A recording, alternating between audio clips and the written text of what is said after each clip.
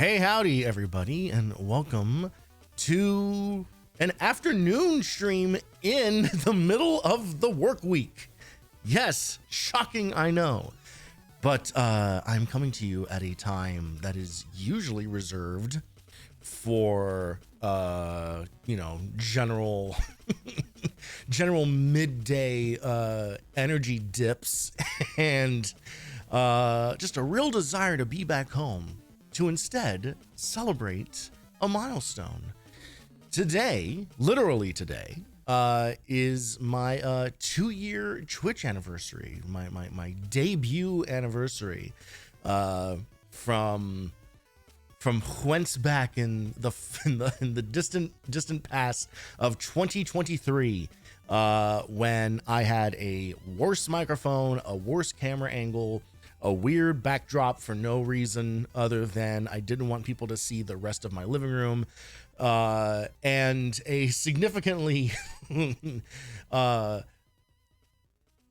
say softer approach to the energy I bring to this. No longer. I am now fully in this shit, as they say, and against all odds, I have persisted against just a lifelong inner monologue.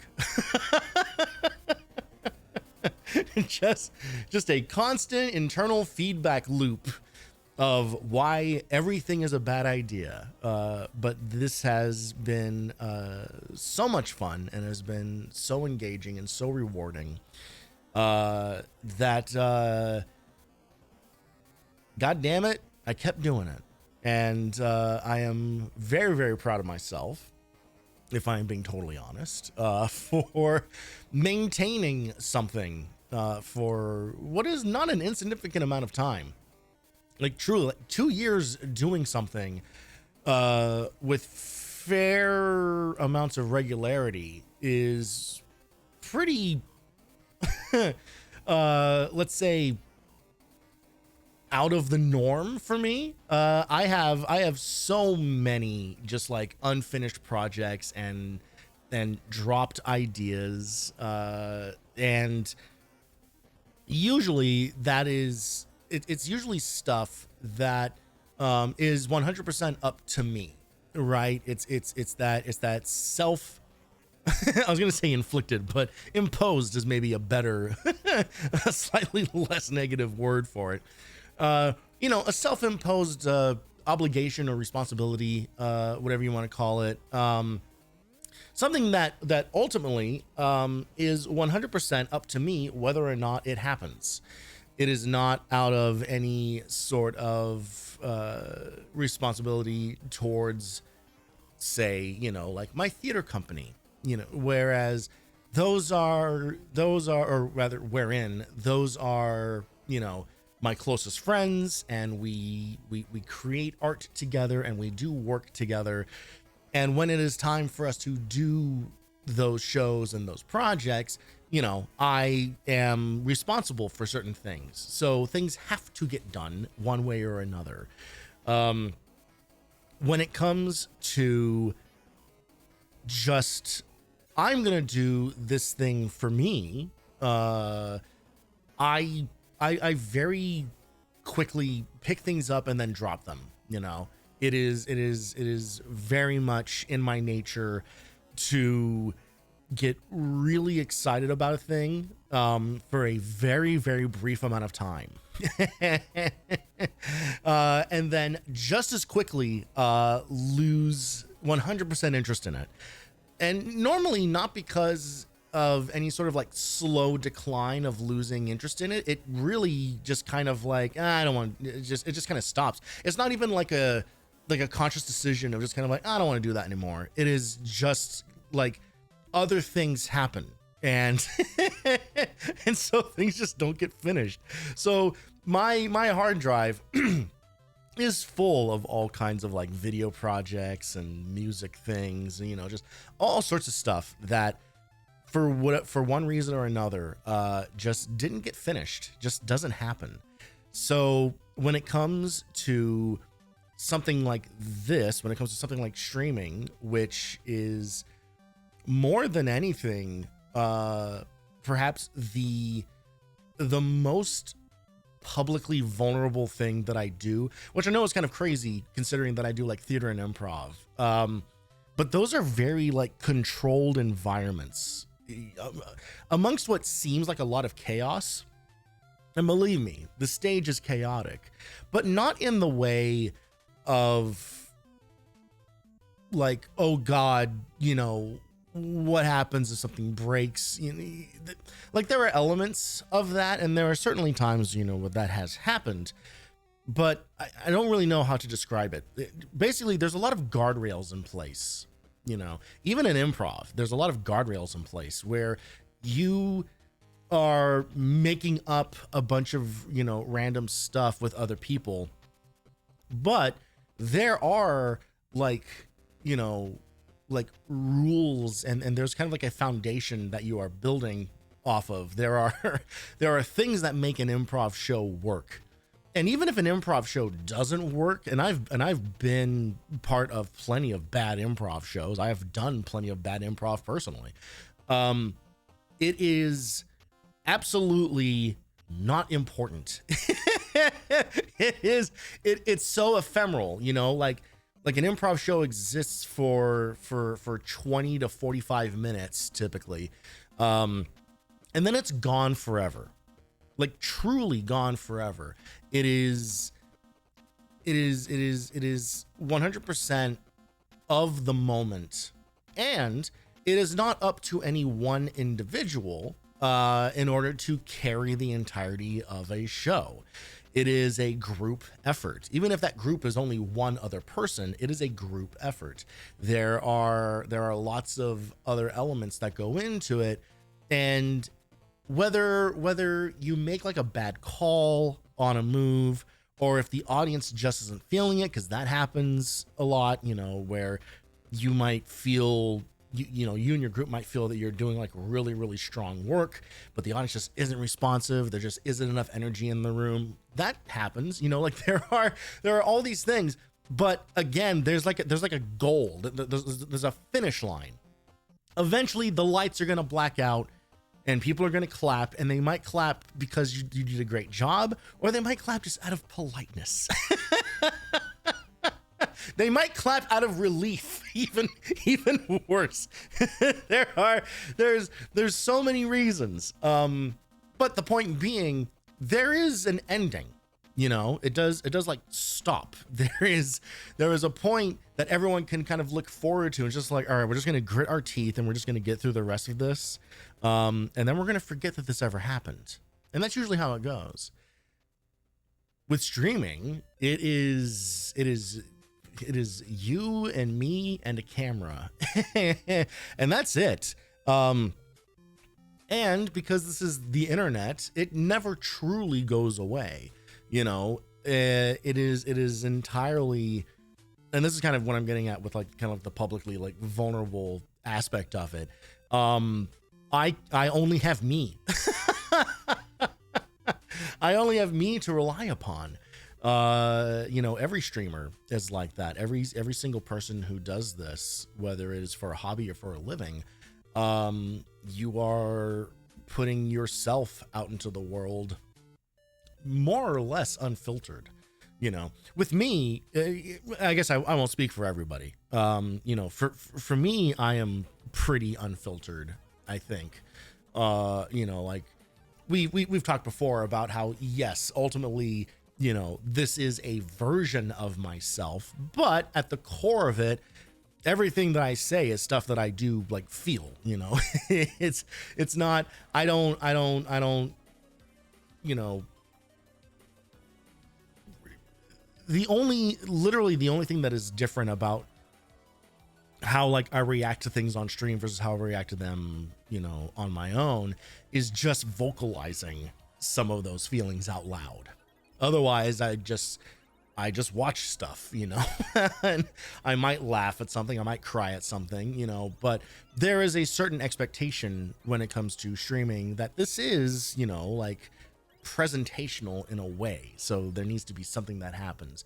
But What I don't do is I don't make up bullshit. You know, I don't come up with like random things to respond to, and I certainly do not do like that like overreaction to shit. I find that so annoying. Like I try to be as authentic as absolutely possible, and with that comes like a great deal of like anxiety and nervousness.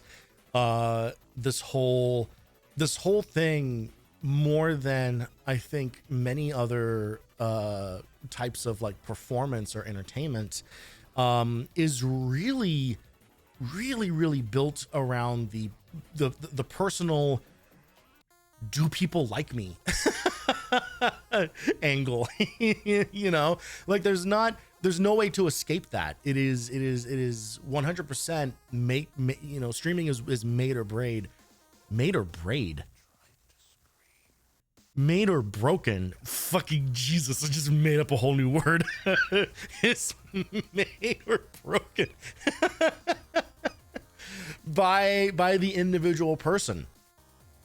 For all the people who are out there who might put on a character or might put on more of a persona or something, even VTubers, you know, who have like an entire avatar that they do all their stuff behind, it is still ultimately like it's impossible to keep up an act for hours and hours and hours on end, day after day after day, week after month after year, without your real personality slipping through. And if it doesn't slip through, I think that's literally sociopathy. I think that there has to be a degree of yourself in everything that you do when you stream.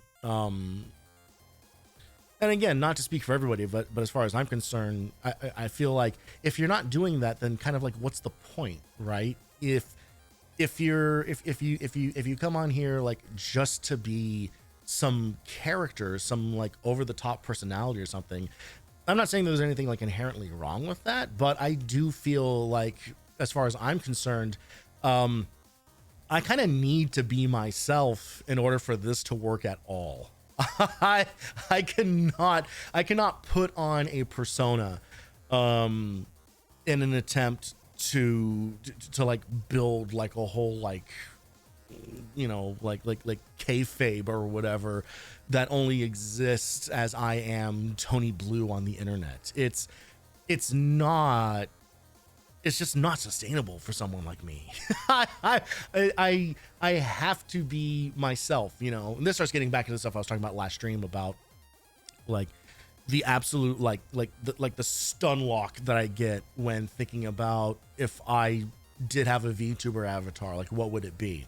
Because I don't know how to think of myself in the abstract like that. I don't know how to consider myself another thing, another character, another visual representation that ultimately still has me underneath it. You know, like it is such a different thing than stepping into a role in a play for me.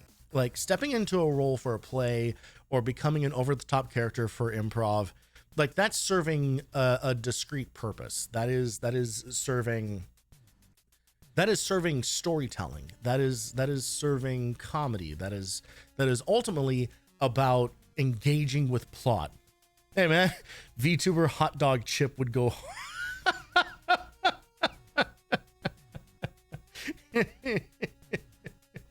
yeah, certainly. I wish. Yeah, and on that, don't worry. There will be plenty of footage. Thank you very much. There will be plenty of footage of me shoving stuff into my mouth today. But the again, like ultimately,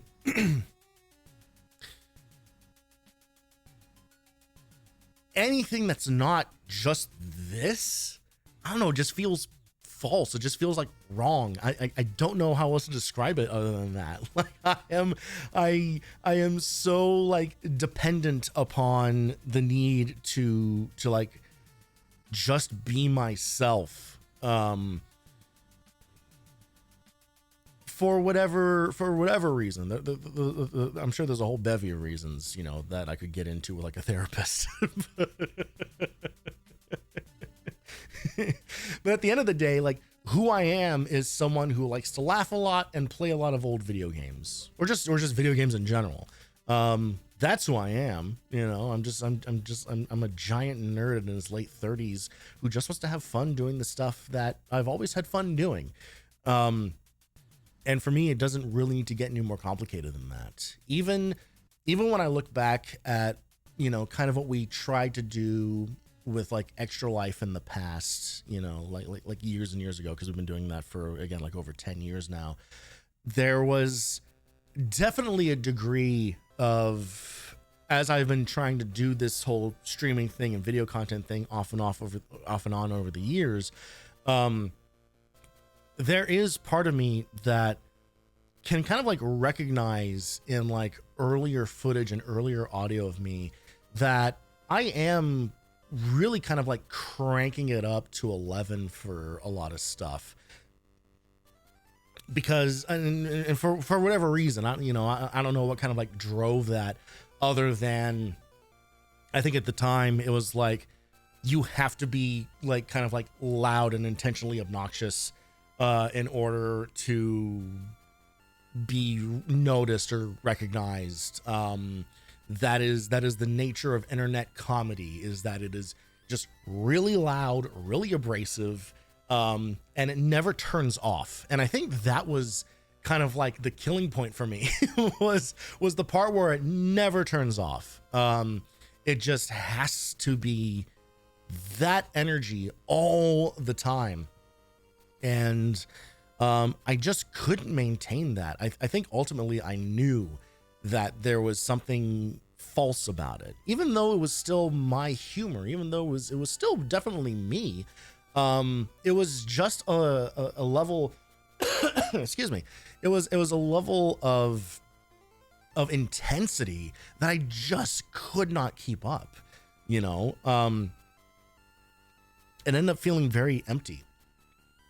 And that's why I think this is such a wonderful time now, to kind of be any kind of creative, any person on the internet, because unlike the last, 10 to 20 years or so, things have finally kind of like leveled out a bit. There's still plenty of like bullshit engagement farming nonsense out there, but it feels like people are a lot more savvy about it, and people recognize it a lot faster and a lot sooner. And more importantly than that, because that's always going to exist, so ultimately, who cares? Leave that where it belongs, off to the side.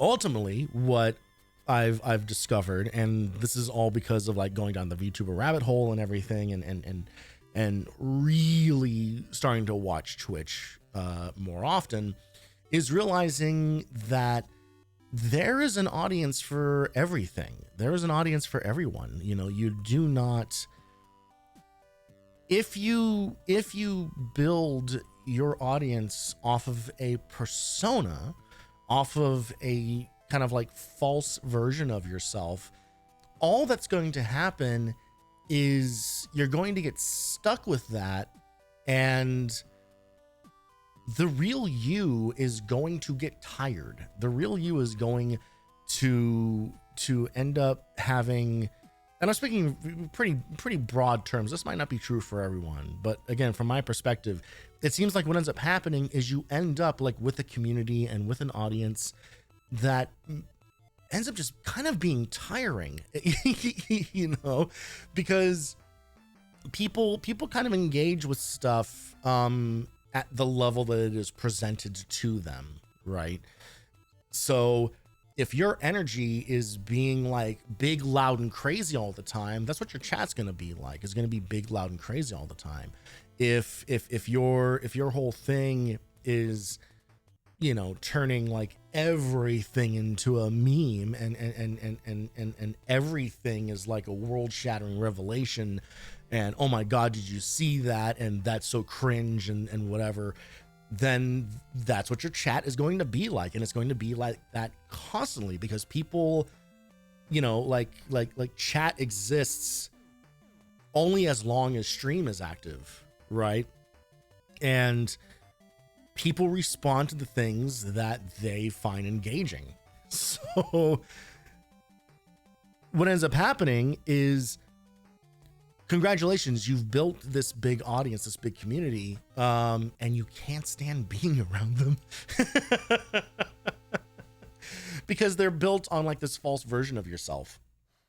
And for me, I kind of knew getting into this that ultimately I didn't want any of that to happen. You know, I didn't want any of that kind of like weird drama, you know, and that strange, like, kind of like responsibility of your own audience and the way that they behave outside of your streams, which is a thing that I have kind of like mixed feelings on.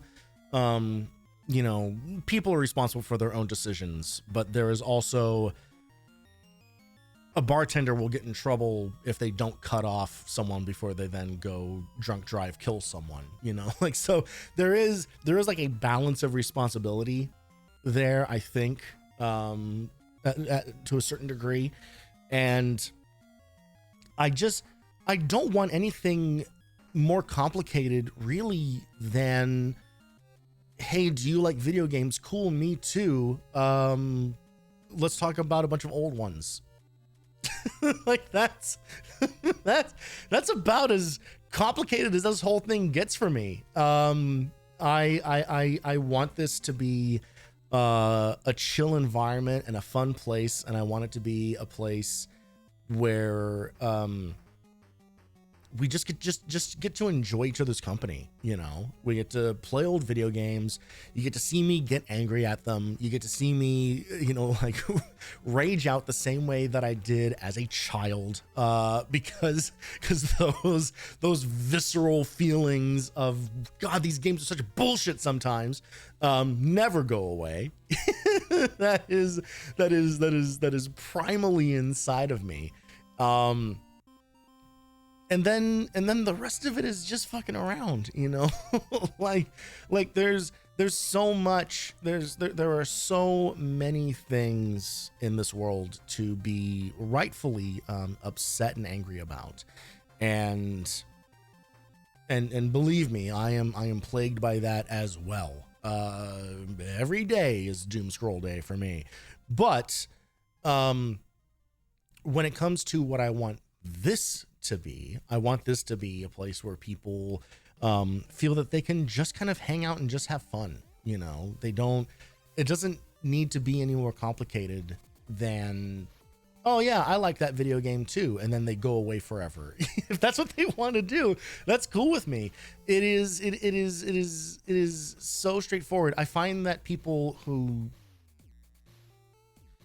try to make it like more complicated than that end up in a lot of just like really weird situations that they have to kind of navigate, you know. And then you get into, not naming names here, but then you get into stuff where it's like people say some like really heinous shit under like the guise of their persona, or it was like, well, that's just who he is like on stream. He's not really like that in real life. And it's like that.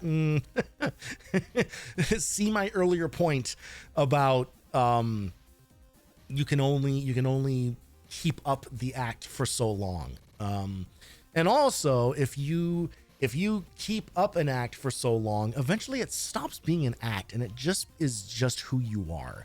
I really truly believe that. I do not buy into the idea that someone, especially when it comes to streaming, that someone can be so completely removed from any personal responsibility for the things that they say and do on stream, because that's just what their content is like. Again, this is not like making movies. This is not like writing plays. This is not creating fictional stories that we tell one another, because then you can explore all sorts of crazy fucked up ideas. If you want to get into the weeds on that shit, go for it. You know, I'll probably watch it. But this actual interaction, Jesus Christ, this actual interaction is so real and in the moment, that it can't be removed from its greater context. You know, it requires people to look at things with a critical eye, and be kind of like, hey, that thing you said was kind of fucked up, or you had a really weird reaction to that thing. Here's why that may have made, you know, certain viewers like uncomfortable or whatever. And being like receptive to that kind of feedback, I think is really important. You know, it can be very easy. We've talked about this before too, when it comes to like critique of your work. And this is why I think the streaming thing is, you know, or adds to why streaming is so like personal and vulnerable, is again, like the critique that you might get back from somebody about something that you did on stream is 100% on you, right? It's completely and totally on you. There is no escaping it. You can't pass the buck. You can't say, oh, well, X, Y, and Z people didn't live up to their part of whatever. It's like, it's ultimately, it comes down to you, the individual person who's putting yourself out there. And that is a very scary and dangerous place to be. It is, I think it's why so many, you know, streamers who are still like very young, like people who are still like in like their early 20s, who have maybe not done any sort of like media training or don't have any like performance training or something, kind of get into a lot of weird shit because they just don't have like the patience or the life experience to know how to like better navigate these things and how to like better present yourself in certain situations. It is the Wild West out here, man. It is truly, at the end of the day, you can really do whatever the fuck you want. And that is both super exciting and full of potential, and absolutely terrifying and full of landmines. It can go in so many different directions. And as far as I'm concerned with what I want to do with this whole streaming thing, the best that I can do is do the things that I think are fun, things that I know that I'm going to enjoy, and hopefully people just naturally come along for the ride. And the right people will, and the right people have, you know, and we'll just go from there. I've said before, as much as I would absolutely love for this thing to like take off, right? You know, I try not to be coy about that. It's like, no, it would be fucking awesome if I could if I could like support myself as like a full-time streamer, like doing this for realsies. Hey, Honorai, how's it going? Thank you very much. For as awesome as that would be, and believe me, I would welcome it. please get me out of the traditional workforce. For as great as that would be, I don't want it to come at the cost of like who I am as an individual and who I am with what I want these streams to be like, you know. There are definitely things that I've like written down for ideas of, you know, if I had like more room, more space, you know, here are some other things that I could do. Here are some crazier ideas that could potentially happen. But at the same time, I still have like a full-time job. I still I still just kind of just want to like kick it and just kind of chill out for a few hours each night. And that's not to say that any of those ideas are necessarily bad, but like I mentioned before, it's not sustainable to do it forever. You know, it's not the kind of thing that I could do forever and always. You know, today I have 2 cameras set up, which is 200% more work than I do for most streams. You know, so it is everything in balance. Everything has to be in balance. And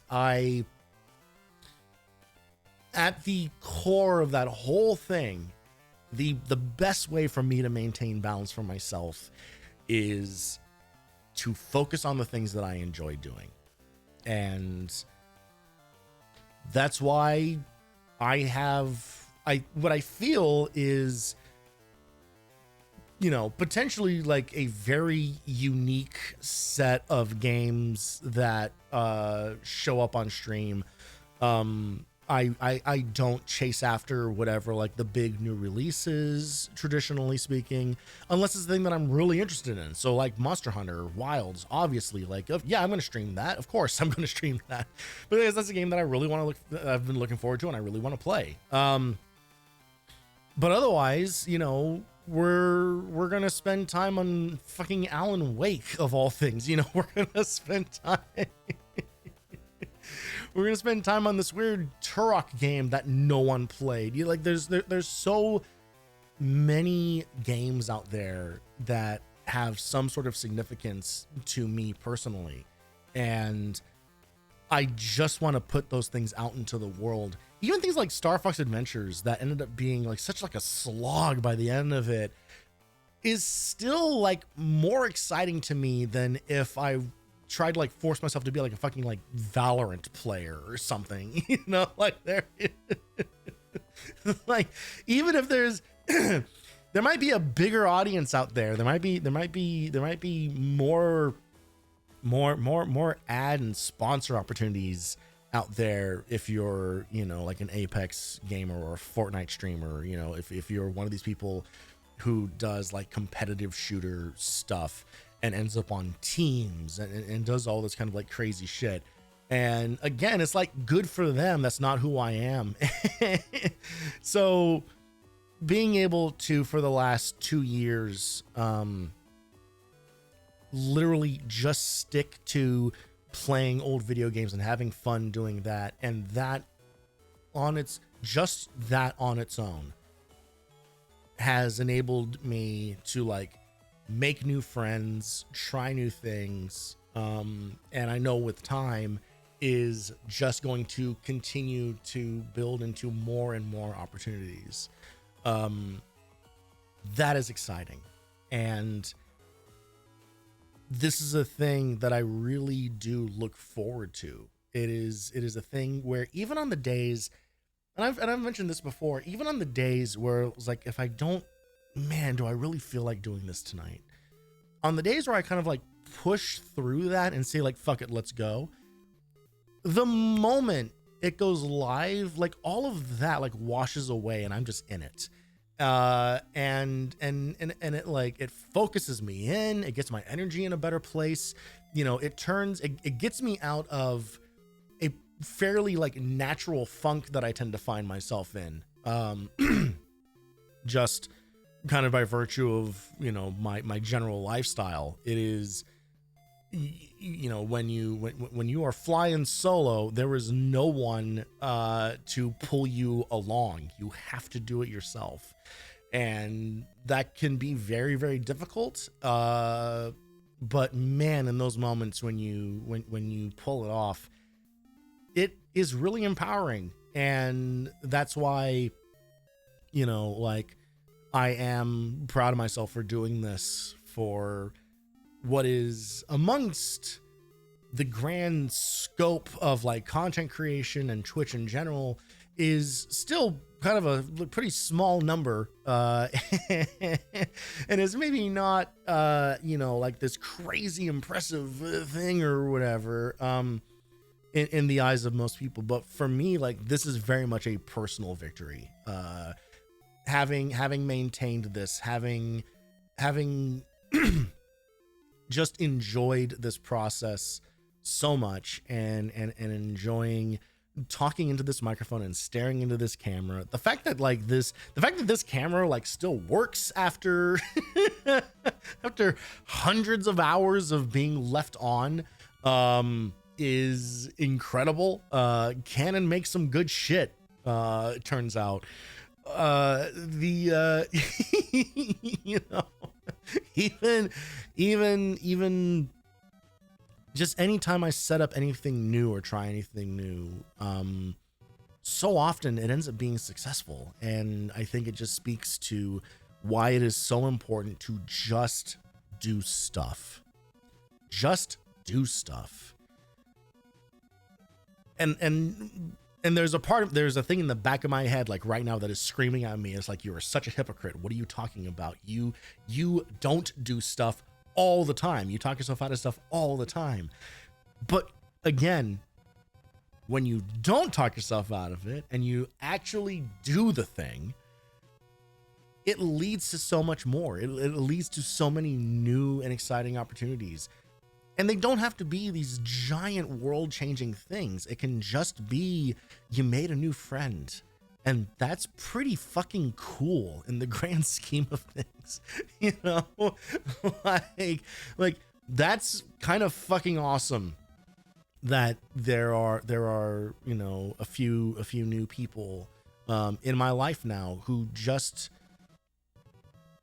pop in, you know, like there doesn't have to be an excuse for getting together or chatting or whatever. It just happens.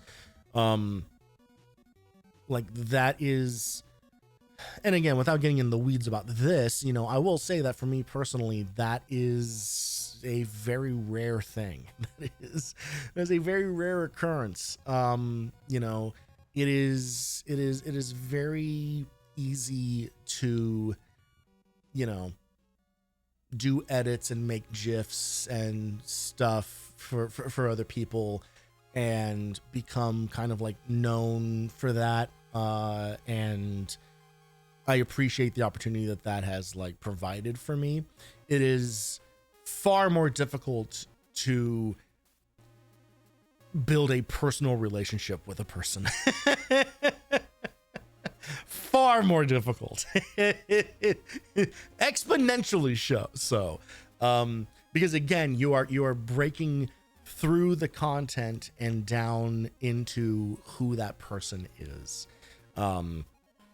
And that is the chance I am taking every single time I hit go live. That is the chance every streamer is taking when they choose to go live.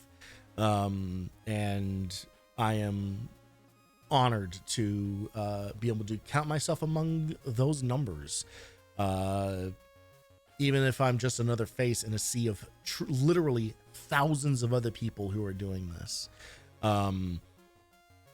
I say all the time, you know, like there are so many people in the world, and you could be doing anything. So anyone spending any time here means so much to me. I'm never, ever, ever going to take that for granted. So thank you so much for anyone who has stuck around for all this time, for anyone who has just lurked forever with me in the background. That's totally chill and fine with me as well. Just, you know, thank you so much for the chance to put myself out there and share a side of my life that truly I have had very, very, very little opportunity to do in my regular day to day. It is so fulfilling to be kind of like, man, I finally have people that I can talk about video games with. And I know that may be surprising, given, I don't know, like the nature of me and the nature of what I do. But it turns out that, you know, even when you are really involved in a theater community, even when you're really involved in a game design industry. It's the wrong kind of game design, you know, and it is difficult to really get into it with people on that. So I am so appreciative of having this opportunity to, you know, be part of something that lets me just speak to my interests and naturally find people who also want to engage in that, and really at the same level that I do. So thank you for 2 goddamn years of this, and we're gonna just keep rocking and rolling. And we're going to rock and roll with a tradition here. Now, at this point, this is all like old news. But my favorite game of all time is Rocket Knight Adventures on the Sega Genesis. It is where my profile picture comes from. It is where 90% of my sound alerts come from. I adore the game. I think it is one of the few masterpieces in gaming history, and little by little, more and more people are finding out about it. I was actually kind of upset because Konami released the Rocket Knight collection on Steam, and no one fucking bought it. No one went and got that thing. I guess he's just a little too obscure for most people, but I will say that for fans of the game, it is big. It is very exciting. And also, unfortunately, it has mixed reviews because they used fucking wrong emulator shit for it, and so like the audio is wrong. It's just like, which I even said when they announced the thing, like I was worried about it because it's fucking Konami, and they just can't stick the landing on things anymore. And sure enough, they went about it the wrong way and like didn't use decent emulation for their collection. So now there's like weird audio bugs, and I think everything is like pitched slightly too low. You know, there's just a lot of, man. Download ROMs, it's fine.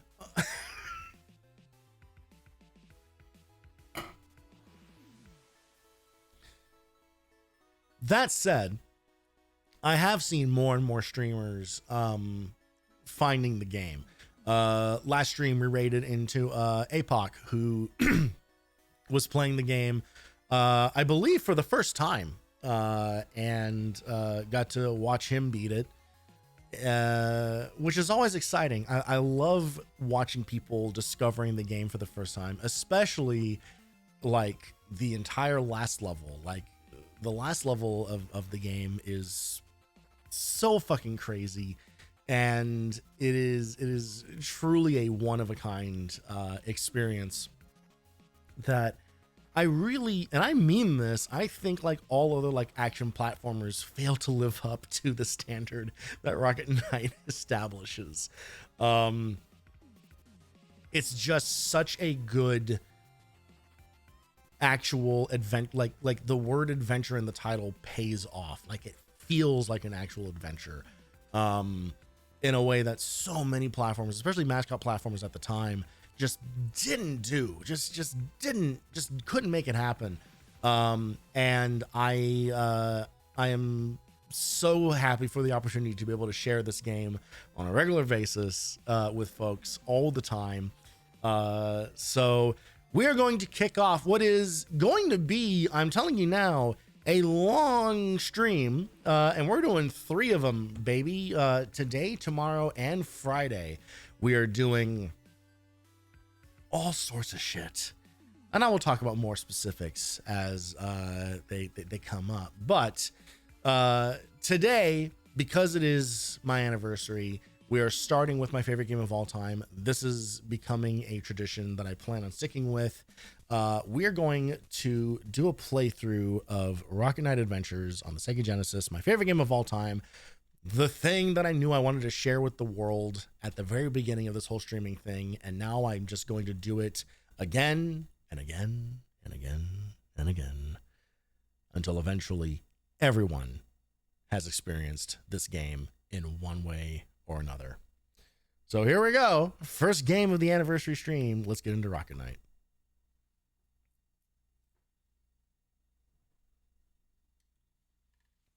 Starting off with the best logo sound. Wonderful.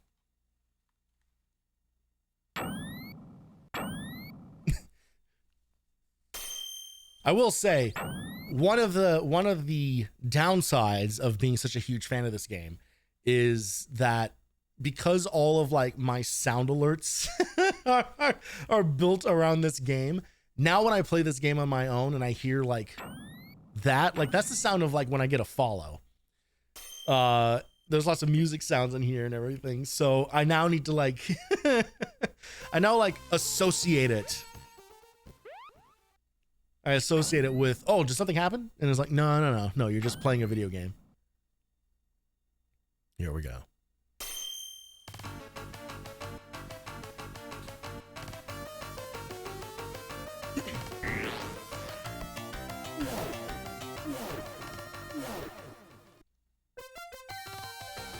What I'm going to avoid doing is what I did, on my debut stream, and then I'm pretty sure I did it on the first anniversary stream, which was going into a really like long-winded explanation of like the story and everything here.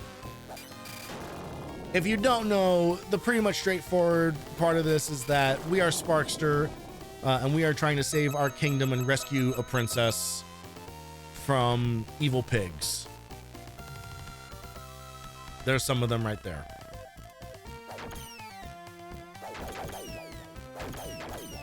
But the thing that this game has going for it, aside from everything, is a very, very natural progression from level to level, specifically setting to setting. It is a game, there's maybe like one or two instances where it just has to kind of do like the video game thing of just like, all right, you're here now. But for the most part, this game does a great job of basically, we always see how Sparkster gets from one location to the next.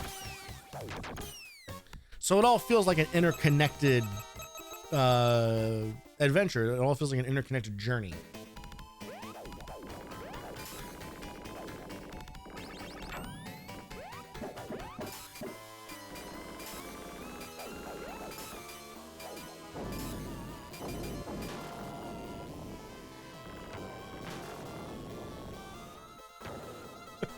One of the other reasons that I enjoy streaming this game is, unlike so many other games that I play on stream, this one, yes, I would say a Rocket Knight adventure. Indeed, I would.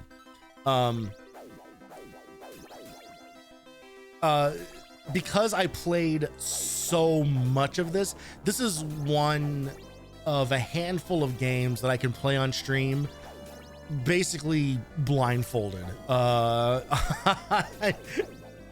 So much of the experience of trying to beat these older games is they're games where I maybe play like the first like 2 or 3 levels and then they could never get past it or whatever.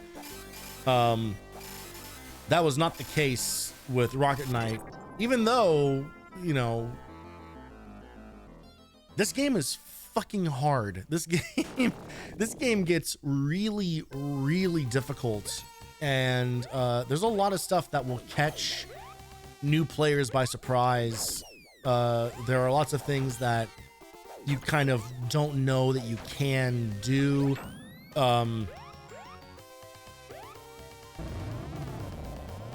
Doing things like using the invincibility frames that you get while attacking to kind of cheese some of the bosses and some of the enemies in this game is a thing that you really only discover, in that very like specific way that we would discover as kids, right? Where you only had a handful of games, so you had to learn all these crazy things that you could do that didn't exist like in the manual, right? I think we're gonna die here. I'm playing kind of sloppy.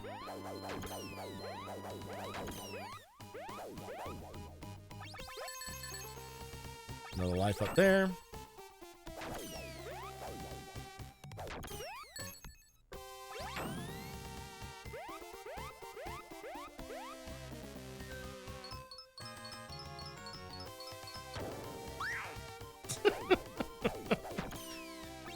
This game is full of like moments like that, just these little one-off things. Never happen again. You never hear that sound effect again of him screaming. Although I should really isolate that.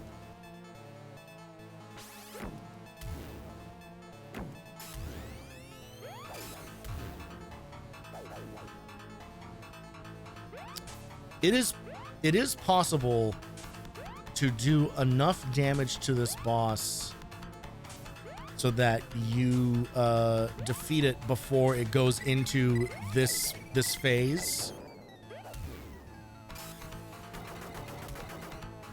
But that might only be on easy.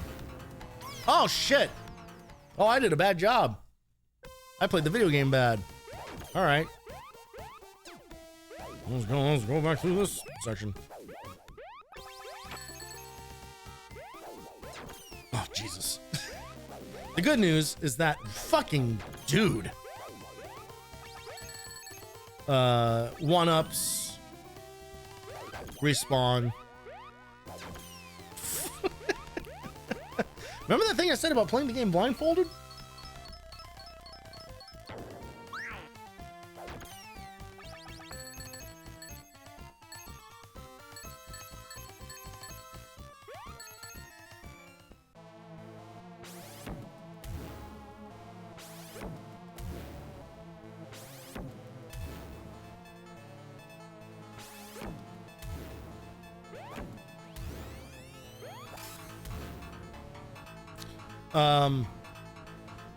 Anyway, the thing about getting like the quick kill on this guy, I think I've done it once in my entire life.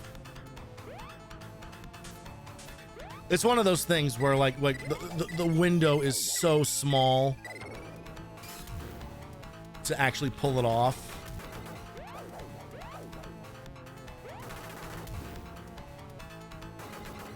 There we go.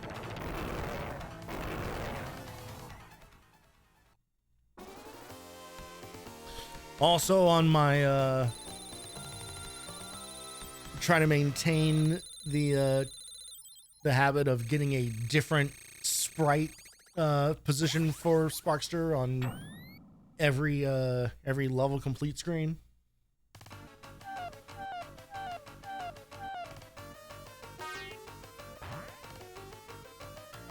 So this is Axel, the turncoat.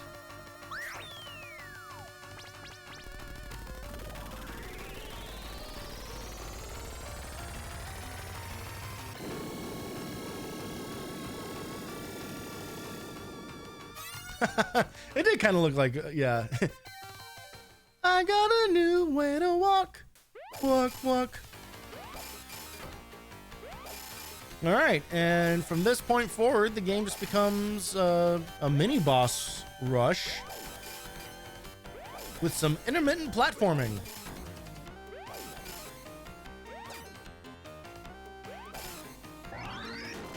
Which is just another thing that I love about this game. Like, it is such a... It really does not follow the formula of... Let's throw a bunch of generic enemies at you again and again and again.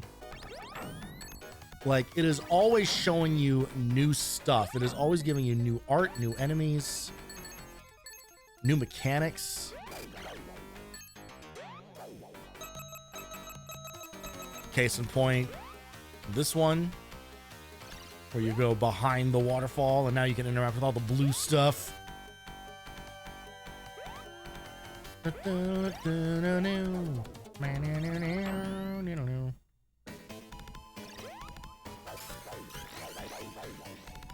Also, 100% oops all bangers on the soundtrack. Like, this truly one of the single greatest soundtracks in gaming. Like, no contest. Whoops.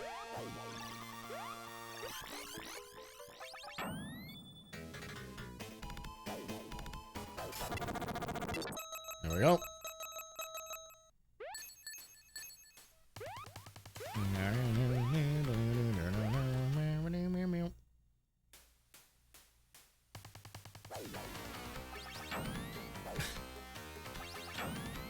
Speaking of the music, like, with the music, one of the things that depresses me about this game not being all that well known is because the music is so goddamn good.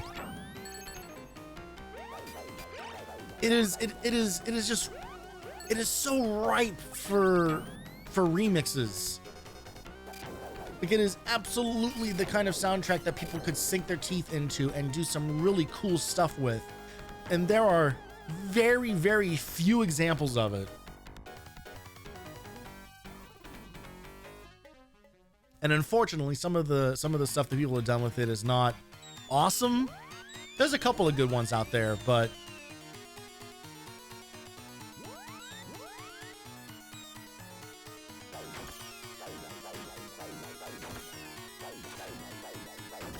it's not things like, you know, like Mega Man or Final Fantasy, where everyone and their grandma has made a remix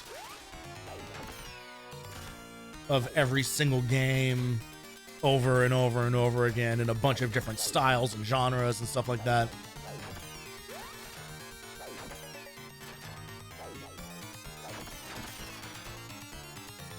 There is, however, a video of someone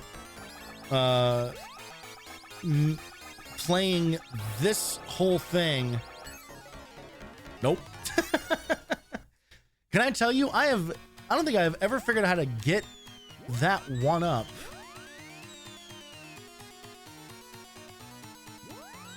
I mostly just wanted to show that it existed.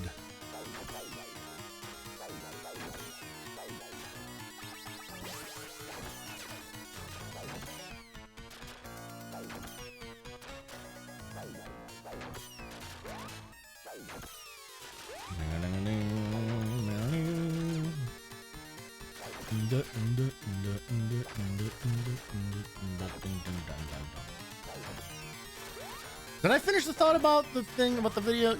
Yeah. There's someone playing this tune on a keyboard, note for note perfect. It's pretty impressive, because this is not a straightforward song.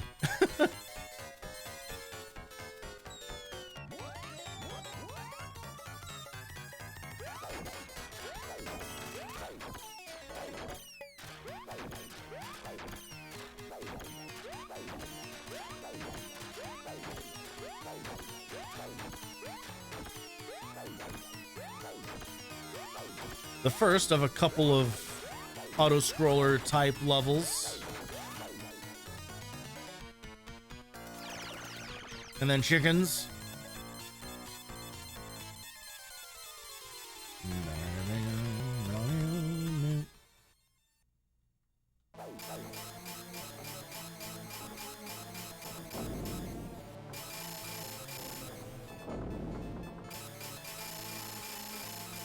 Nope.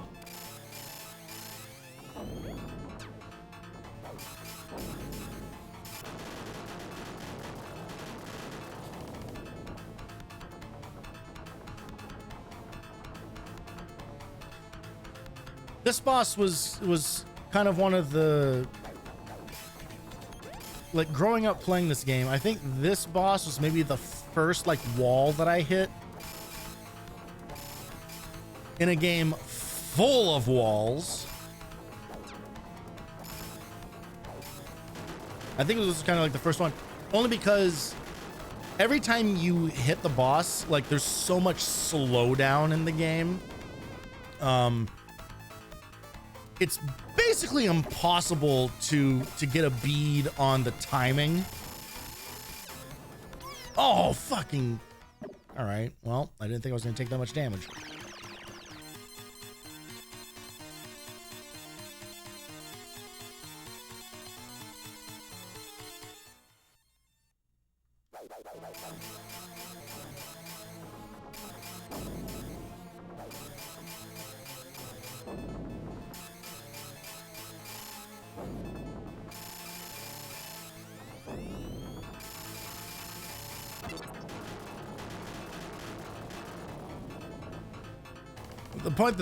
The point that was leading to was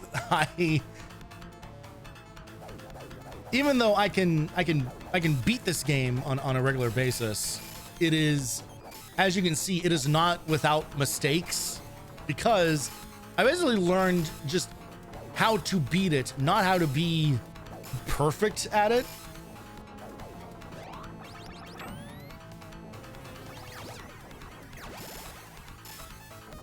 And as much as I wish I could be, like, trying to break myself out of my typical approach of just like glass cannon everything makes it so hard. I feel like that, more than anything, truly is like my downfall in most games.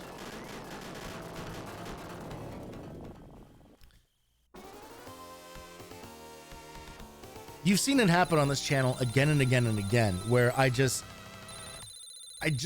have the patience to like play games slow. Like I always go like full attack mode at all times. And even as someone who was like beaten all the Dark Souls games or whatever, like there is still, when I come back to these earlier games, I just lose that thought process.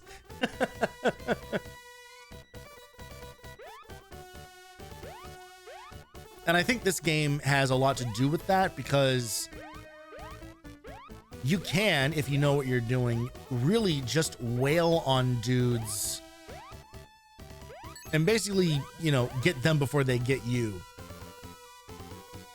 And because I played this game so much as a kid, I think that like burned in a certain amount of like unbreakable habit in me. Where now it's just like, no, it's fine if you take damage. You're not gonna lose so much health that you can't just like boost your way through it. We have seen over and over again how that super does not translate to most games.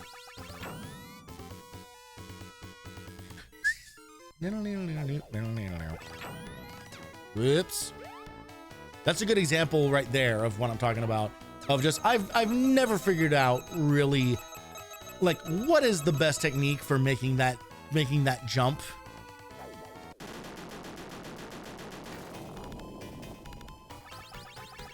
All right, as such, all things return to Crab.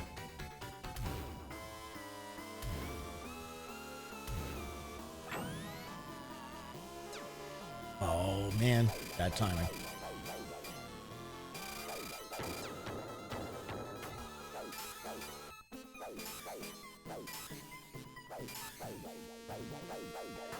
Whoa, shit.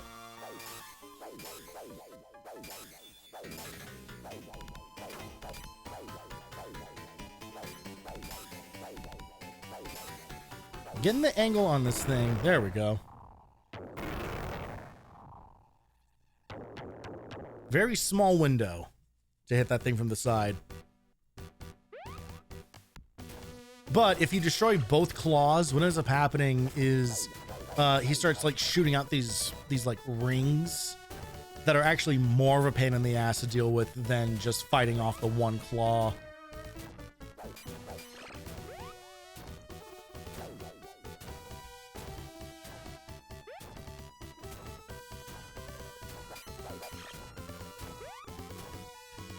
Look at them heat lines in the background.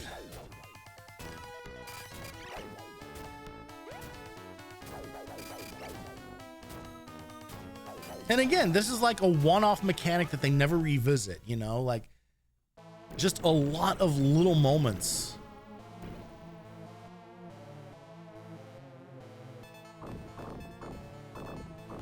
Fun fact, you can just walk across these.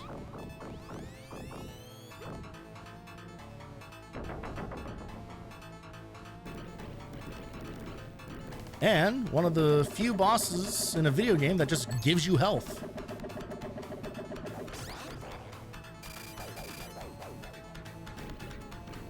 Also possible to one cycle this boss, which again, I think I've maybe done once.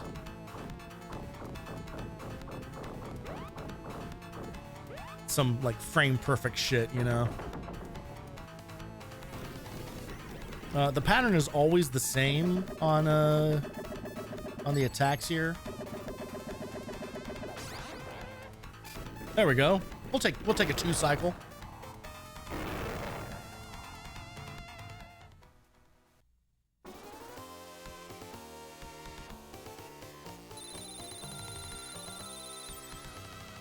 See, like this level end fanfare, that's my raid alert. So every time it plays, there's a part of me that's like, oh, raid?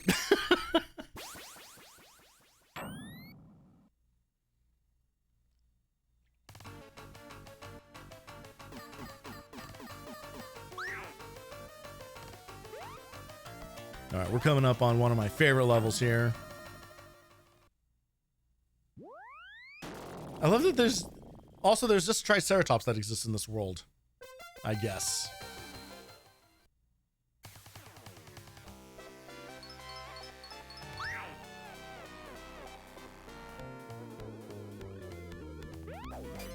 All right, so now we play a little game of explosive tennis. Whoops.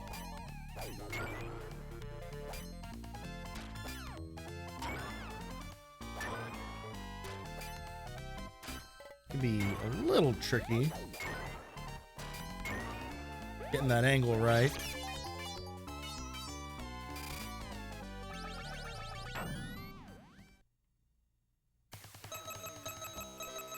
All right, Donkey Kong time.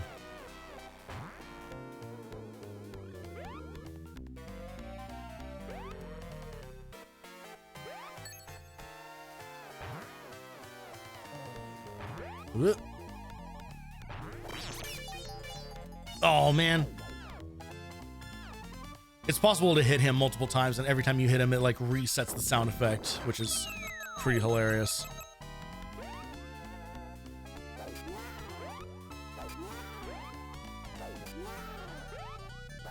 This is also the part of the game where, like, as a kid, like the stress started to kick in.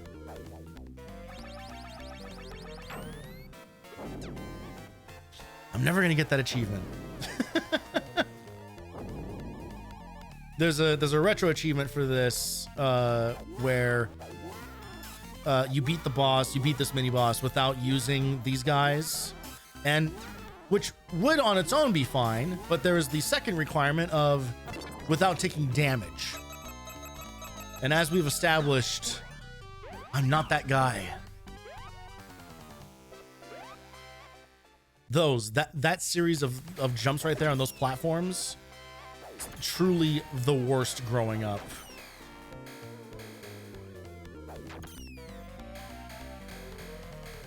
The trick here is as long as you don't stop moving, you'll never have to stop moving.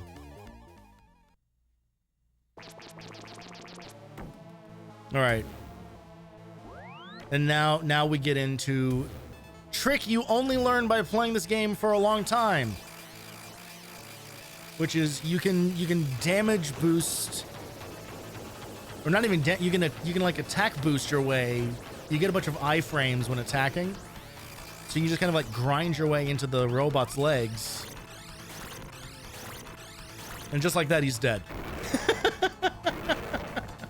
Because also the sword does more energy, does more damage than the like the boomerang or whatever the little flingy thing that comes out of the sword is supposed to do.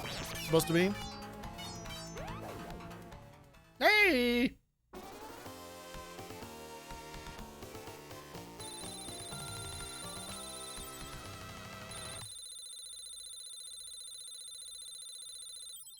And truly, until I kind of like randomly discovered that you could do that, where you could just attack into his legs and avoid all of that business, that boss was definitely like a problem for me.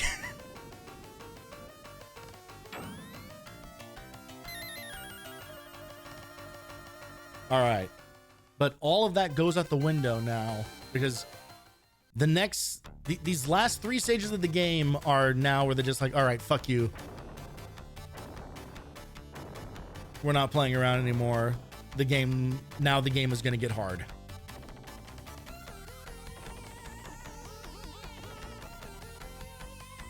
Another excellent track in this game's score.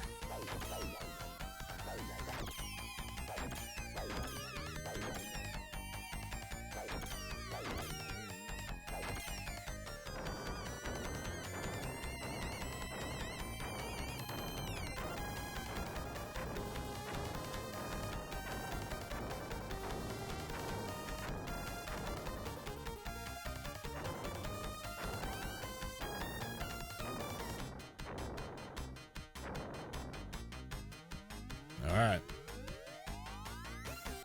That's phase 1 complete.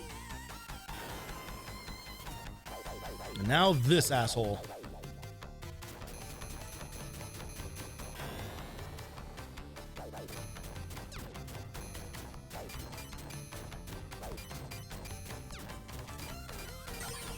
I'm doing a bad job.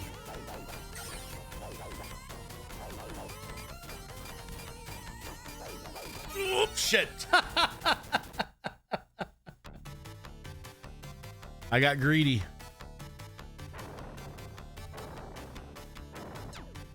Oh, come on, man.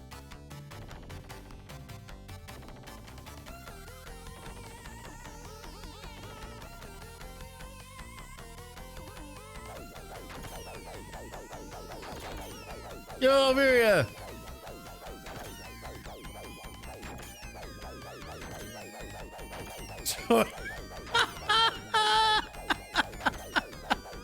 Hey, thanks.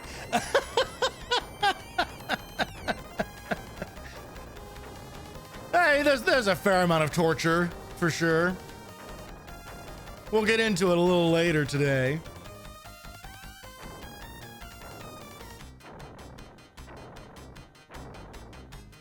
Friday is where torture is probably going to be the most apt description. I don't know. It is truly in the hands of the audience. I will reveal more about that later. If you're in the Discord, you already have a little bit of insight into what's going to happen. And you can join said Discord with !Discord. It'll give you the link. You can become a member of the Backlog cabin. Fucking goddamn it, this boss. Thank you, Varia. That's the one.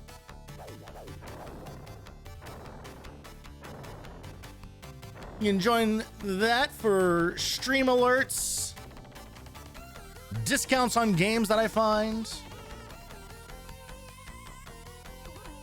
You can recommend hot sauce. Indeed, this is where my avatar is from. This is Rocket Knight Adventures. My favorite game of all time. I'm mostly there for torturing you. I'd expect nothing less.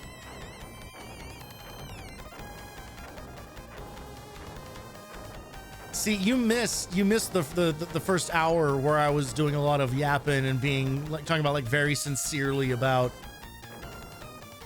like what a wonderful opportunity this whole streaming thing has been and how I've been able to make like new friends and start like building a community and stuff. I left out the part where the most active people in said community want to see me die on camera. So, you know, there's that part of it.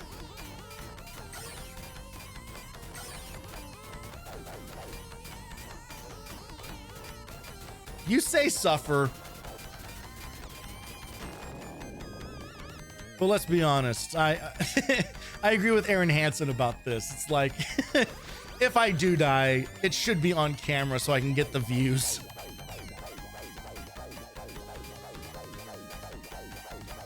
All right, there we go. Now we can move on.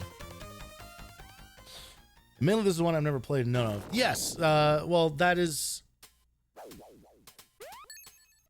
kind of part of the reason why I play this each year. Because on my very first stream, and it's worth providing a little bit of context of my very first stream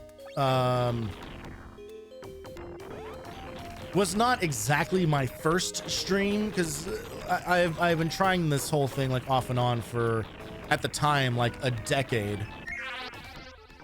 And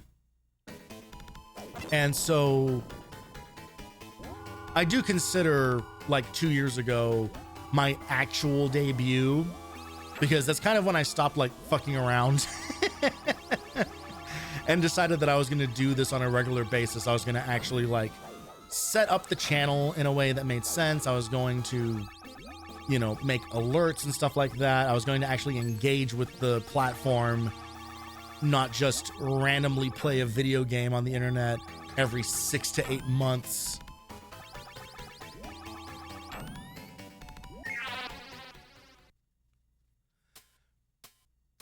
But I was so nervous about that debut stream that I wanted to basically pick a game where I could not miss, right?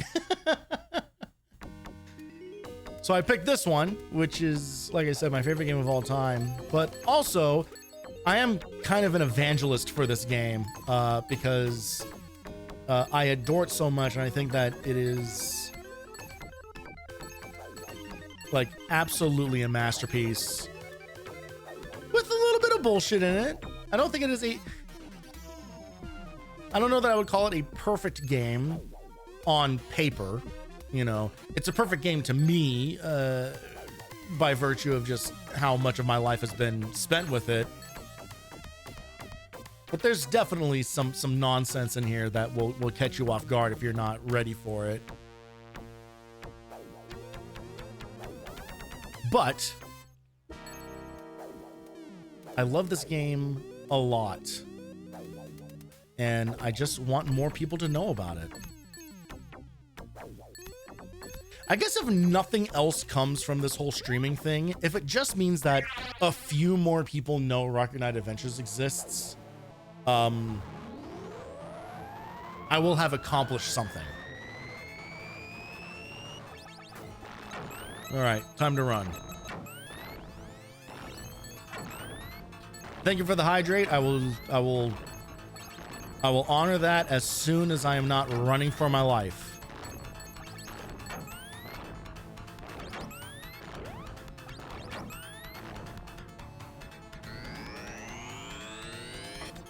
There you go. All right, time for a little rock'em sock'em. Again, this whole level, by the way, huge wall as a kid. But you learn how to bait out the attack.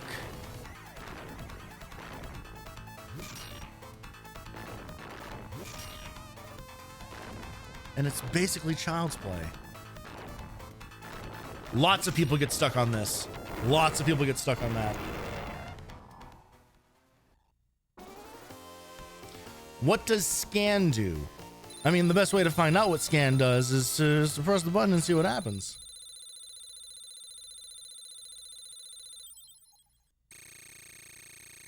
Hopefully it actually works.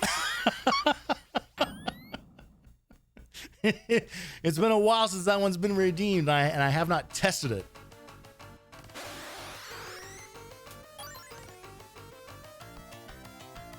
All right, just like that, we've saved the princess, but oh no!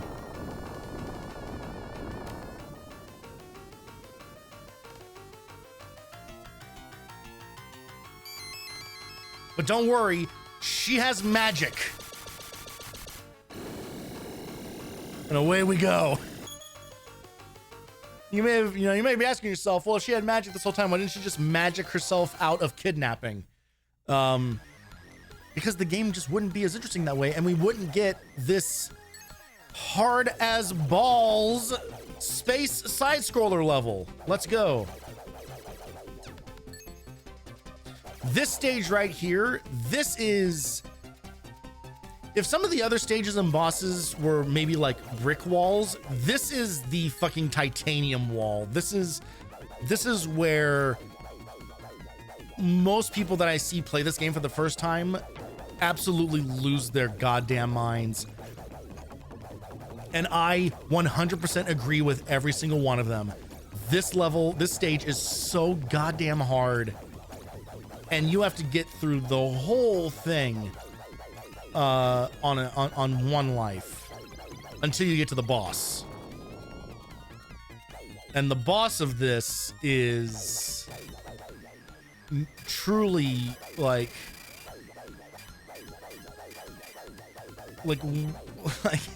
just a fucking monster.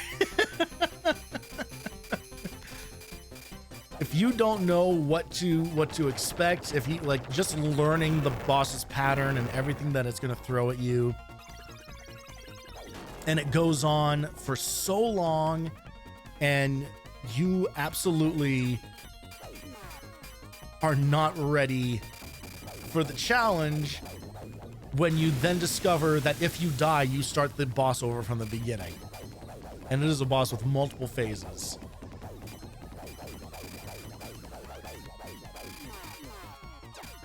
Like literally every boss that we're going to run into from the previous one of the robot all the way up to the very end, every boss that we're going to see, source of tears for me growing up.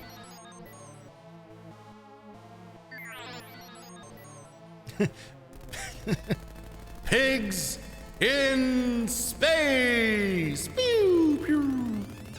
All right. So we're fighting this giant space battleship with all these guns on it. Is this the last level? No, it is not. This is the second to last level. And then it starts just warping around the whole fucking screen.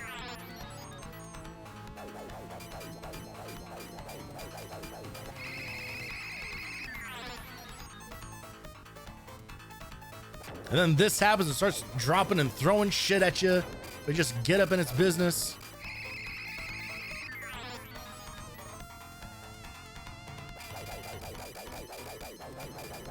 And then this happens, and it's like, oh, thank God. Oh, nope, it's not over.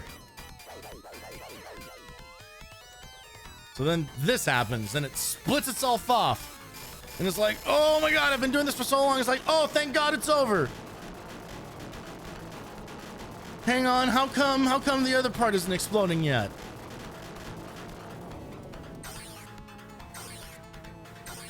And then, holy shit, here's the actual boss now. And this is the only boss in the game where you can't just attack it all willy-nilly. You have to wait for that to happen. And then he goes... Again, another spot here where people see that attack and they go, oh my God, I'm gonna, what the hell? If you just hang out in the top left corner, he can't hit you.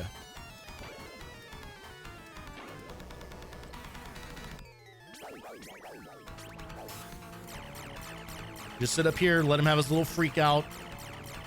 He'll tire himself out, don't worry about it.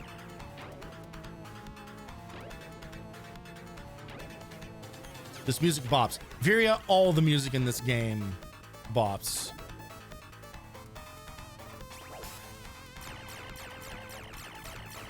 It is one of the best soundtracks, like, in games. Like, absolutely amazing. Like, there are no duds in the whole thing.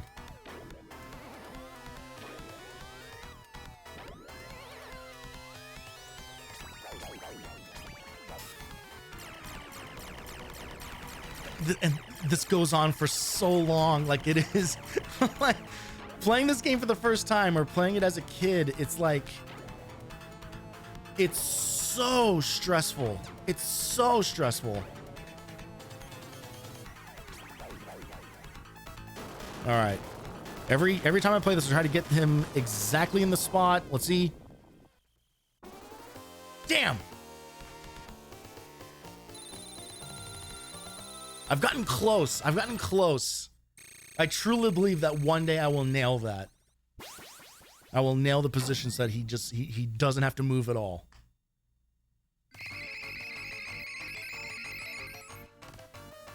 All right. On our way to the pig star.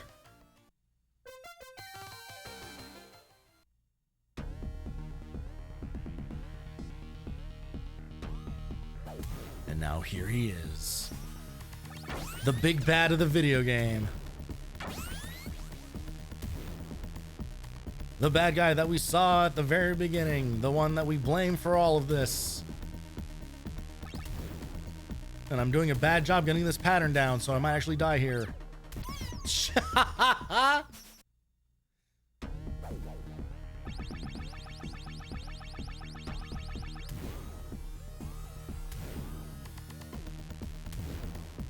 Fuck. You can only do damage with the full rocket charge on him.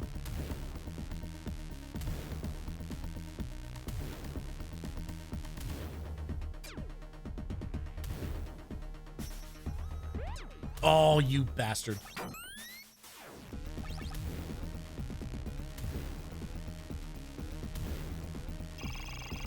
And then, oh, thank God, we got him.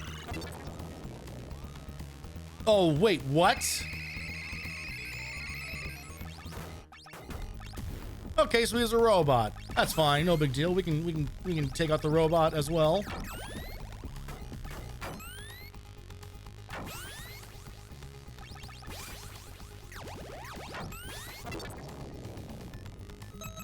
And then you think, oh, good, roll credits. Wait a minute, how come there's still more video game? Oh my God. He's just one of many. And this is what I mean when I'm talking about actual environmental storytelling.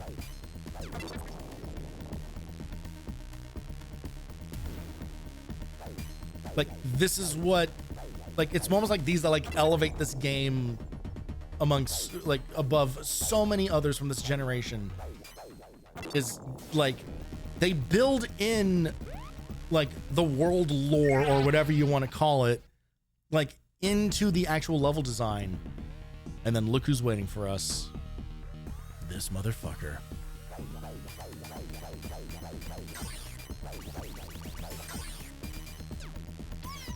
Yeah, I knew that we were gonna die right away. Can't. In this game, they spell Kane as Axel.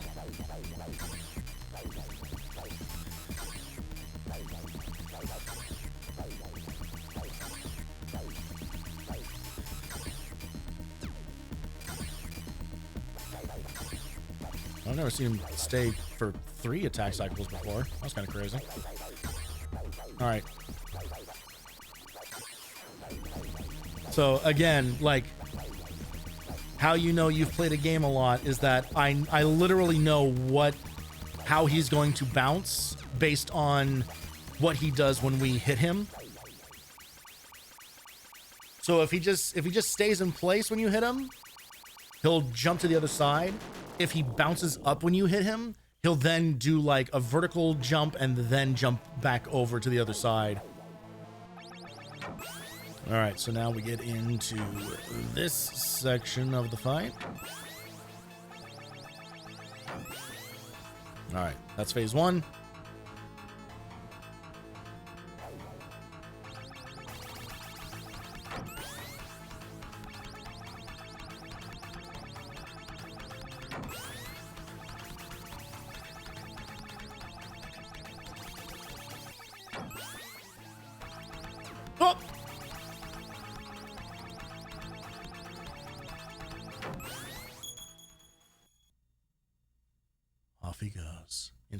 of space.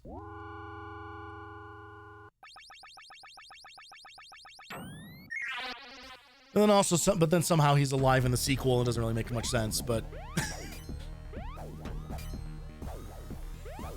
the real bummer about this game, at least this game's franchise, is that this is the first one and best one. There are then two different games called Sparkster. One is on the SNES, one is on the Genesis. The Genesis one just straight up is not good. There's like a couple of things that are kind of neat about it, but the art's bad, the music is nowhere near at the same level. And it has truly some of the worst boss design, not even in the franchise, just like in games. Like they're so generic. Every boss looks like I was ripped out of a different video game, especially the final boss. And then Sparkster on the SNES is a much better game. However, what starts like really promising, and pretty well made and fun to play, starts like gets like super duper generic. It just turns into like, all right, here's the Egypt level, here's the music level, you know, like it stops being interconnected. And now we get this son of a bitch.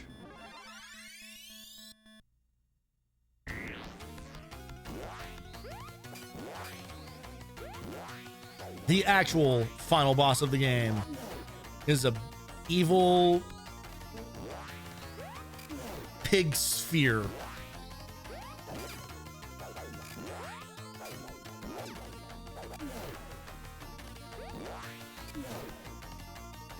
Whoa.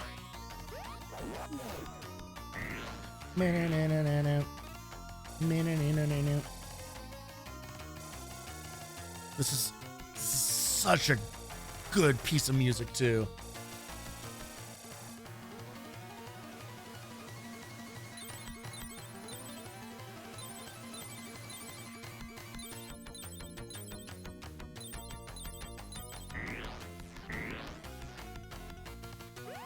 All right, so now he starts doing some attacks, but you can manipulate where the weak spot pops out by basically like jumping over him so that it appears down low like that,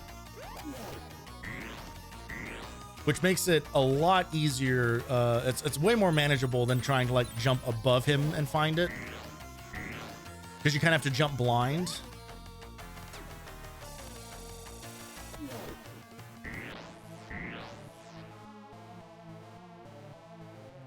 We ain't done.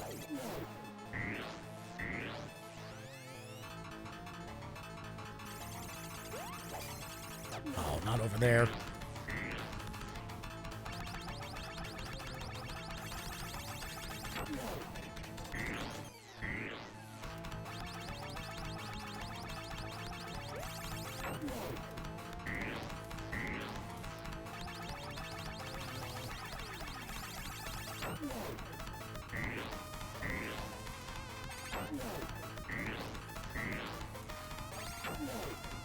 Gotta get these out fast.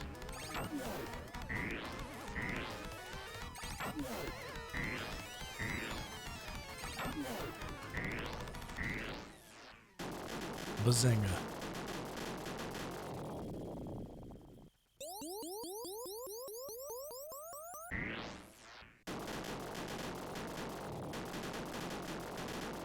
Dunsky. And then after all that pain, all that stress, it's like, oh my God, I did it. I fucking did it.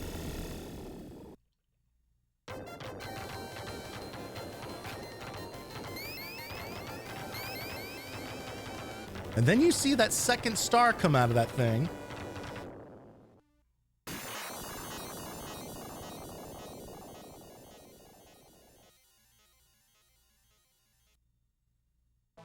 and hold the phone. What do you mean the game still isn't done?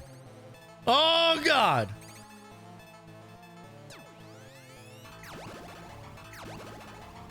Again, I said at the beginning of stream, like, the best thing about this game is the way that it fully justifies every single location that Sparkster travels to,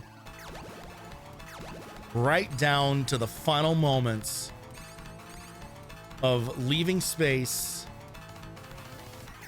and falling back to his planet. And you play all of it.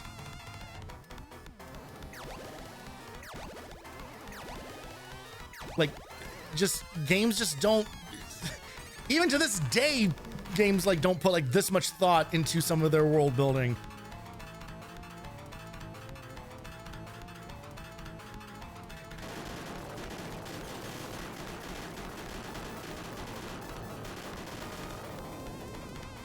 And then now, truly, finally, it's over.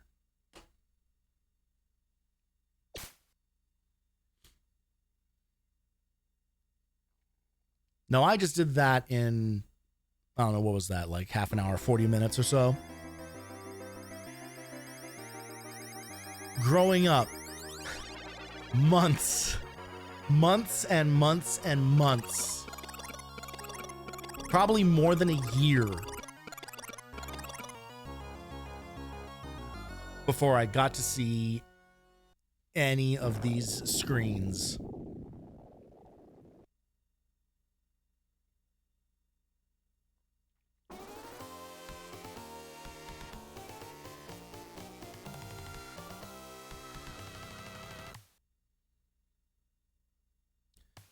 And it all happened because my grandmother found a copy of this game at a thrift store.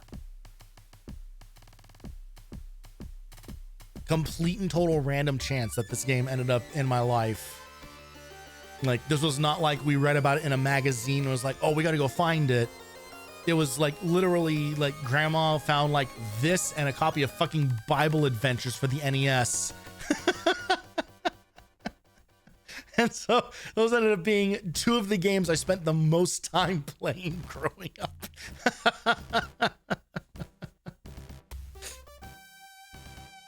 Almost gonna say Fievel. It's got kind of a Fievel look about him.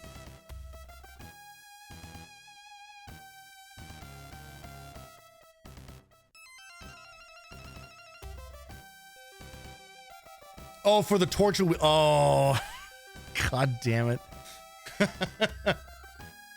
Listen, there is opportunity. There's still opportunity for it. Like I said, I will reveal all of the rules. Just went right to my Disney folder. Again, absolute villains in my community. Like that is who that is who has shown up for this.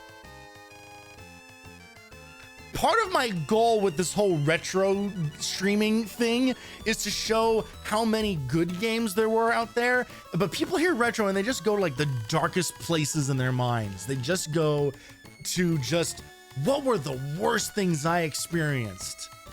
Throwing a bunch of old licensed shit at me in LJN games.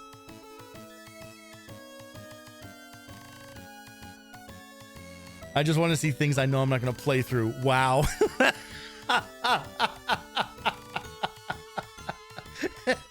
So a 100% vicarious experience for you is what I'm hearing. It is just truly. Well, I'm not gonna do this. I'll make this idiot do it for me.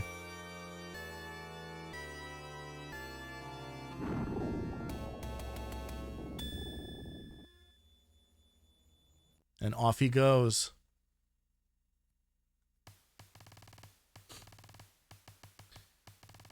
And because this is an old Konami game, they have to like tease you with like, good job, now try the next difficulty level. They do the same thing in Sunset Riders. There's a couple of these that they do it in. But The thing about hard mode is what's yeah, congratulations, try hard mode. The thing about hard mode is it is one hit kills, which is true of a lot of Konami like hard modes. Everything kills you in a single hit, and you will have noticed that from my gameplay of just playing through normal, I can't do it. But what I will say is even worse than that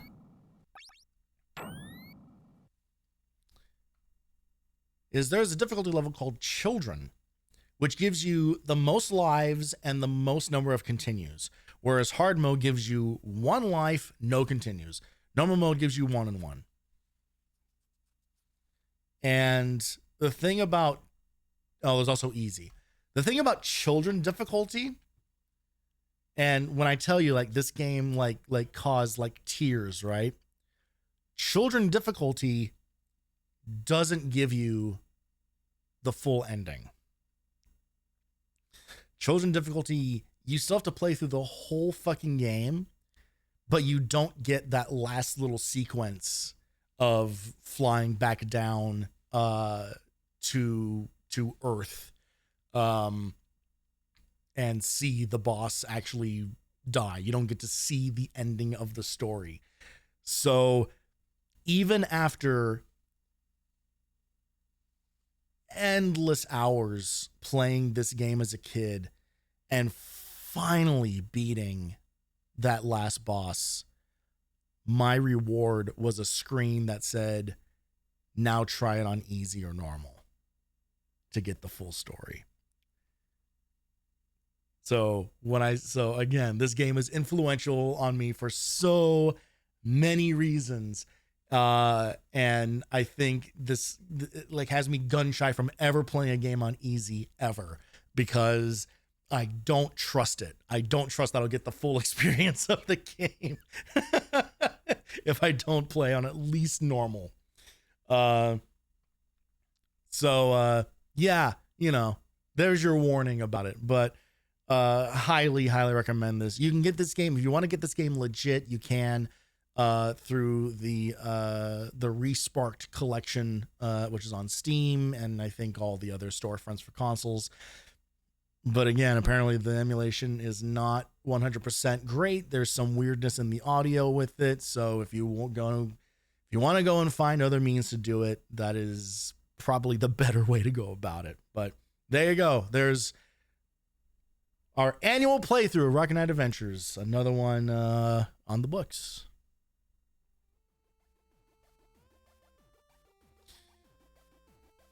And now, ladies and gentlemen, now we get into work. All right. Now we've been having lots of fun. We've been spending time talking about, you know, the whole anniversary thing and doing this for 2 years and what a great opportunity it's been. And now here's my favorite game of all time and everything. And that's all well and good. That's all fine. However, the actual premise behind this entire channel, the whole thing about it, is clearing my backlog, clearing my lifelong backlog of games that, unlike Rocket Knight Adventures, I never finished, whether as a kid or in college or all the way up until like 2 years ago. Truly, this whole thing, the whole driving force behind this is finishing my backlog, which is currently sitting at around 556 games. So yes, that's a big number, big crazy number. Can't be done. Probably won't be done. There will probably be unfinished business that when I do die, I will have to come back and haunt a video game console in order to do the rest of them before my soul can finally move on. So when I started this channel, I knew I wanted to be a retro streamer, right? I knew that I wanted to make my focus primarily on retro games. I also figured that it would be helpful to have like an angle, right? You know, like, sure, there are lots of retro streamers out here, but they kind of, you know, most retro streamers just kind of play kind of whatever, pretty, you know, whatever strikes their mood to check out kind of a thing, with not with any like particular like goal in sight. It's kind of like, we're just going to play this and see what happens kind of a thing. I wanted to come at it from the angle of, not only am I going to focus on retro games, I'm going to focus on them as part of my own personal journey with each of them individually. With every single game, there is some sort of story to tell that goes along with it, where I was in my life at the time, what the game might have meant to me growing up. Maybe it was a game that I just randomly started playing because I was new to emulation. I was just finding new things that I never played before. All sorts of different reasons, but there is a personal connection to every single game that is on my backlog. And I thought, what better way to actually make good on clearing that backlog more than public accountability. That's where you all come in. That's where the whole Twitch thing comes in. So I turned the backlog into a mission. I have turned my personal history into content. You're welcome. And we've done a decent job of you know, clearing some things out of here. One of the game that actually inspired the whole idea of the backlog was the Resident Evil remake, the first Resident Evil remake, the the one on GameCube. That one actually is the game that inspired the whole backlog idea, because I had never finished that game, and at the time leading up to wanting to start streaming and everything, it felt like, man, I just couldn't get it out of my head that I wanted to play that game. I wanted to finally beat original Resident Evil, pseudo original Resident. God, it's so confusing. But I wanted to beat that game, and that is kind of what kicked off the whole thing. Now, I had played other games and finished them before that one. Like, we played like Toy Story and Vector Man. What else was on there? There are a couple of like early backlog clears at the time. But here's the deep, dirty reality of the whole thing. There are games on the backlog that appeared on stream that I still also didn't finish. And so now, much to my great shame, there are 2 backlogs. There's the backlog, and then there's the backlog of the backlog, which are games that I started playing on stream, and then for one reason or another stopped. And I cannot allow that to happen. I cannot go into this whole thing with the mission of beating these games for real. No save states, no cheats, no nothing. There's a little bit of a small asterisk on the cheats thing, and that'll allow myself like a level select code, like for the sake of just being able to move through my life. But other than that, like no, you know, like playing Contra without the Konami code, just like stuff like that, you know, like playing the games legit the way that they were designed, the way that they were intended to be beaten. And if I have a bunch of fucking games that I started on stream and didn't actually finish, what the hell is the point of this? It is just an exercise in madness if I allow that to go on. So what the next 2 days of streaming are going to be, this one and tomorrow, is we're doing some fucking spring cleaning. Now listen, we're not going to get through everything. We're not going to get through everything that is on the backlog's backlog. It's the unfortunate reality of the situation. I will bring up what is on the backlog's backlog, as a matter of fact, for me on the side over here. There are 11 games on the backlog. Thank you, Honorai, for shortening that for me. Some of these games are games that, if I'm being 100% honest, we're gonna have to start over. There's just no two ways around it. The big one being you have 2 more days to play Mr. Domino. Fuck off. The big one on the list is Guardians Crusade. Guardians Crusade is a very like obscure JRPG from the PS1. You play as Knight, literally his name is Knight, and you are in charge of a little pig alien named Baby. And it's kind of a pseudo calling it Pokemon would be too much. Basically, you are it's like, what if a JRPG also had a Tamagotchi in it? You know, like you are going on this little adventure to try to get Baby back home with a very, very straightforward, very little depth to it, turn-based battle system. Not as shallow as something like Kadelka, but certainly not that deep. And I did, I don't know, 3 or 4 streams of that game. But what the problem was that was maybe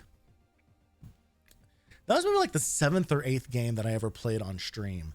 And I don't know why I thought that while I was still getting used to just the concept of streaming, it would be okay for me to start a whole ass JRPG. That was insane. That was very poorly thought out. that was such a spur of the moment thing that I thought I could force myself to do. And it didn't happen. And unfortunately, it has been so long since I have touched that game, like truly more than a year now, that one we're just gonna like start over, right? So there's stuff like that. Tulip is on that list, which is the PS2 game about kissing everything. That game turned out to be not only extremely frustrating, because there's so many game over scenarios, but it's also way longer than I was anticipating it to be. So again, like we did like 2 streams of that, and then I just stopped. I was not in the right headspace to dedicate myself to it.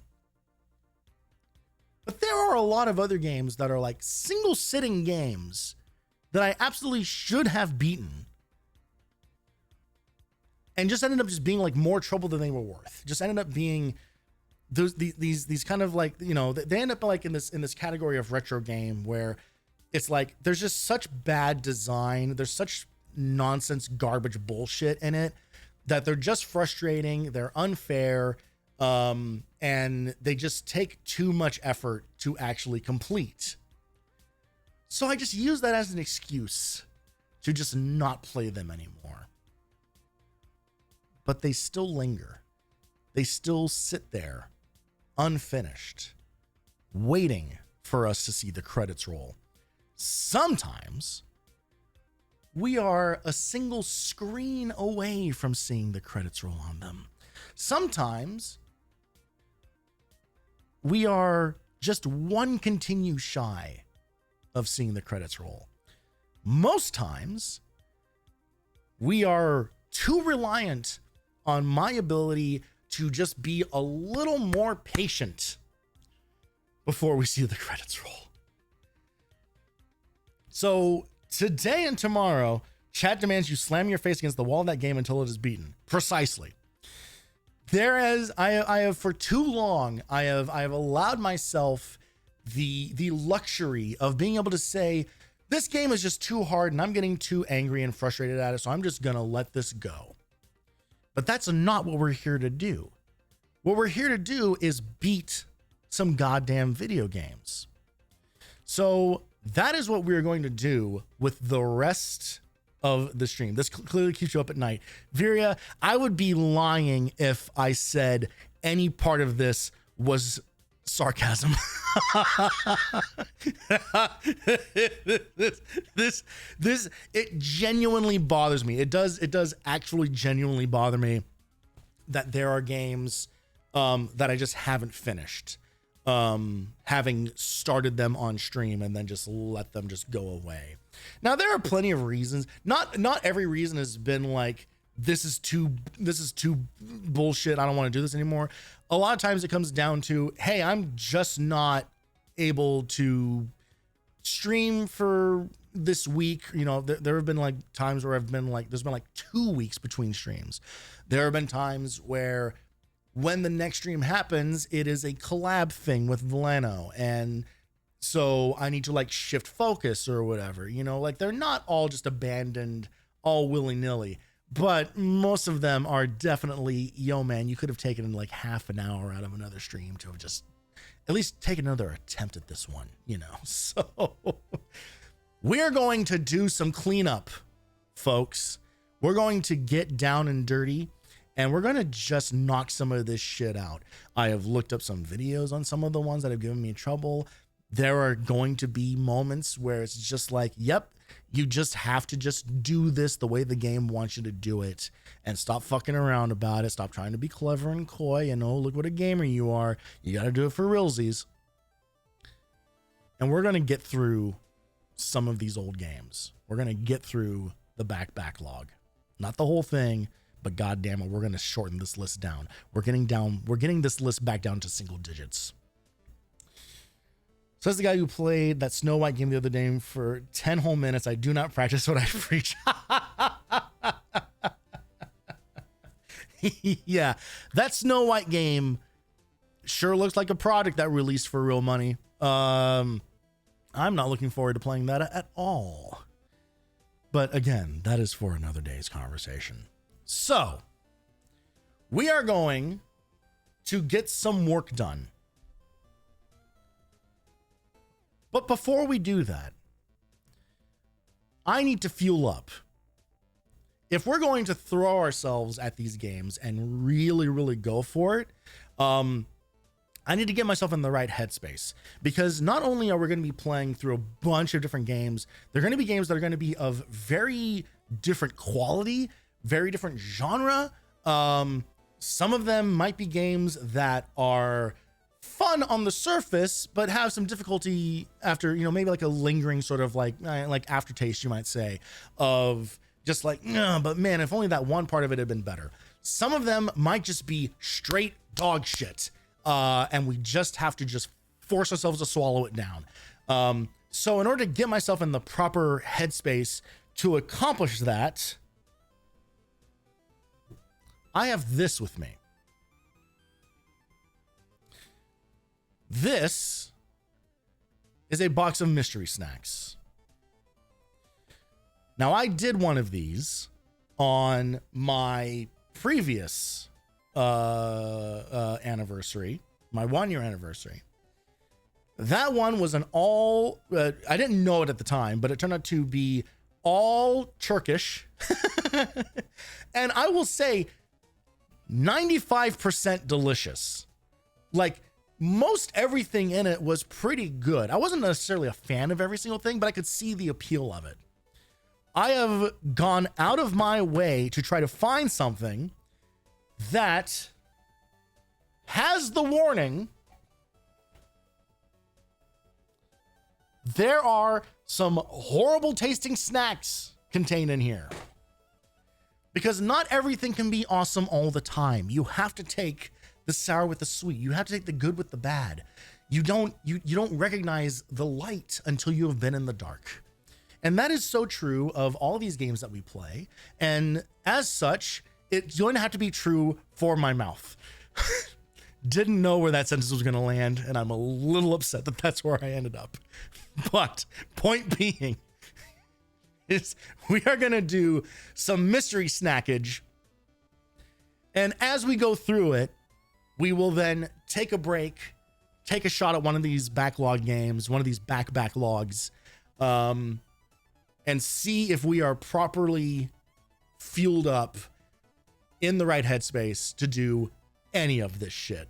because believe me, the games that we're going to tackle, especially today, I'm really not looking forward to. So we're going to dive in. Can you guys see this well enough? It's so hard to know. Oh, that seems plenty big when I go into like the full screen of it. Yeah, this is fine. All right, so this is the Shogun Candy Japanese snack box, the Ninja box specifically. And just so we're clear here, I have not actually looked in this thing other than to just like verify that there was nothing like leaking or whatever in it. Like this is all going to be first pass exploration here, but we have this little booklet. I guess I could just bring it up here. We have this booklet, you know, with allergens and descriptions and ingredients on it. I can tell you that everything in here seems fine. I don't have any food allergies that I know of. I think I have like seasonal allergies, but it does also come with a card. We have unlocked mouse. Because everything needs to have a goddamn gotcha element to it. There are trading cards that go with these snack boxes. I have no idea what the hell these go to. I have no idea what the larger game is above this whole thing. But we have a mouse with an arrow in its mouth, so great. So we'll just leave that right there. All right. Let's see what the hell's going on in this thing. We have face. This is also a good point for me. Order more, start collecting. No, thanks. This is a good chance for me to say I do not read any Japanese. I do not. I know.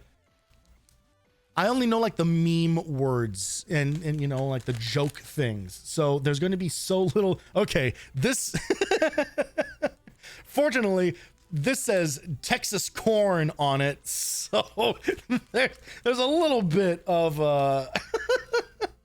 of handy information we can find in here. This is, I guess this is iguana flavored something.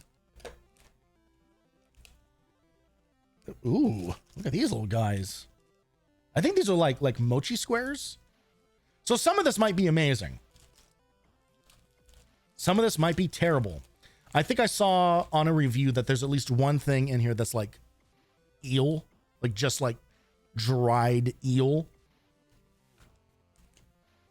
I'm not going to say that I'm necessarily looking forward to that one. The hell is this? We have sticks. we have fruit sticks. We got, oh, here we go. Oh, that's just an actual, this is literally a sucker that I thought said cola blow, but it's cola bow or cola bow. What the hell is this? Is this Lucas? Mini sour.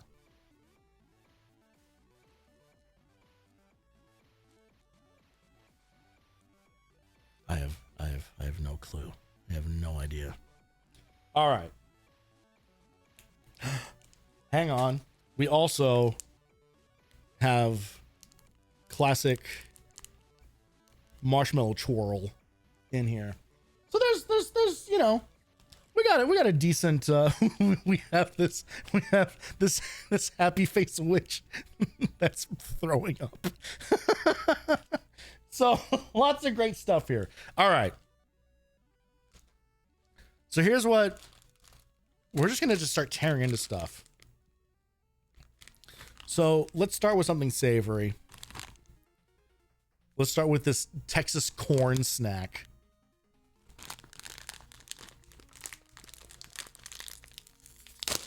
Oh, Jesus Christ.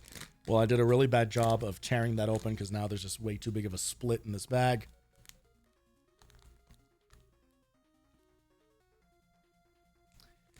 Yeehaw indeed.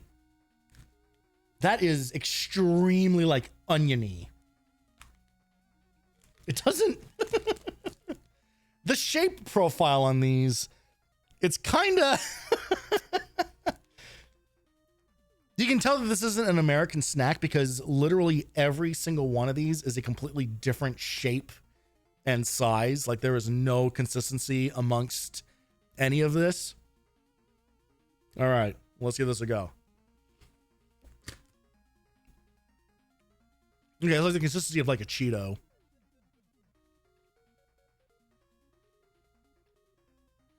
It's not terrible.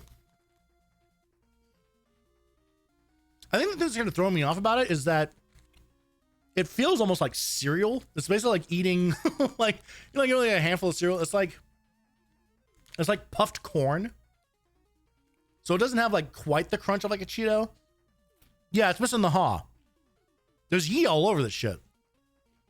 But the haw is lacking. I don't hate that. That's not bad. It doesn't have like a ton of flavor to it. But overall, that's all right. I'll go through the rest of this bag. For sure. All right, Texas corn is a winner.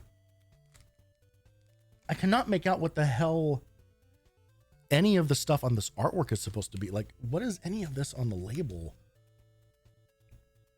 I think I see like green onion in there. That's like the only thing that I can kind of like recognize as part of it. What I'm not going to do is I'm not going to like pull out my phone and be kind of like, all right, Google Translate, help me figure out what any of this says, because I feel like that kind of defeats the purpose a little bit. All right. Shall we take a look at Hand Monster? Whatever the hell this is. I think this is a gummy candy. Oh, yeah. It literally says in the corner there, making gummy. Most of them are just names that don't really tell you. Yeah, exactly.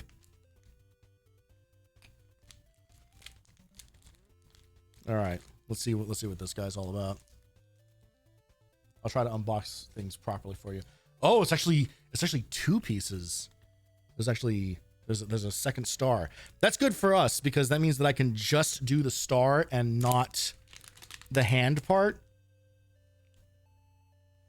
That smells terrific.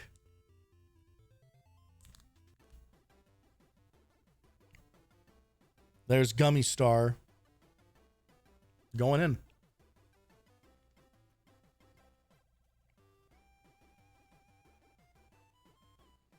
That is as traditional and straightforward as a gummy snack gets.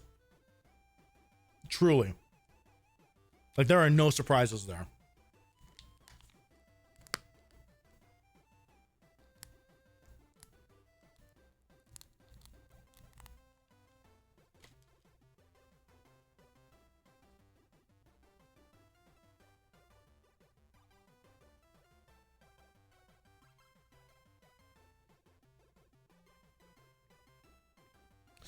You're telling me we could have been eating these the whole time? I don't think we could have eaten the ones that came out of the vending machines at Big Lots. No. But I do think that these have been made specifically for human consumption.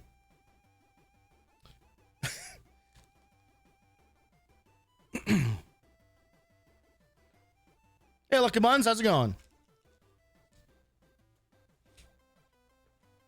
Slap cam coming in 3, 2, 1.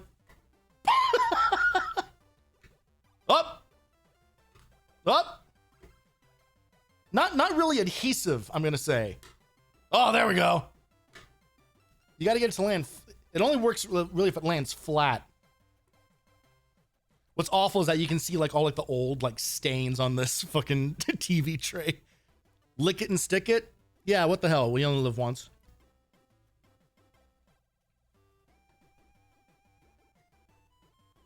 There.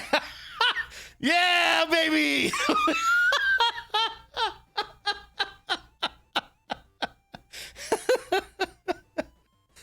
Well, we'll just take those fingers off of there and put this thing back where it belongs. Oh, did I throw away the, oh, god damn it.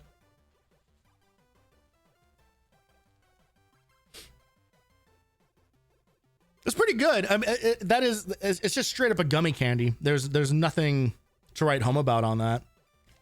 But it tastes good. As good as a gummy, I guess, could taste.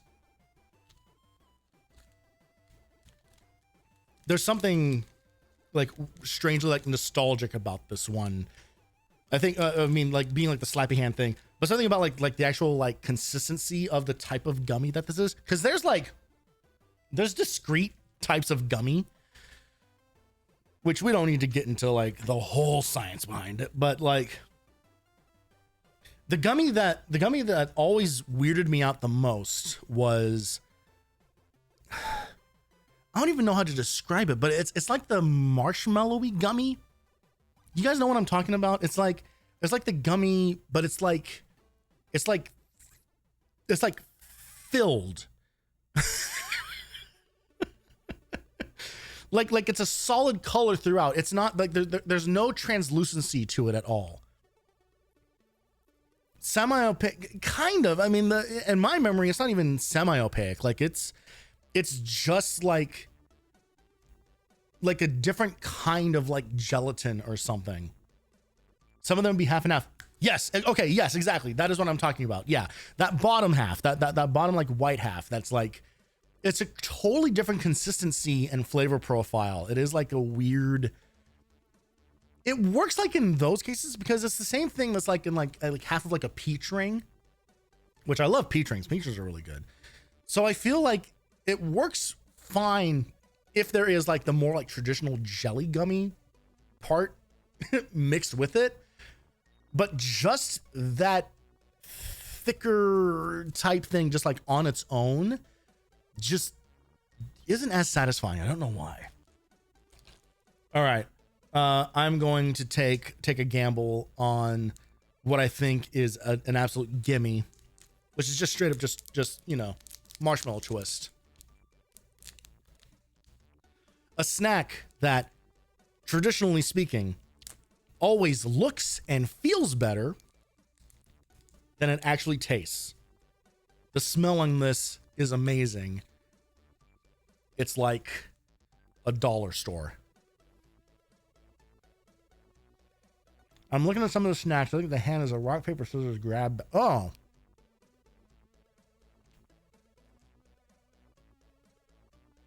I guess I see paper and scissors represented on here. I don't see rock. Makes sense though. Yep. That's just flavor, just like flavored marshmallow.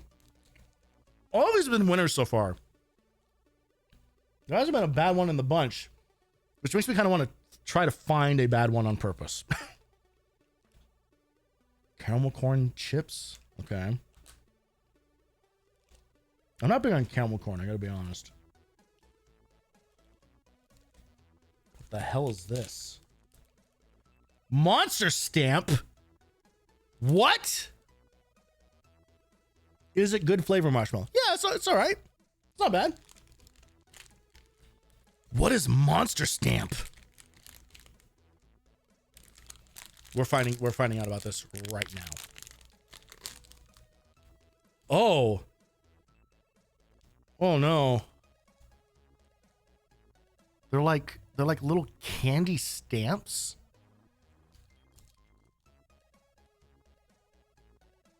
This is some fucking chalk. This is some straight up. Look at that happy little alien. Man, I feel like these are, I haven't like smells like this. It smells like Pez. Is this the lick it and stick it box? It's about to be. We have, what is this? Oh,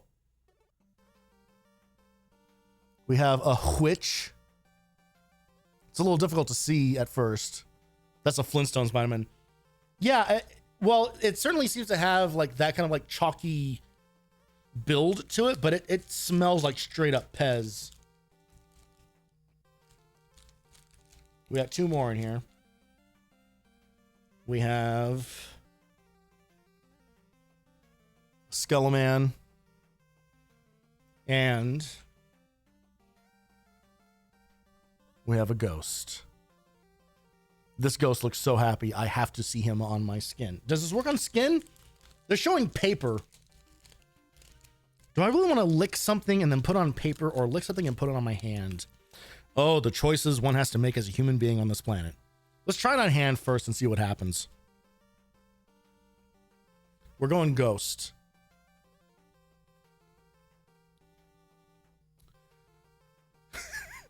There is certainly a flavor on that.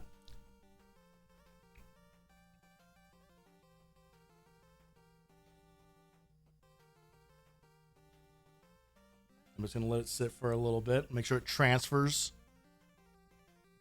Give it a little, just a slight little rub on it. And, oh, hang on. It kind of works. It's almost like a reverse relief, but it gets the job done. Let's get the rest of the gang on here.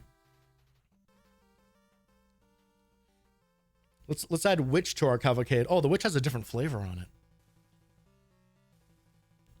Again, man, it is so hard trying to figure out like what angle to show hands at. Just know that I'm doing a second one.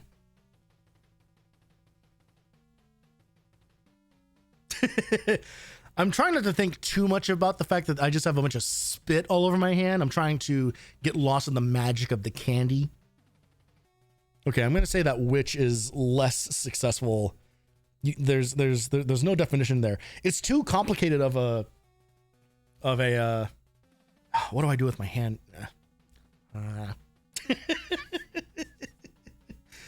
Oh, ghost is still. I think I can tell you why Ghost worked so well, because I literally like imprinted it into my skin. You know, like when you fall asleep on your hand at night, and then when you wake up, there's like all like the crazy like lines in your arm. Okay, let me go instead of spit on gummy. Yeah, I know. Okay, let me grab a sheet of paper real quick. Let's see if these transfer onto paper better. You know, if we're spitting on things, let's spit on things. You know what I'm saying?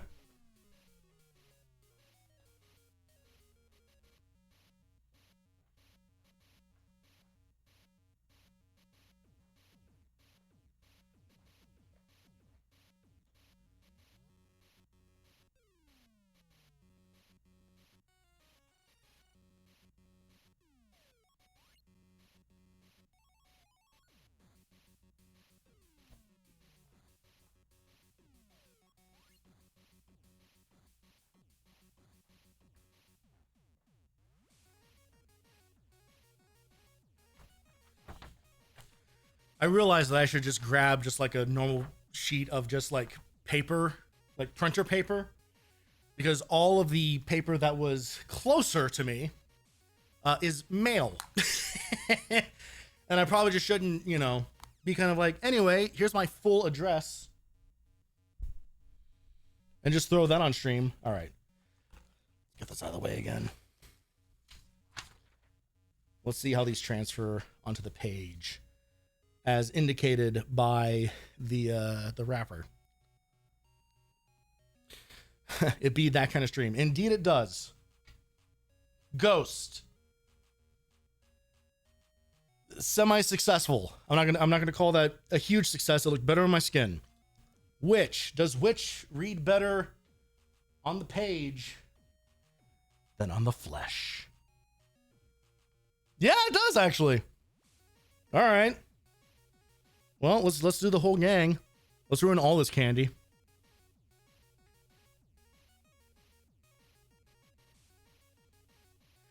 Now, alien fucking works. That one, that's successful. And then crazy skull.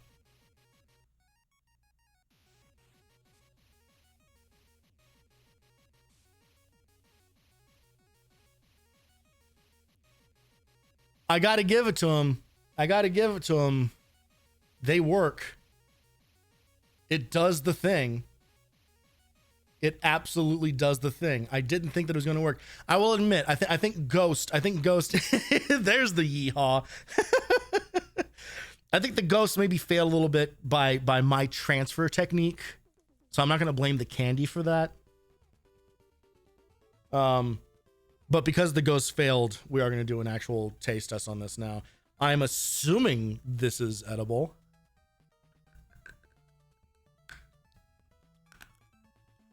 How's that for a crunch? That is so hard.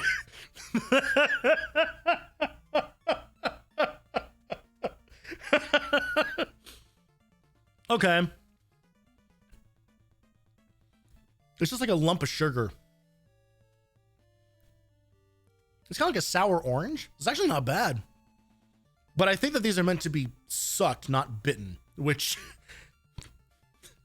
you know, all right.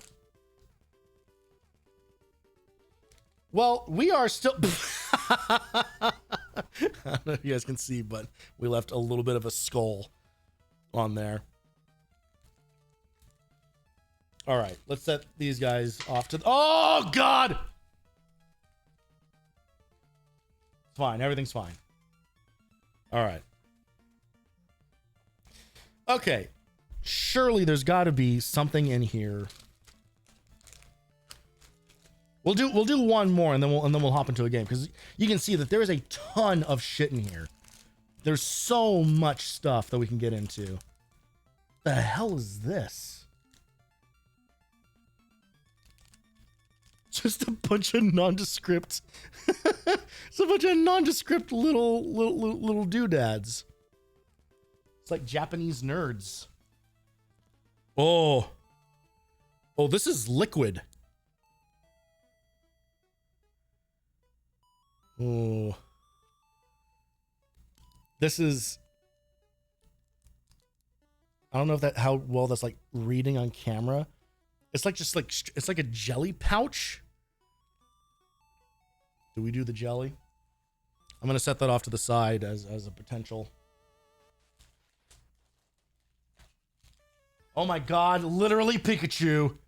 Fucking Pikachu is in here, you guys. Speaking of things to suck, indeed. I am going to assume that this, again, I feel like this is like ancient shit right here. I think this is gum. And like a type of gum that I haven't seen since I was like a child. I'm opening up the Pikachu. I have to know.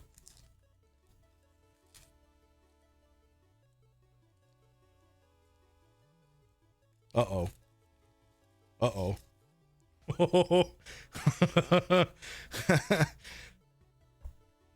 That does not look like gum to me.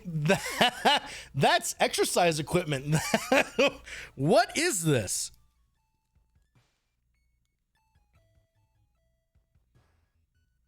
Oh, not a drop of English on this whole. Actually, sorry, mistake. There is some English that just says for sale in Japan only. I don't know what the hell this is about to be. Doesn't smell very good. That's a memory foam pillow. Yeah. Oh. There was a sourness when that hit my tongue that I was not prepared for.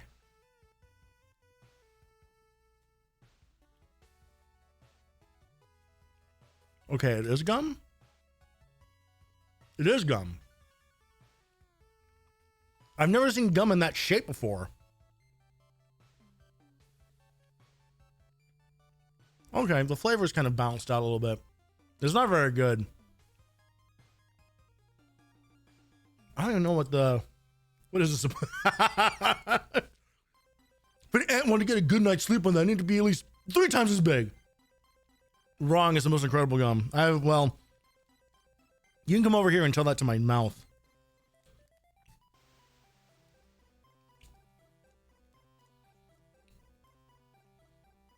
There's something like medicinal about this.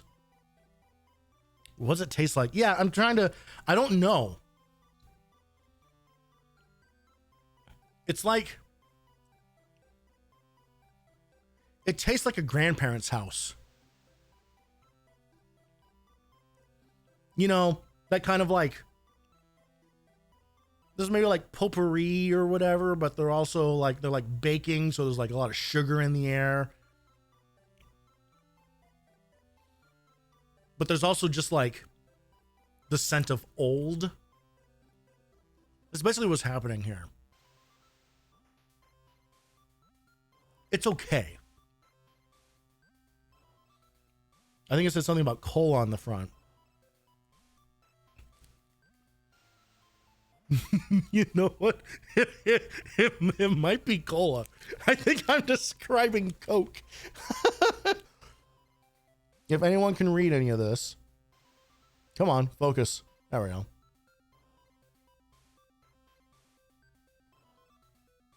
I think you're right. I think it is. I think it might actually be cola.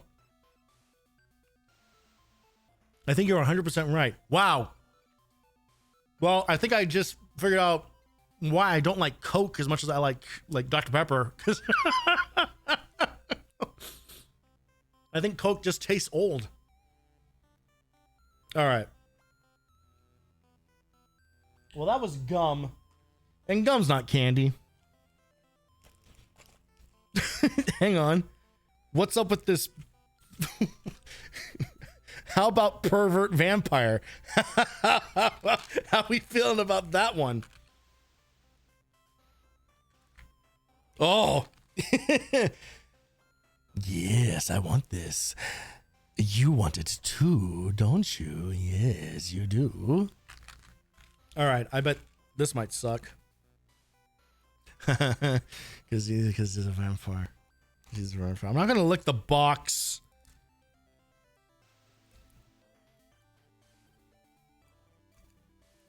Oh, can I even get this open? Some very tight cellophane on this thing. Is there a seam that I'm not finding? Oh, hang on. There might be. There might be. I have anything near me that I could use to tear this open?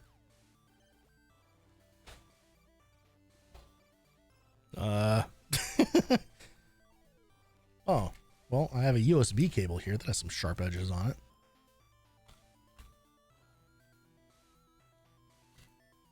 Oh my God. Get there. I just need one little tear. Just one little tear in the world's strongest plastic. Jesus Christ.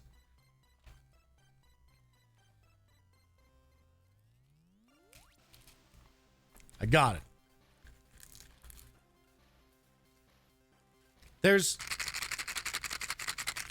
That's what's going on inside this thing, by the way.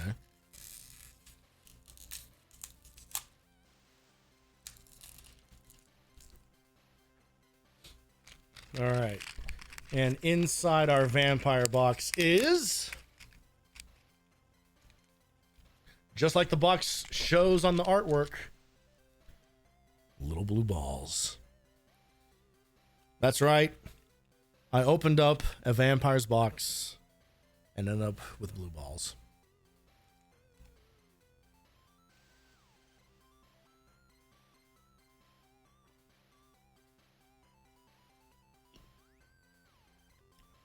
It's more gum.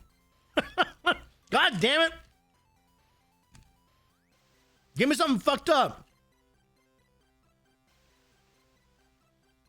It's better tasting gum, but only in that it's just like, the flavor of this gum is like kind of sweet and sour. Wait a minute. I just noticed something. He's showing blood on his tongue.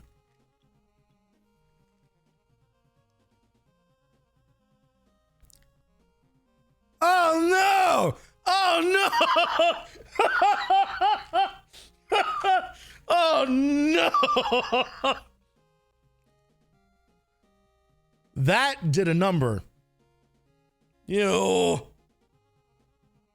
God. Shit.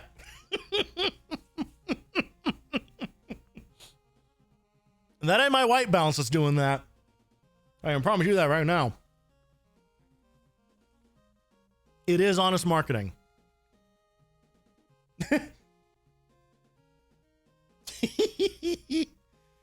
I just licked that tissue and left behind. Well, man. Okay. Well, Great. Well, now that my mouth has turned a completely different color and we have torn through a bunch of stuff, let's put the rest of this on hold.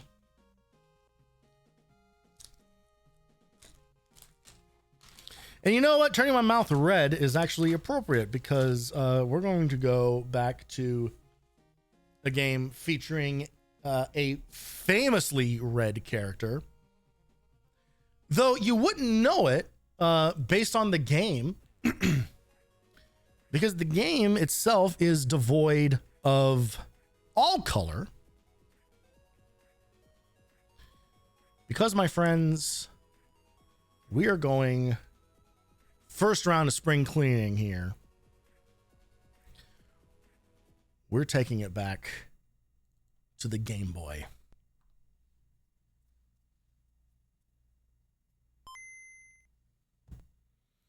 With the Amazing Spider-Man. Fuck this game. This game sucks.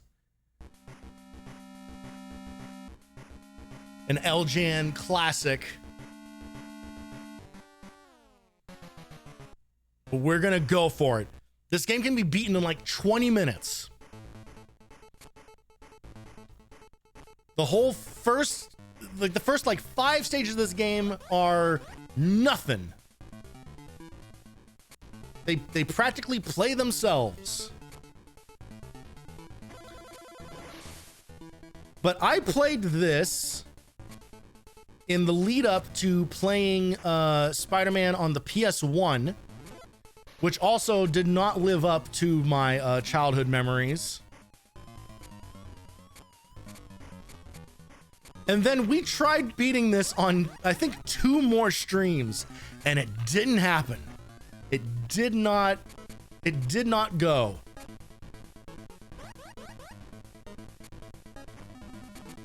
That will not be the case this time. I have watched gameplay of the final boss fight in this game to get an idea of what is the cheap cheese way to do it. And I feel confident that we are going to make it happen.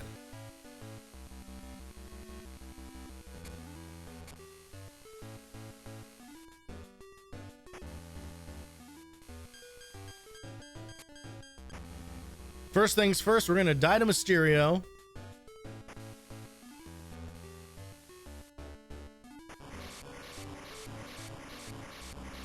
All right, there we go. First level down. We lost a life, not ideal, but we'll manage. I'm also skipping story. We got work to do.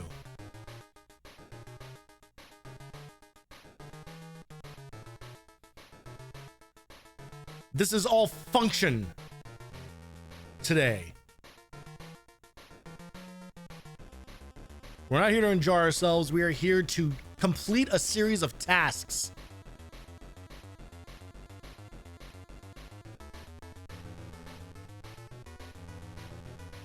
I need to do a better job of avoiding damage because that is absolutely going to bite us later.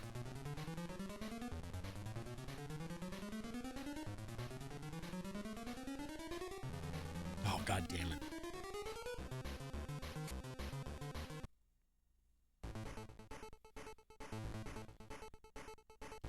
All right, time to try to remember how the web swinging mechanic works in this game.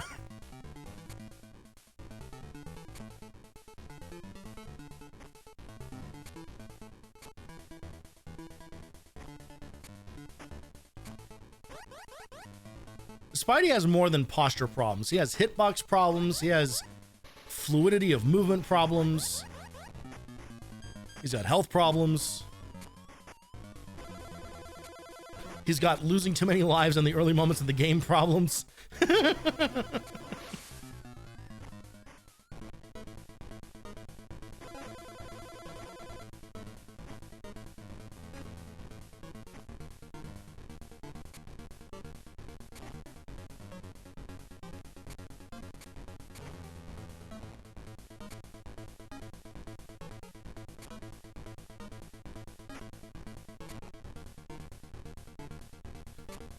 Now, as I recall, we can basically stand in one place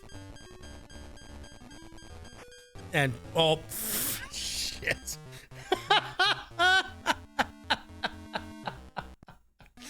God damn it.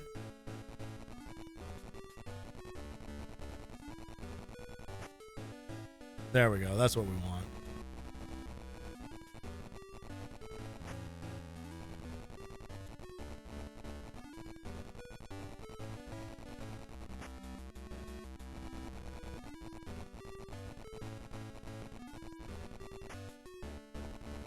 One more will do it. Done deal. It's 2 bosses down. We've used to continue. Not ideal. But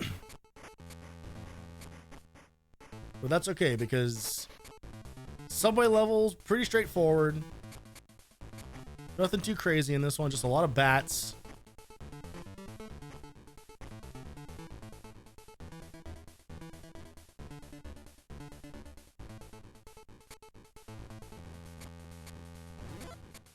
Also, lots of opportunities to get health back. There you go, just like that. It's like nothing bad ever happened.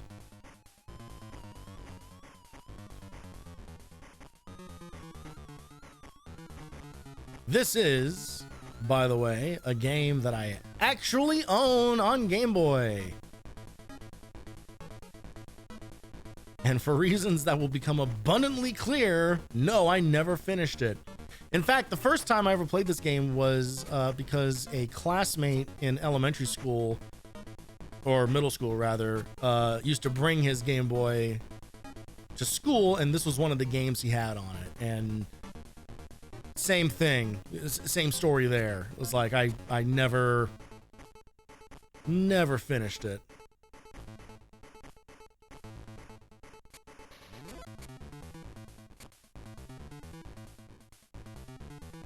Okay, we gotta make some forward progress here.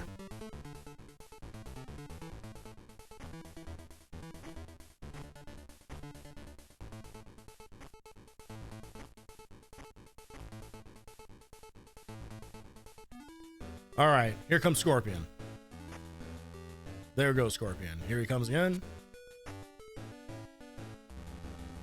Oh, shit. Okay.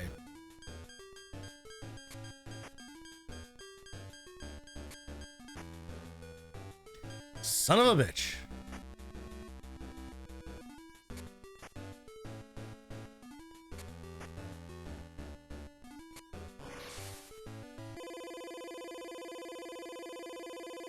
Not a fan of the amount of lives we're losing. I gotta be honest. Because I do not remember how many continues we get. I think 3.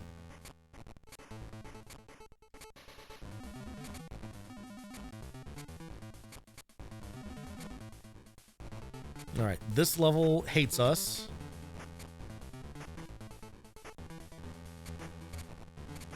Oh, God damn it.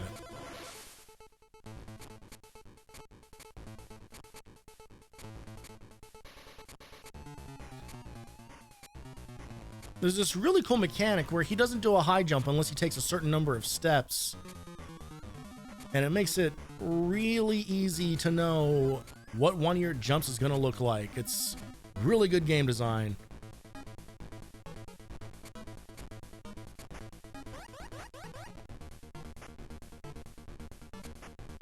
This motherfucker. God damn it. Oh, this is bad news because it's actually really important that we get through a lot of these stages without losing a bunch of lives. Because also when you die, you lose all your web, save for like 1 or 2 canisters. And that can literally make the game like unfinishable.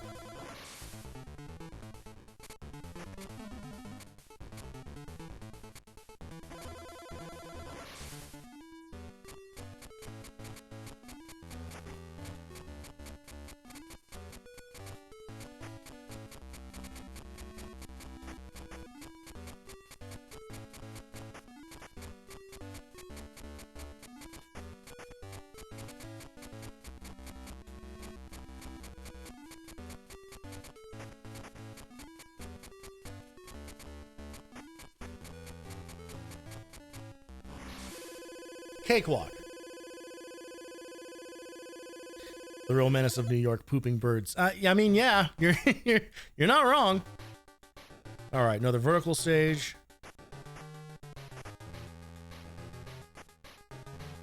Oh, right, the birds. I forgot about the birds.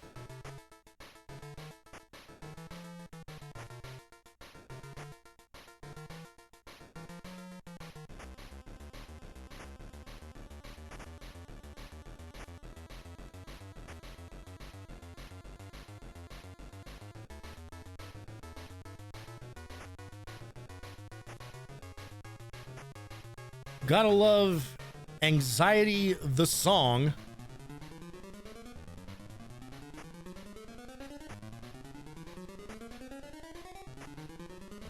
Oh, you bitch. All right, that's fine.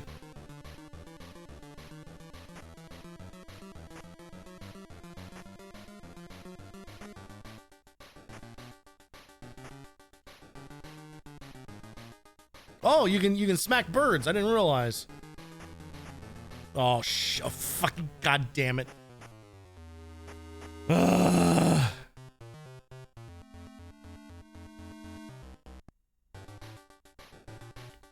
think we have one more continue, and we're about to blow through a bunch of lives on the Doc Ock boss fight because it's absolute garbage. That's assuming we don't lose a bunch of lives here.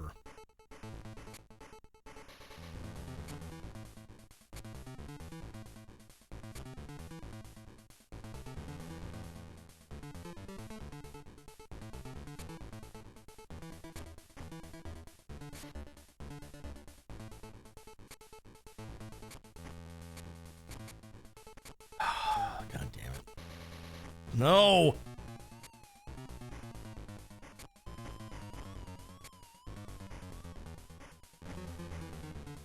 Son of a bitch. And always right before the health pickup too, like just to add insult to injury.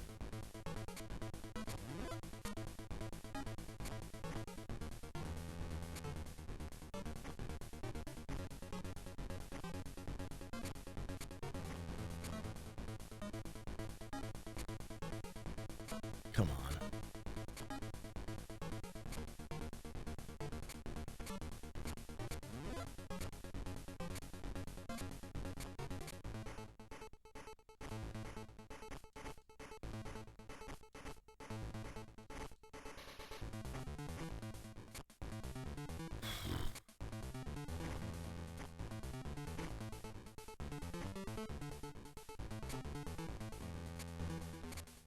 It's such typical like LJN game design too, of just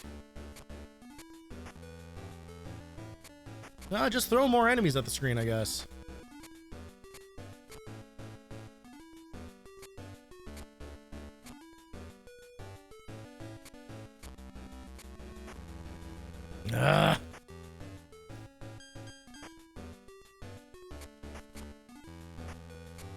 Okay. If I can get him without dying on this next one.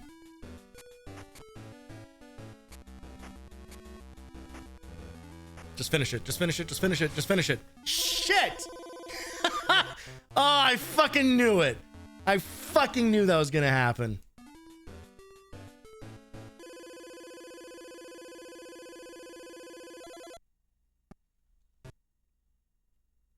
This is it. This is the last level. And we absolutely do not have enough web to do anything here.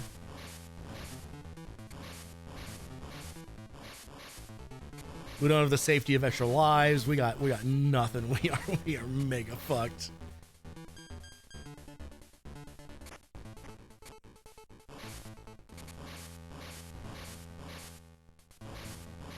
Jesus Christ. Look at how things just like spawn like on top of us.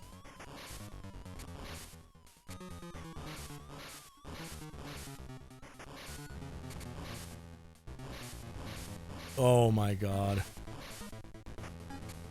We're not even gonna make it to the end of the level. Shit! Do we have another continue? I don't think we do. God damn it. Ah! Son of a bitch! I need more Texas corn.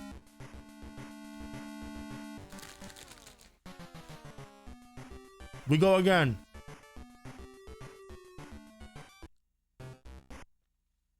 We go again, we play smarter.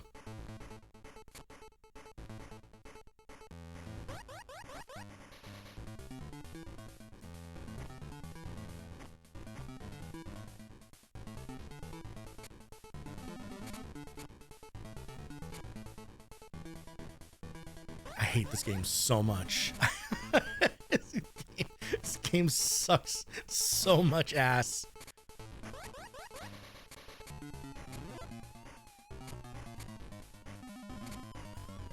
Everything about it feels bad.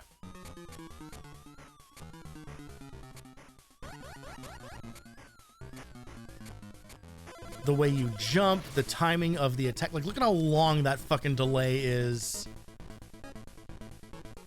on just throwing a normal punch.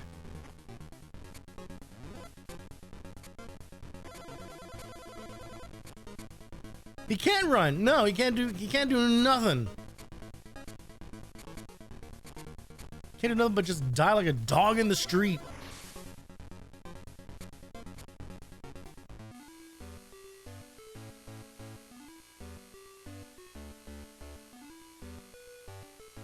Also, this shit goes on for way too long.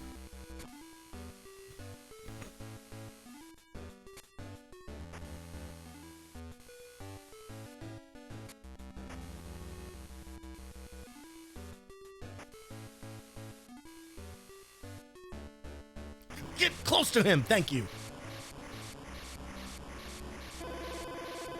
All right, there you go. Just like that, we got through the first stage without losing a life. That's already better.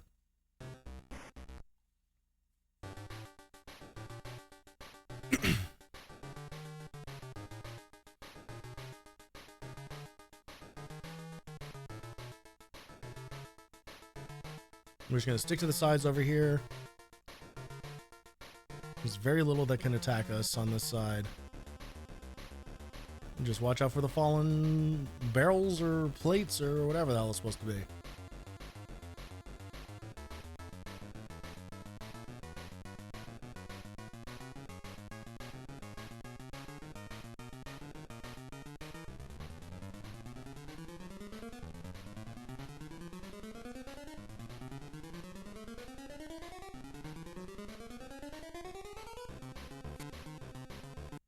Nothing to it. Unlocked a new achievement and everything.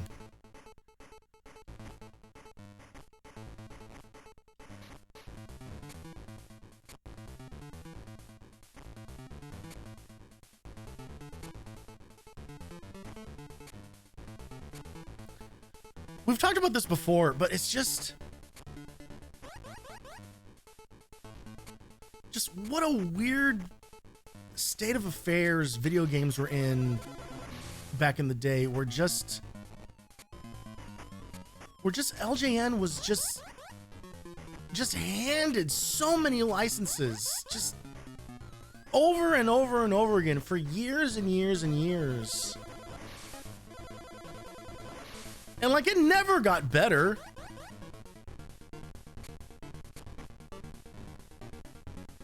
And even though I don't think that LJN made the worst games, they sure as hell didn't make any good ones.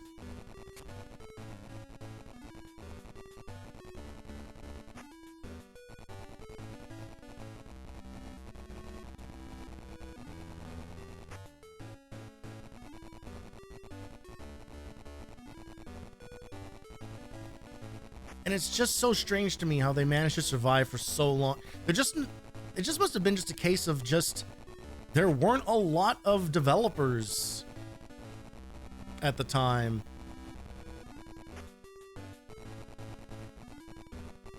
And I guess it's also kind of like no secret that, you know, there wasn't really a whole lot of respect, I don't think, for the concept of video games or whatever. Like many of them were kind of, they were a product to be sold. They were you know, just a way to make money. Like it was a soulless operation for a lot. It's so much better now. But honestly, it is better now because now there is so much more out there that it's a lot easier to avoid kind of the soulless nonsense.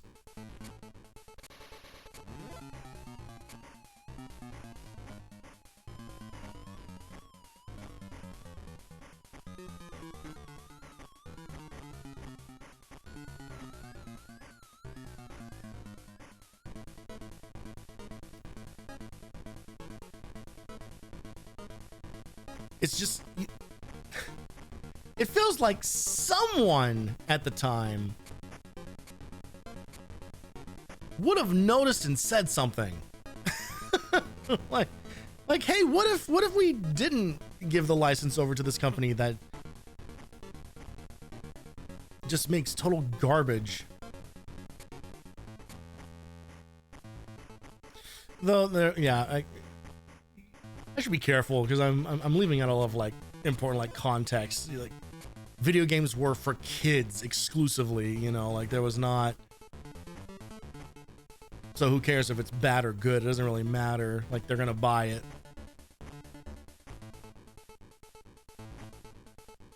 You would just think that enough like artists would care.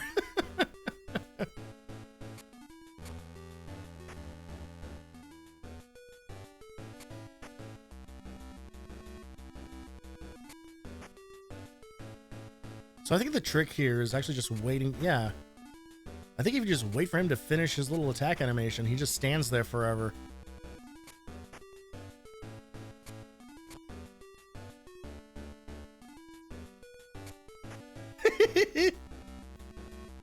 Hilarious.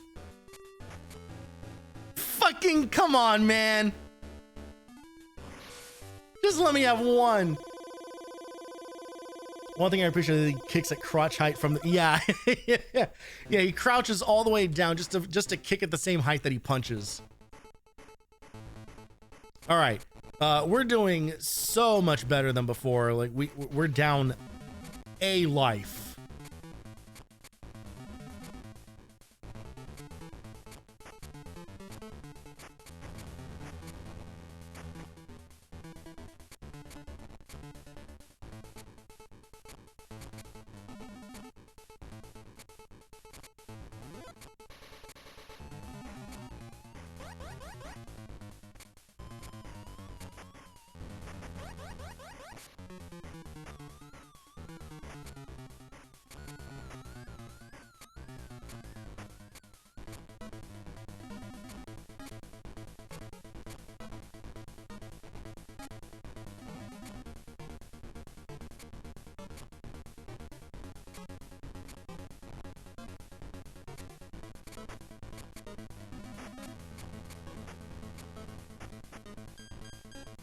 It's all good.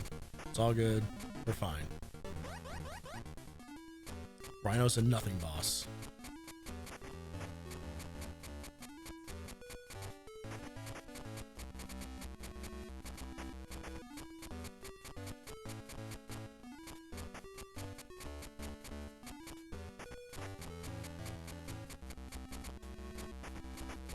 Shit, come on. Fuck. Oh, these fucking hitboxes, man.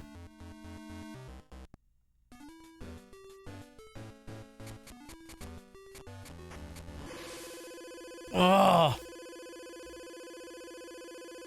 It's the worst. It's the worst because you get all of your health back at the end of a boss fight. And so like losing it at like the very end is just an extra kick in the dick.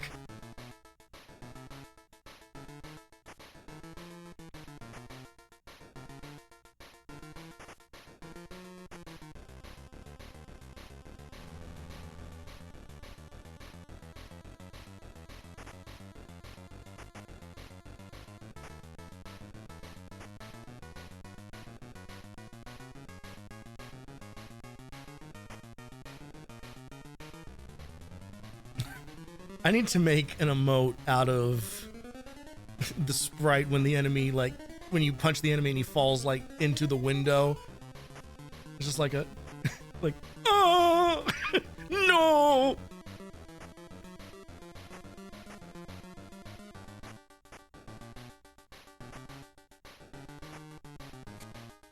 All right.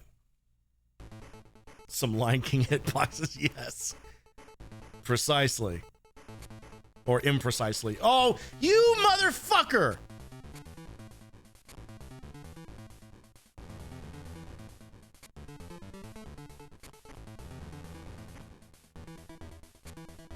Oh, that's so annoying.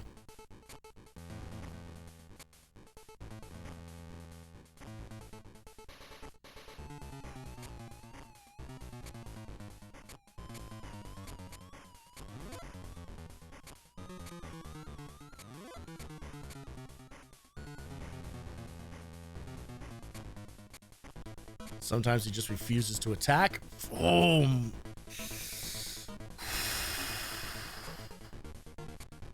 Tony is not okay. Oh my fucking god.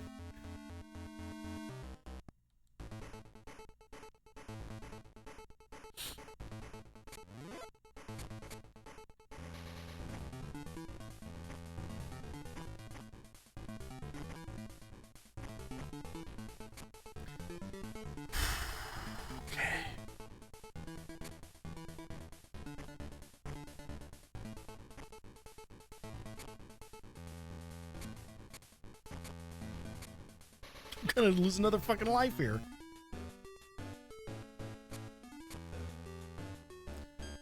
Motherfucker.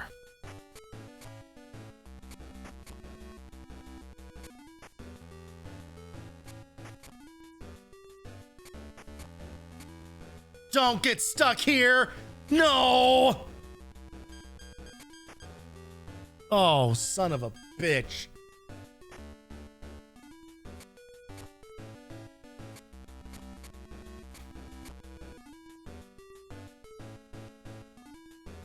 Just gonna wait for him to come all the way back around.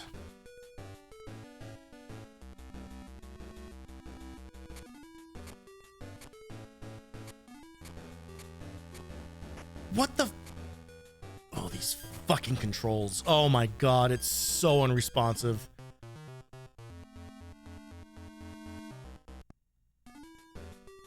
We were doing so well.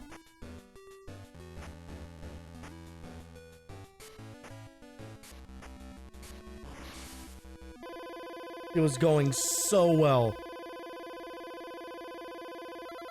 Do we have a continue left?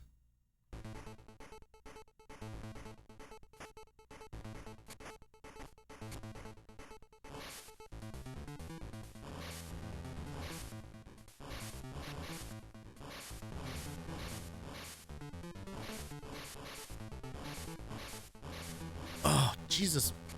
Even when I try to play it slow, like I'm punished for it.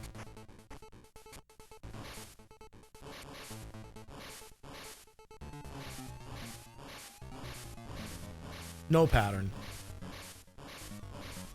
Fully random.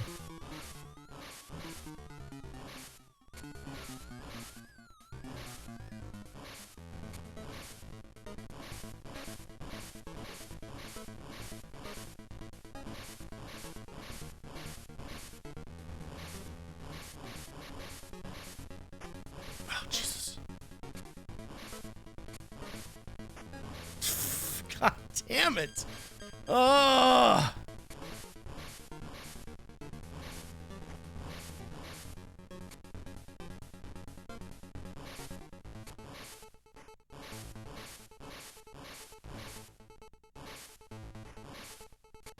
We're gonna see Venom for half a second and then die, and it's gonna be game over.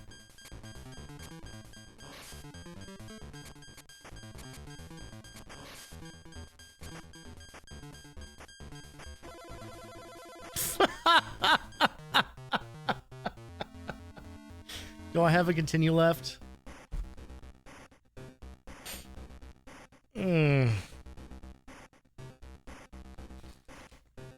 games are fun.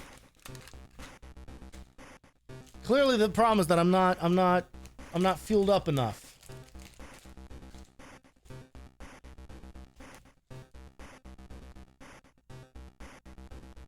You know what I need?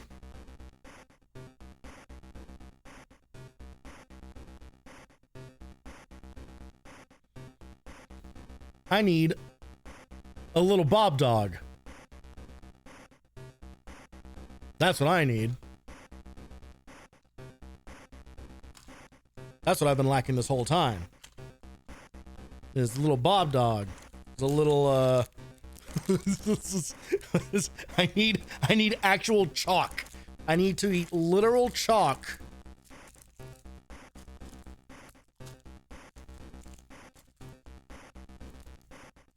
The smell on these is terrible.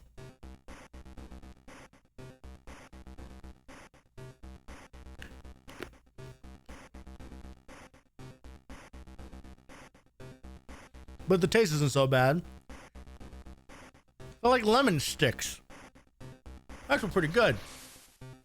All right, here we go. We're back to gaming. Jambro, how's it going? We are doing some backlog spring cleaning. We are going back through the games that I abandoned on stream, flying in the face of the very premise of the channel.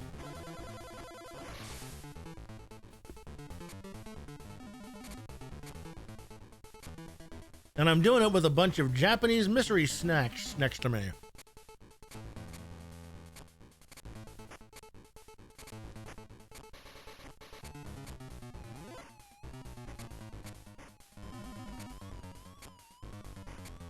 All right. First level is a cakewalk. First like 3 levels are a cakewalk if you're just not playing it like an asshole.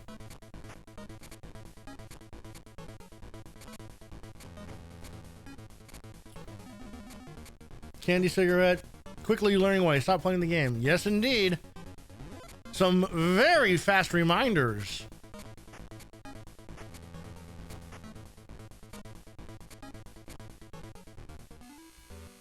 All right.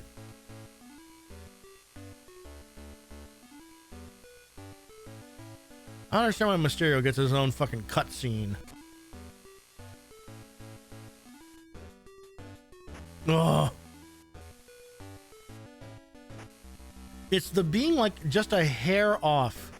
And I mean a hair off in like either direction. Like a hair off like too far away to get the hit, or a hair off too far in and then you like collide with the boss's hitbox. It's like,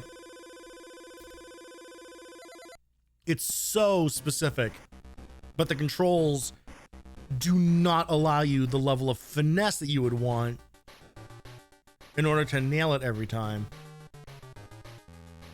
You motherfucker.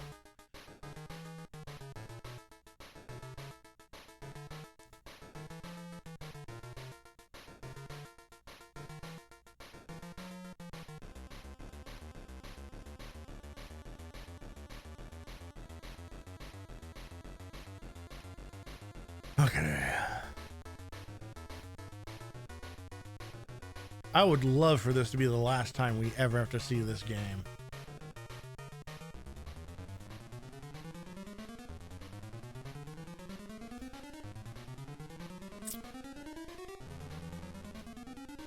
Because I will tell you right now, there's a fucking sequel to this one on the Game Boy, and you bet your ass that is also on the backlog.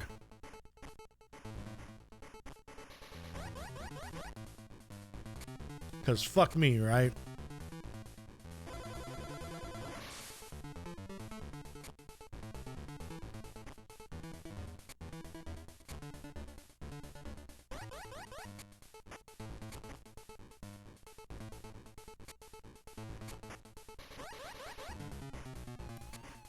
No health pickups in this stage, so it's going to be pretty, little squirrely here. Gonna get a little hairy. Oh, motherfucker. Now I gotta listen to the beeping, the endless beeping.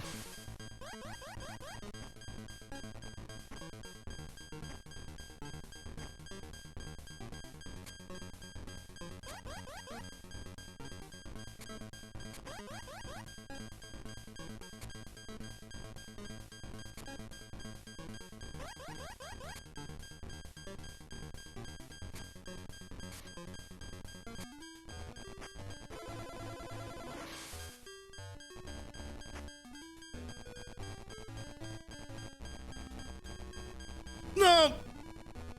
All right, it's fine. It's fine. Please hit him. You see what I mean about the hitboxes? You see how, like, how close we were?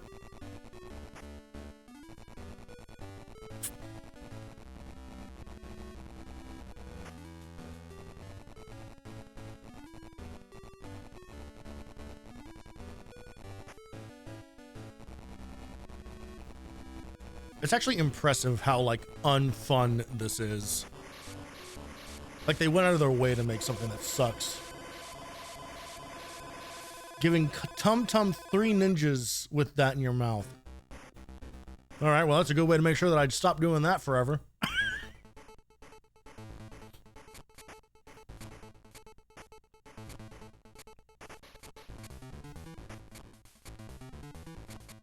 Even though at this point in my life, I'm definitely more of a Tum Tum than I am a Rocky or a Colt, that's for sure. Oh, what's that? The other two guys are gonna do all the work and I'm just gonna eat candy? Yes, please. Sign me up for that level of responsibility. This certainly is a game. Jambone, I don't know that it is. It might be a piece of interactive media, but calling it a game is... Boy, is that giving it a lot of credit.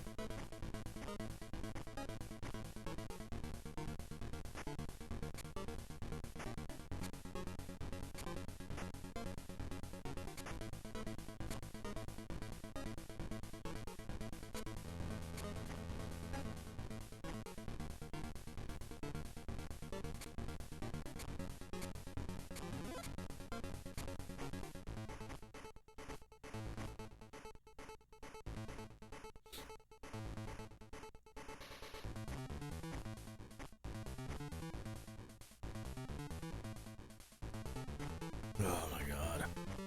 It's just so monotonous. It's just tedium. It's just tedium. This game has amazing in the title. All right, you bug-faced fuck. Which I guess could also be Spider-Man.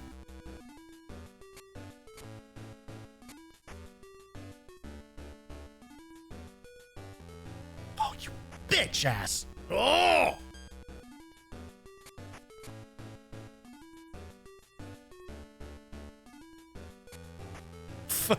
I got impatient. I got tired of waiting. Son of a bitch!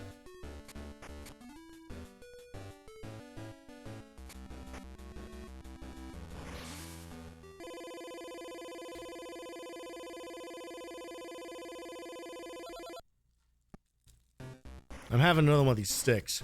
They're not bad. I kind of dig them. They got kind of a weird aftertaste, though. Which I suppose makes sense. Given that I think it's literally just sugar and citric acid. I don't think there's any other ingredients in this thing. Probably some kind of binding agent.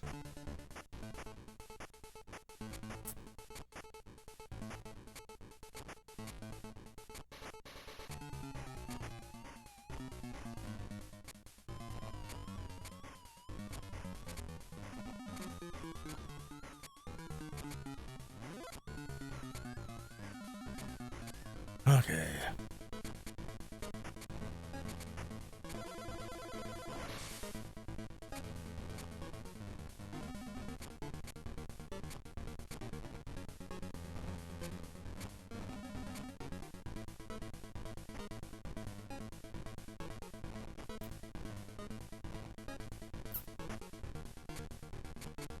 By the way, it's probably worth the disclaimer now. This is the shortest of the games that we are revisiting today. And if you think that is a bad omen for how the rest of the stream is going to go, go ahead and just follow that feeling.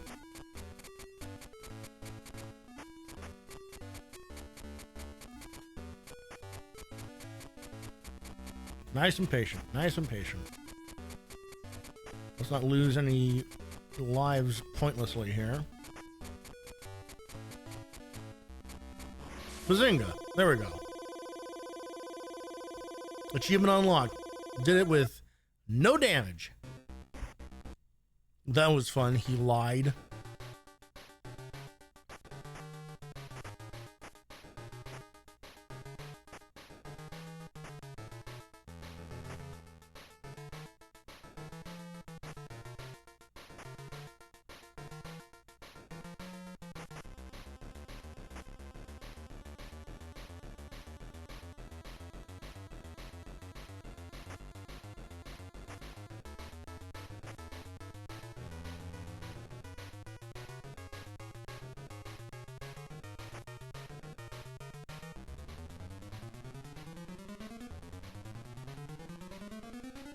Oh my god.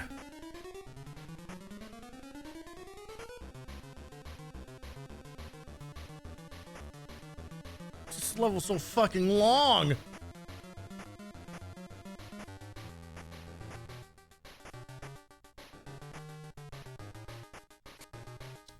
Jesus. All right, this is where it all goes to shit. Amazing. Right away.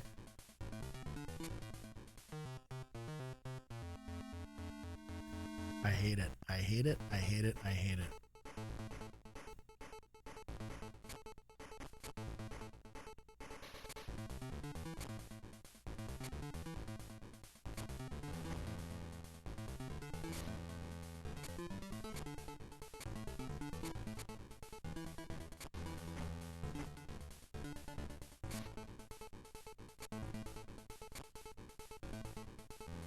Oh my fucking god. Ugh. Christ almighty.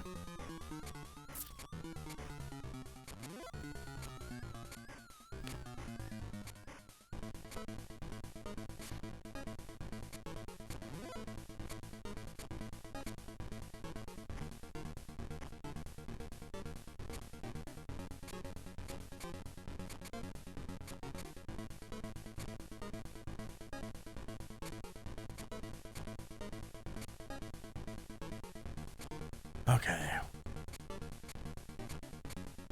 Okay.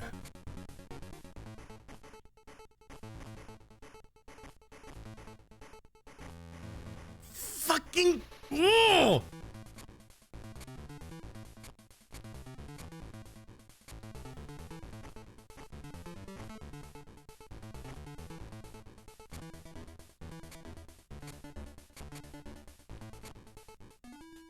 Okay.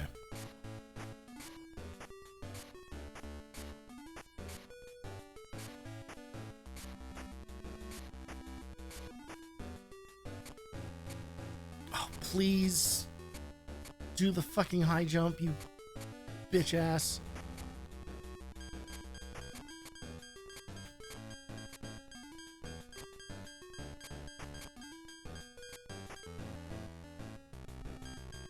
Couldn't make it. Couldn't make it happen.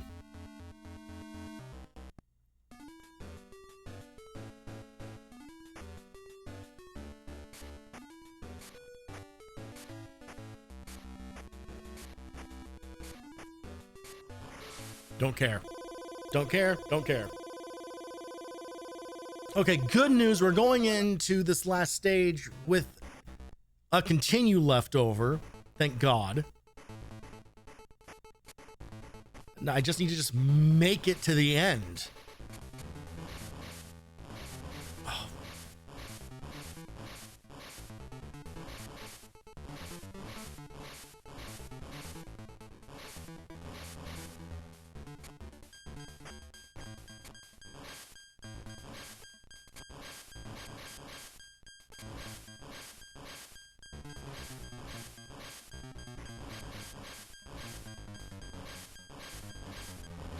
Ugh.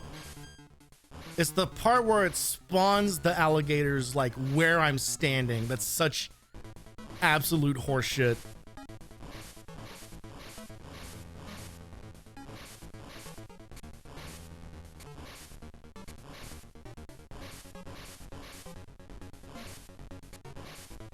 Oh, fuck. Oh my God. Fuck off. Jesus.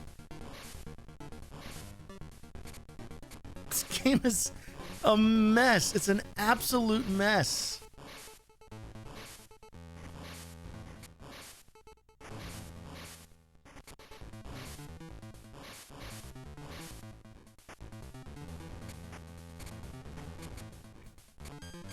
Oh, man. It's just a travesty of just bad design. Oh, this is it. This is for all the marbles. Still not even at the end of the stage. We spent 3 lives.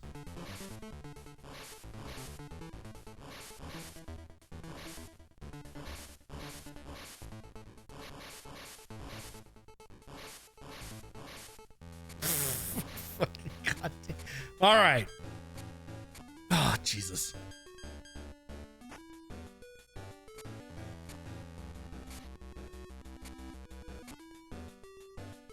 Now, from what I could tell, oh my God. We're so done. We're so done.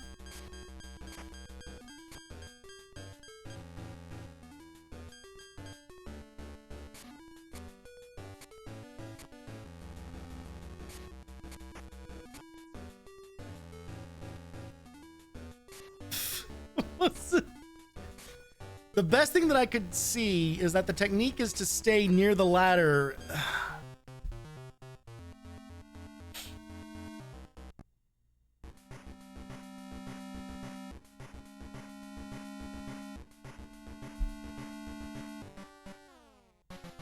I fucking hate this game so much.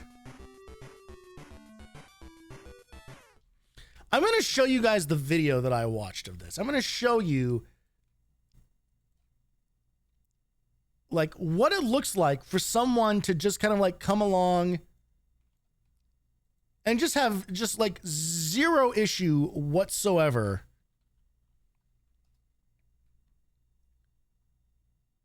Especially during that final boss fight. And you tell me what I'm doing wrong.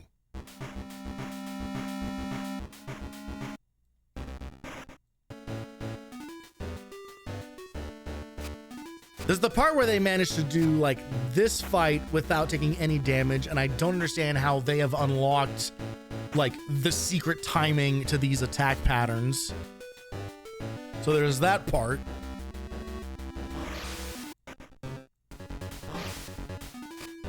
Manages to get through this whole stage without dying, losing any of the webs.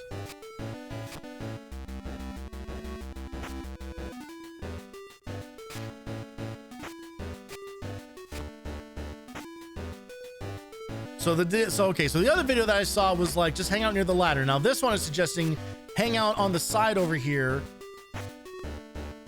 And look at how little damage he takes. Look at how long of a fight this is going to be. This is what we're up against. This is the kind of game design that we are fighting today.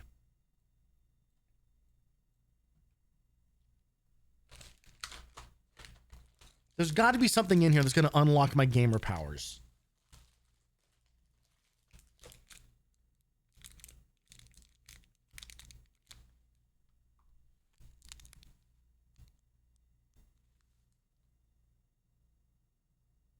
If this dinosaur candy doesn't do it, nothing will. No, Viria, I didn't win.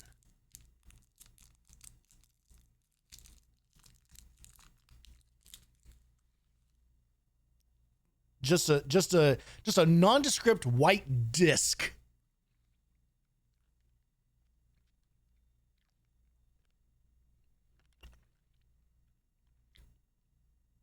I think it's lychee. It actually tastes pretty good. Everything in this box has been good so far. I don't know.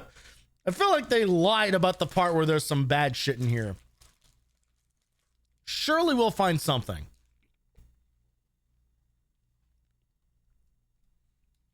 The only thing that I wasn't 100% on was like the Pikachu gum, and that was because I couldn't identify the flavor until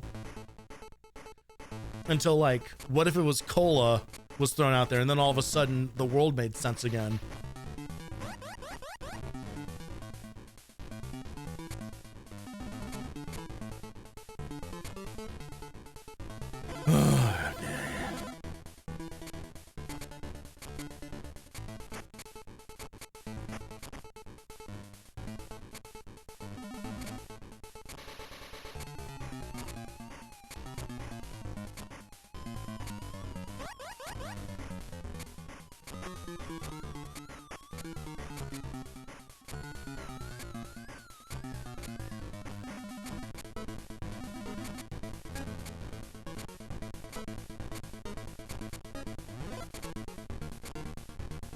We take no chances. Oh, you motherfucker.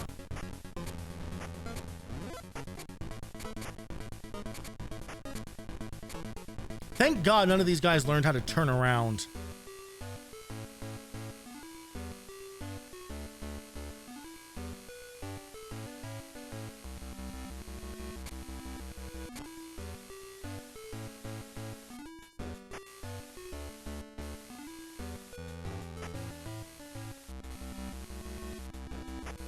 Hit by nothing.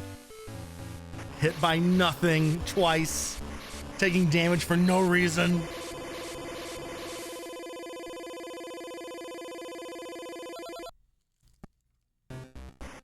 I'm putting away the little Bob Dog sticks because they're too tempting.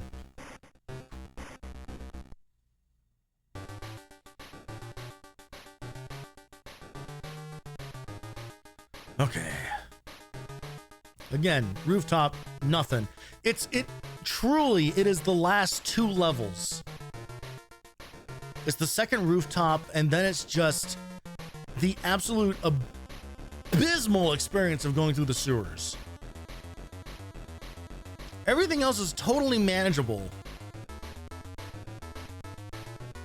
Not fun. You notice I'm not saying it's fun. I'm just saying it's manageable. Like there's no real surprises. It's kind of whatever.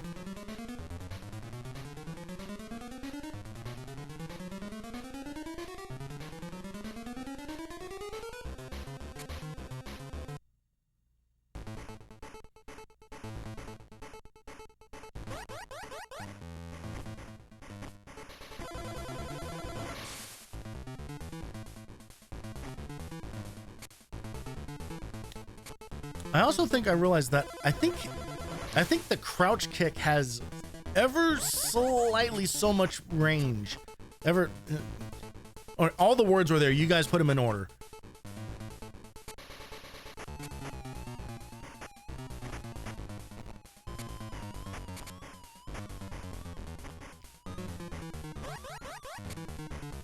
I think it does actually reach further than the punch does, which is hilarious.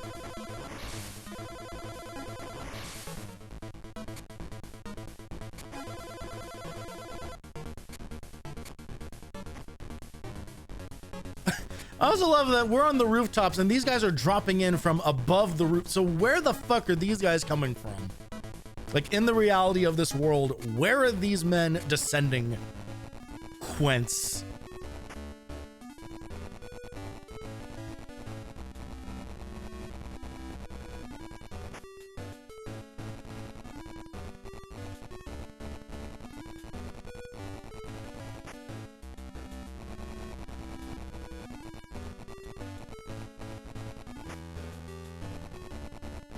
All good, no problems.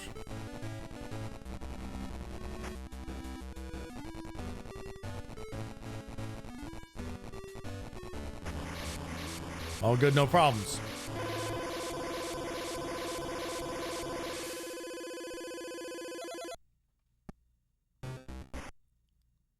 If you want to view paradise, just simply look around and view it.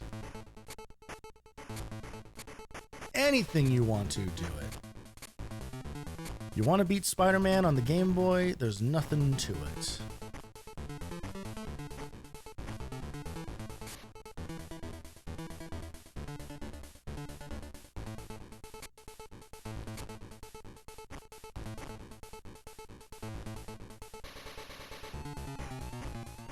I hate how much you have to just stop and kick bats. I hate it. I hate it. I hate it. I hate it. I hate it. I hate it.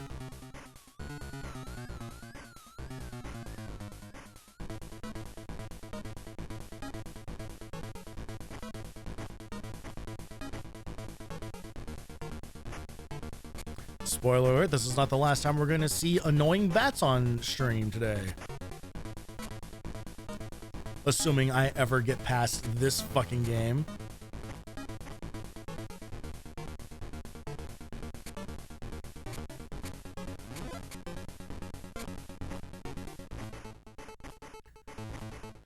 Okay.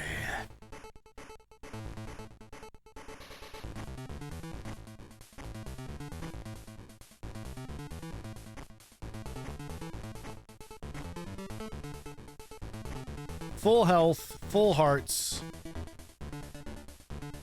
full mouth, can't lose.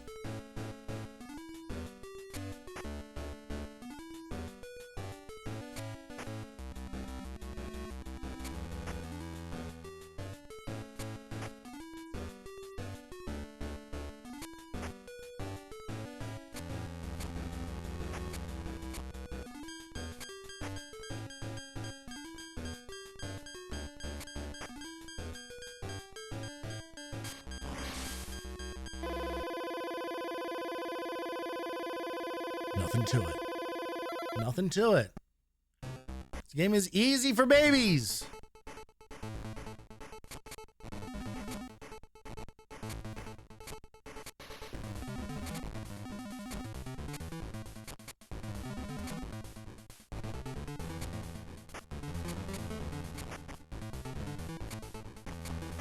Okay. I've mismanaged.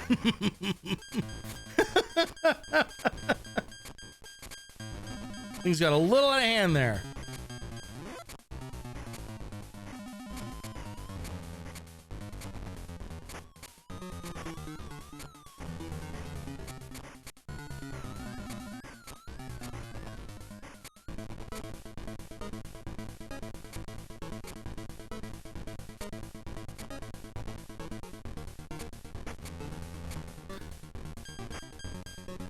First death of the run.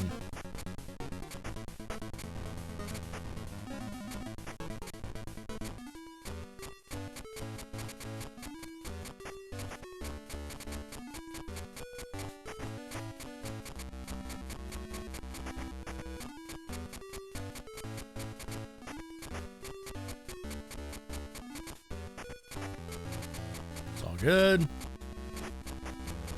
It's all good.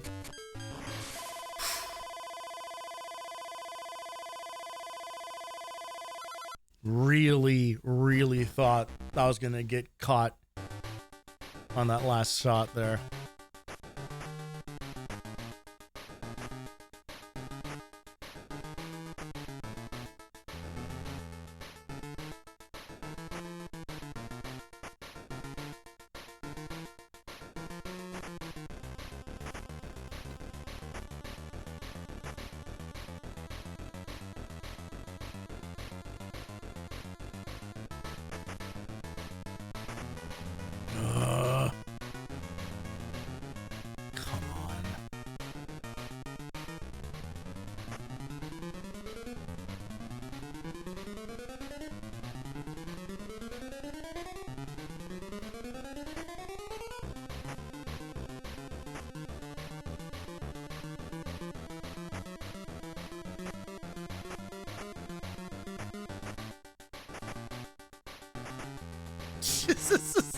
Stop spawning things! Jesus!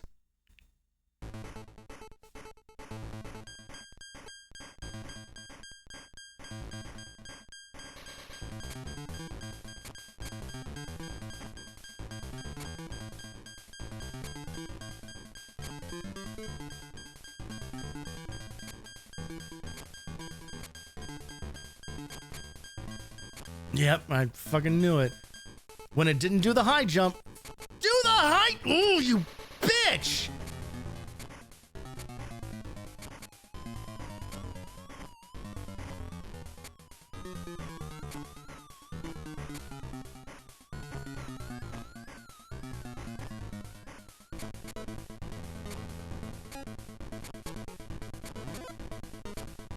Why can't you just do the things?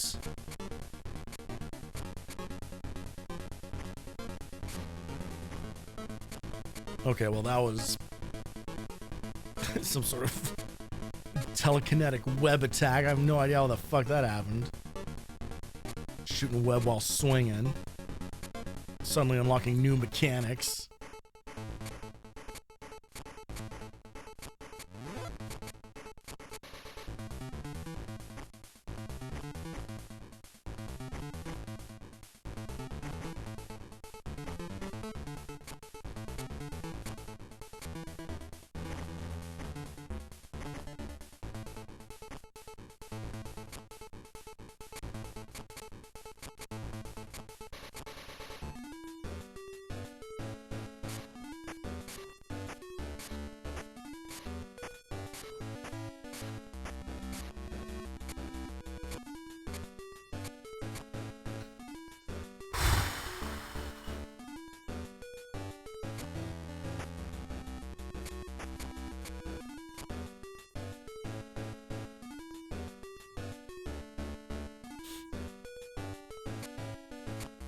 God damn it.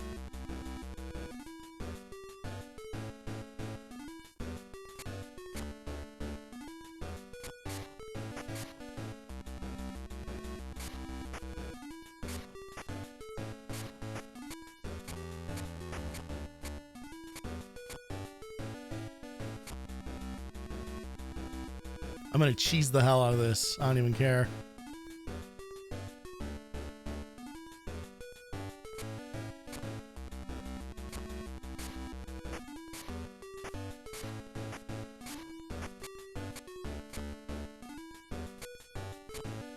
Also, I do not know how to do like the big web shot. I don't know if I'm missing a button input or something. I thought just holding the button down a little longer would do it, but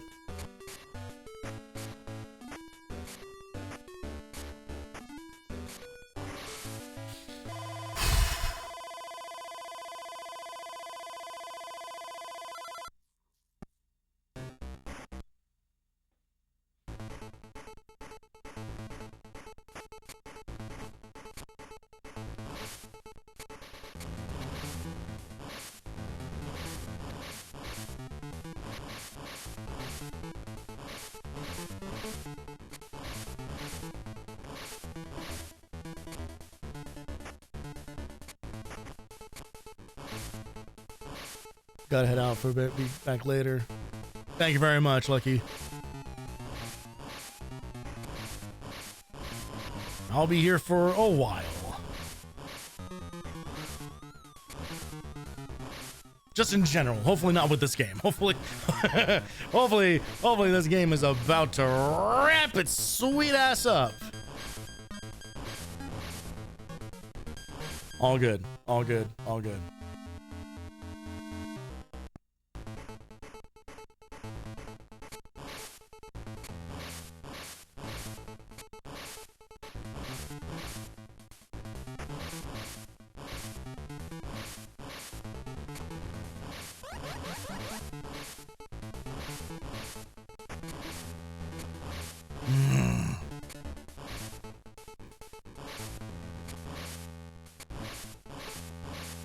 Fuck me.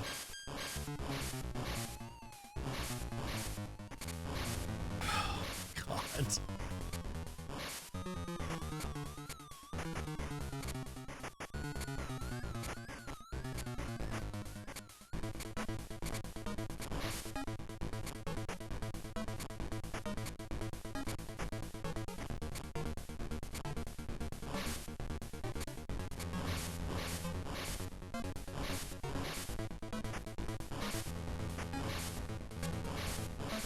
Are you fucking kidding me with this hit you in the toe bullshit?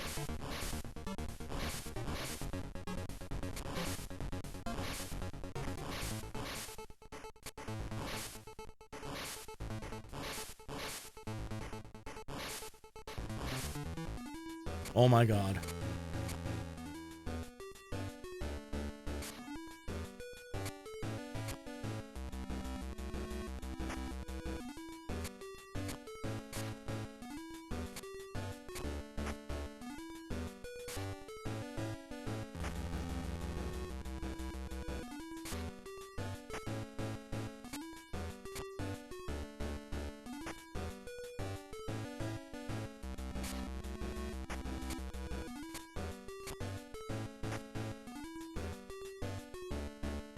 My heart is fucking pounding right now.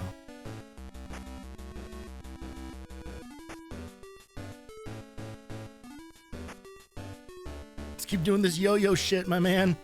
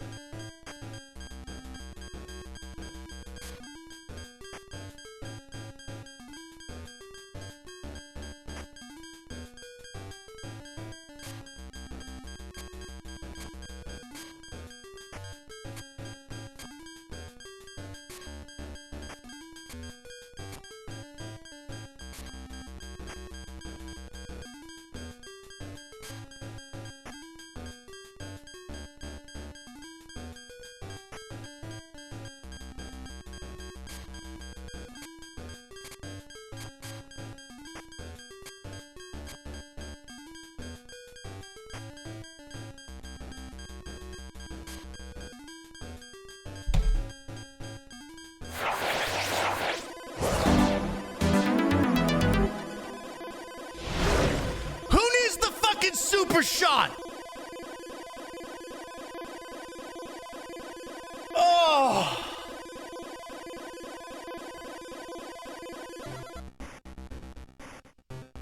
Don't worry, Mary Jane, you're safe now. Oh, Peter, I knew you'd come, but you really need some nicer friends. Game over. Fuck you forever. Didn't even get the top score. even amongst all of that, and I put in the wrong, yeah, BK9, that's me.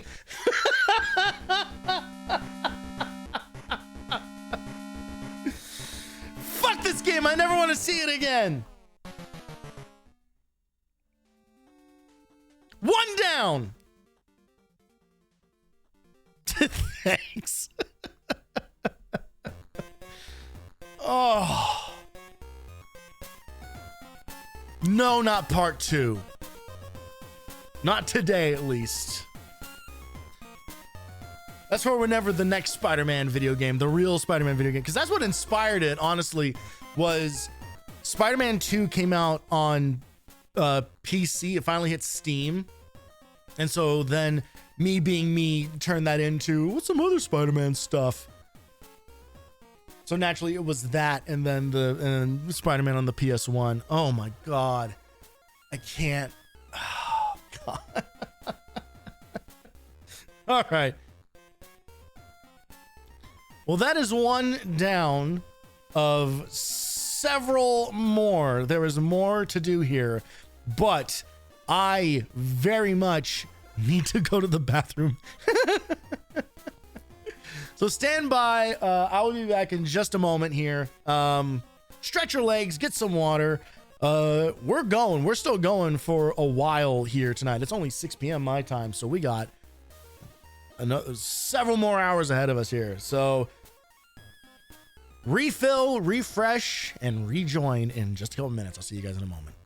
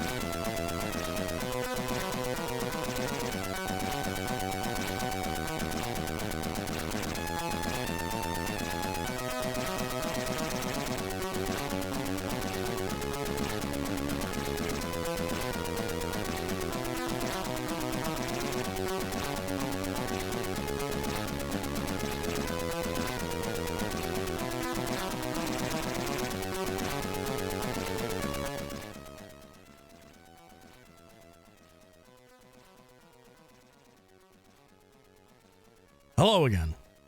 Welcome back. Oh, man. The sheer relief of knowing that I never have to deal with any of that again. I could just hang out here with me and my friends, the lickable chalk stamps. So nice. All right. Well, that's one down. Unfortunately, we are still in the double digits on the backlog, which means that we ain't done. Not by a long shot are we done. And the next one, we're staying on the Konami train. We're staying on the Konami train. We're staying on the I said staying on the Konami train. What the? Oh yeah, because Rocket Knight. Yeah, okay. Yeah, obviously that was LJN. Spider-Man was. But we are staying on the train of not very good controls. And the train of annoying bats. Those are your hints. But before any of that, let's dive back into this madness. See what sort of shit we can get up to. I was immediately intrigued by these. I held off on these until coming back, but these are like little, they're like little ring chips. I see no information on what these could possibly taste like.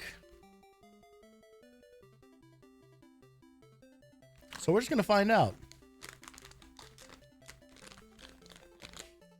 By the way, there's still a fair amount of Texas corn left, which surprisingly I think has been like the best thing in here so far. Why did I open these like a dickhead? Why did I do that? Well,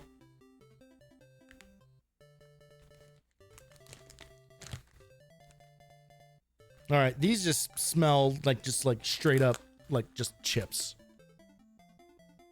So tiny. Yo, they got a good crunch on them though. Those are just straight up potato chips. Plain ass, good old American potato chip. Just in a ring. That's kind of crazy how much more satisfying that is. I mean, this is truly like a one-to-one flavor match of like Ruffles. Like literally the same thing. But just in little rings and with a way better mouthfeel on them. I'm super into that. That's why I opened it like this.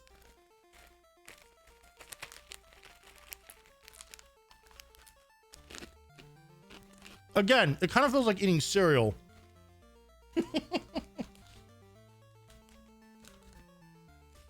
These are very good. If I don't put these down, I'm going to house this entire bag. Those are A+. Which is funny because there's basically no flavor on them. It's just salt. But it's a very light salt. Those kick ass. Those are great. I would love to find like a full-size like bag of these. Which I probably could. I could probably find a number of these things probably here in town. Because we do have a lot. We have like a fair number of like Asian markets here. We have like a whole like Chinatown, and which it's called Chinatown, but it's kind of a catch-all. There's a lot of Korean stuff, a lot of Japanese stuff there as well. Pretty much all exclusively delicious. Like there's some great restaurants down there. There's a Korean fried chicken place that does like boneless. I think it's just KBBQ, I think is the name of it. Fantastic. Oh, it's so good. And like their basic hot sauce on their food is like most places like their one is most places like 8. Like it is a wild amount of heat, but god damn it is delicious. All right, I need to know about these weird little squares. And I'm going to go with the one with a picture of the cherry on it, because that's a flavor that I know. This comes with a toothpick. I'm guessing these are like mochi squares. I hope they're mochi squares. I do enjoy some mochi.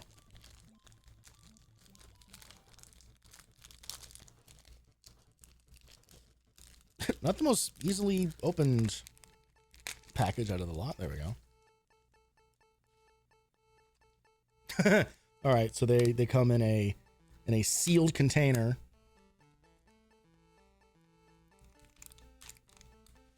Aha, we've exposed them.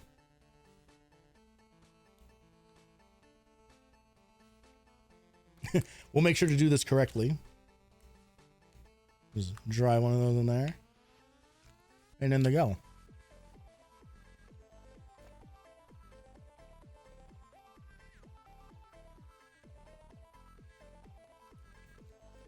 If this is mochi, it is not the consistency of a mochi I've ever had before.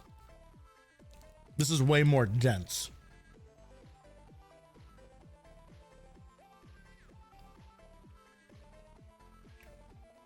I'm not crazy about the taste of those.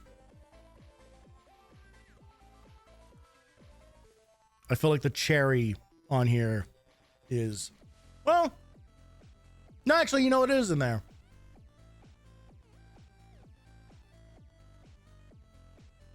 It's like vaguely like maraschino cherry-ish, which I do like maraschino cherries. I know a lot of people find them gross. I'm not one of them. But there's something like off about these that isn't quite hitting correctly. But since we're here, let's try the blue ones. The blue ones are flavored like blue. So that's probably good.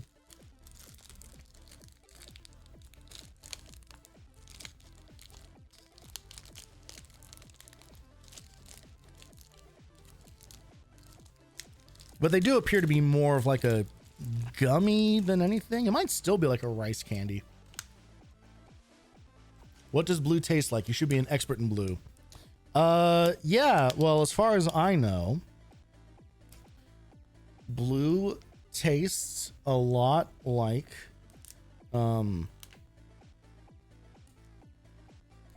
passion for art and entertainment, passion for storytelling, an inescapable obsession with nostalgia, and a general lack of patience for bullshit. That's basically what blue tastes like. Oh, Jesus Christ. Also, like a bottomless void of self-doubt, imposter syndrome, and a general primal desire to just be loved.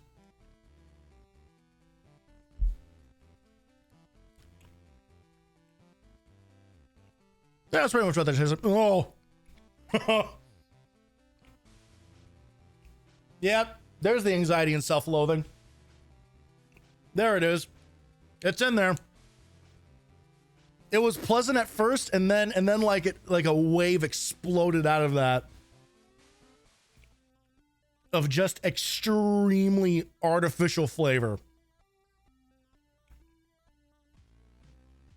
I have no idea what that taste is supposed to be.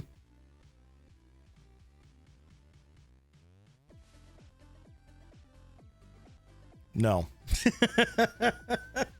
The answer is no. Can I see the label? Absolutely, you can. And this has really like big, clear writing on it, so this might be pretty easily translatable. There you go.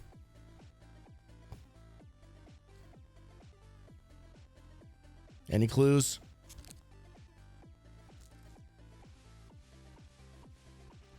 Cider. Oh, it's a glass.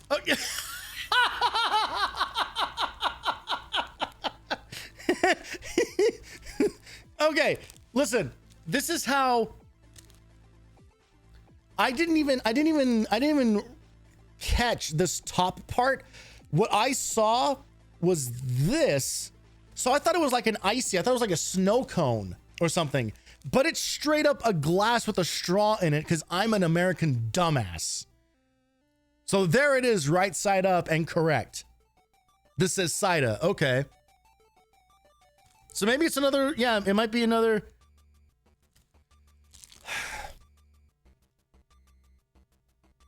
It also literally says the word soda pop on there. It doesn't seem to be focusing very well, but it literally says soda pop. There it is. I'm too stupid for this world. Obviously, that doesn't look like the word soda pop when you're seeing it upside down, which is obviously the right way to look at the label. Soap de pop.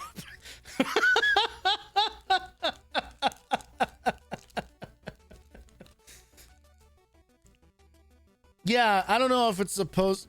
I guess there is. I guess I've had like ramen that has maybe kind of had like a similar flavor to that.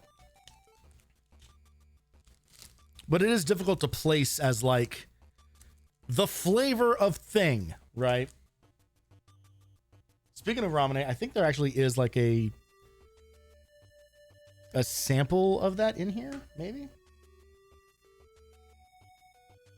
This is another cider flavored thing. This one says juice cider right on it. Oh, but it's like a tab? Am I supposed to put this in water? Or do I just put these it's like is this Alka-Seltzer? Did they give me an antacid? I'm gonna need one after all this fucking candy and chips.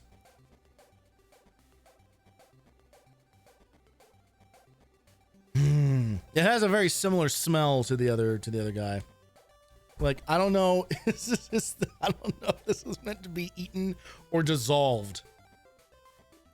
Well, I guess one way or another it's going to dissolve in my mouth, isn't it?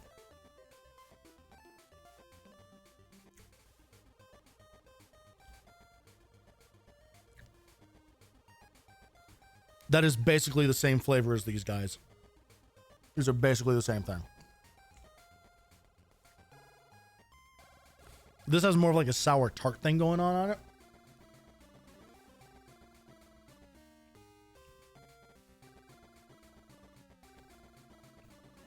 It's a little better. The little square guys, I don't know what's going on there, but it just it moves. There's too many stages to the squares. All right, we're getting down to the bottom. Oh, here we go. Oh, Jesus. We got some kind of like cracker cookie. Yeah, plop, plop, fizz, fizz. That's the sound Alka-Seltzer is.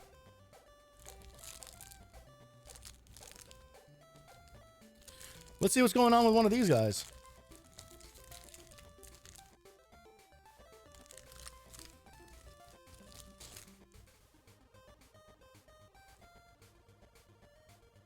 It just smells like cracker. There might be nothing to this.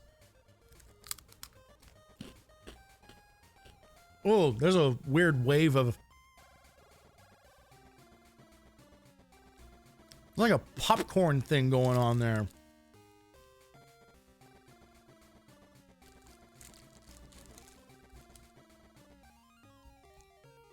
I don't know if this is like a shrimp cracker or something.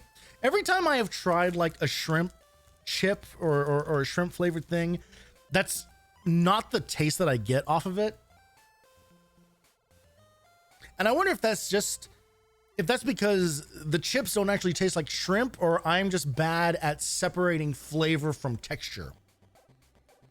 Because the idea of shrimp being crunchy, unless it's like a fried shrimp thing, but the idea of shrimp in a chip format just does not translate to my taste buds correctly. But I'm very sensitive to texture.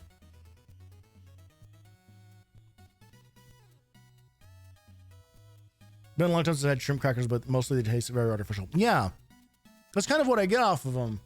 Because I've tried like multiple brands of them. I remember trying one that was like a spicy shrimp like fry. That were pretty good. Like those were okay. But other than that, it's kind of the flavor that I'm getting off of this. It's just kind of like there's some kind of seasoning going on this, but it doesn't really taste. It tastes like a bunch of things all at once, but nothing that's kind of like, oh, that's palatable.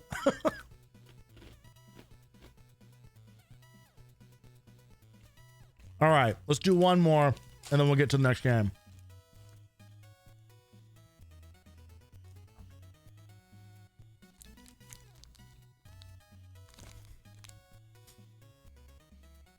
What do you suppose is in this dangerous looking black label? What definitely feels like a hard candy.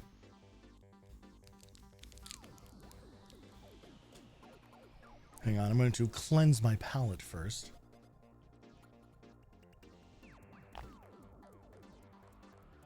Because that cracker has coated my entire mouth in whatever that seasoning is. Red and black makes me think danger. That's what I think too. But it also makes me think, you know, Les Mis. And that's a good show. So maybe this will be a good candy. Uh-oh. All right, so we have a Chaos Emerald here. I will say, maybe it will be the best candy. Well, I can tell you right now, it doesn't really smell like anything. And I can see that there appears to be like a center, and it's not going to read on camera, but there is definitely like some kind of like liquid center or something on this.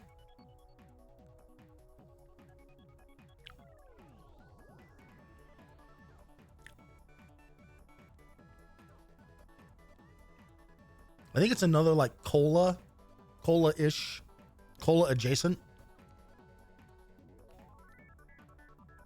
I think it's like a chocolate cola thing. It's actually really good. I really like that flavor. I was expecting that to go like so bad. I was expecting that to be kind of like, all right, well, this is going to set your tongue on fire and turn your eyes bloodshot. It's really good. I could see this being a thing where most people would probably try this and be kind of like, that's disgusting. What are you talking about? I like that. We'll see what happens. This is a good one because I'll give me a chance to like, kind of like, you know, suck on this for a while and then get into the next game. And then maybe once I hit that center, the whole thing will go bad. Yeah, what's in the middle? Exactly. I don't know. We're all going to find out together, and we're going to find out in real time. While we wait for that to happen, let's get into the next game on the backlog, which is the most recent game that we have played, actually. We're going to take another stab at this one because I think I was just impatient. I was just doing a bad job of playing the game the way it's intended to be played. So we're going to play this with a fresh pair of eyes.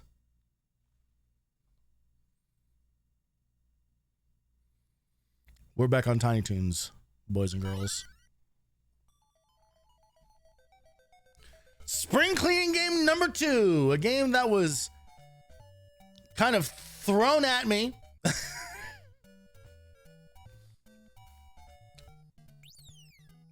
Yeah, yes, bunnies.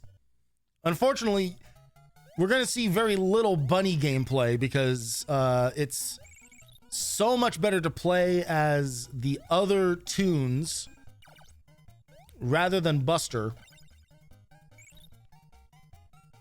But we'll get a little Buster action.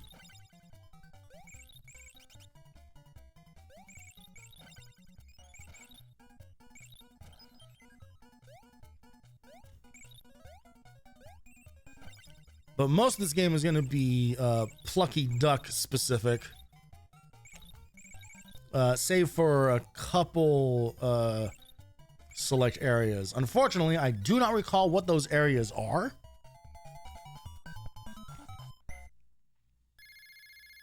I did not commit enough of this to memory. Ducky did go down the hole relevant. Yes. At long last, we can finally start saying it again.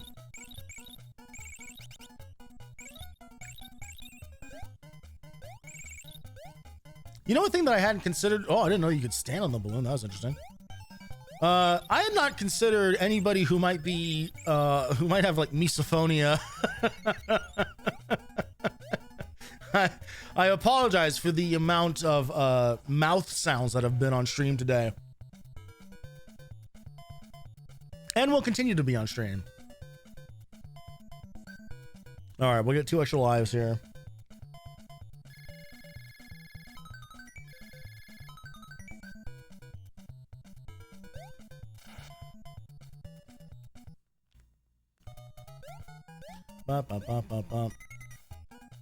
You're pretty clear about it's okay at snack time.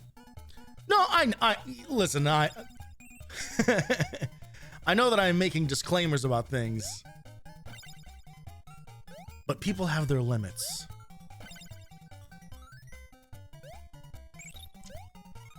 I will say that a big like a genuine problem that I have, and I've talked about this on stream before, is like really like filthy eating, like really like mouth open, food on face type shit, like that, like genuinely makes me gag. It's why like I love Game Grumps and I love the 10-minute power hour. The 10-minute power hour is one of like one of the best things going. But Aaron Hansen, like on purpose, eats like an asshole on the food episodes, like just smacking his lips over and over and making a huge mess, and I can't stand it. It drives me up a wall.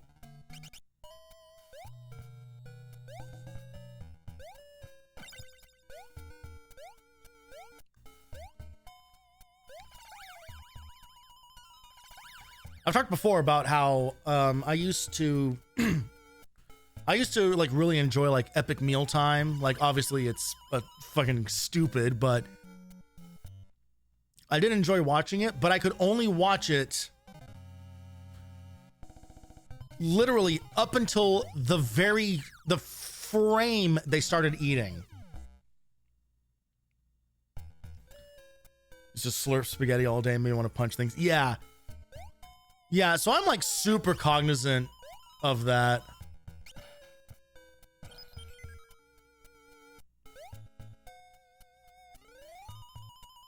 That's why it's like sitting here like streaming and talking with a hard candy in my mouth, just kind of like oh no. I try to be good, but sometimes I sneak a gummy candy on stream. Yeah, I mean, you know, you gotta keep the calories up.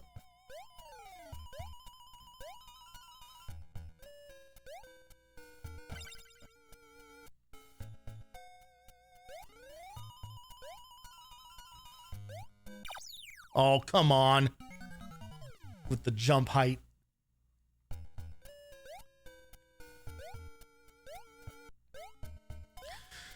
Now, the thing that I do not remember is if this game has limited continues or if you can just keep throwing your face at it again and again. I'm pretty sure it's unlimited continues, if I'm remembering correctly. Hopefully that's the case, because that means that we can, in fact, like actually keep trying, but I seem to recall an instance of needing to like restart the game. Oh, for fuck's sake. And for reasons like that.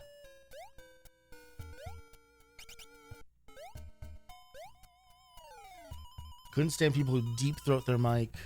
Back in various. Yeah, I gotta say, there is...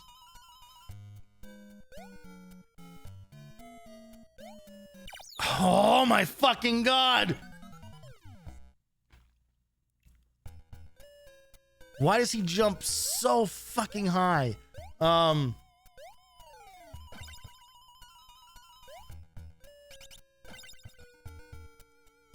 One of the, I was talking at the very beginning of stream about like how some people, like a lot of streamers don't have like any kind of like media training or like performance training or whatever. And then they kind of got into like a larger conversation about like persona versus your authentic self and everything. But there is also another angle of it, which is just a lack of of like mic etiquette, like people. And don't get me wrong, audio is very, very difficult. I barely understand it. I have had to use a tutorial video for every part of my audio setup. God damn it, you can only hit that guy when he's not vertical, I guess.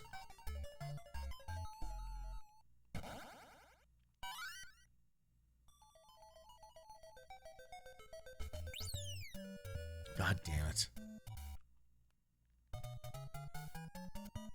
Okay, I need to remind myself, does this game have infinite continues? Because if it doesn't have infinite continues, then I just need to restart.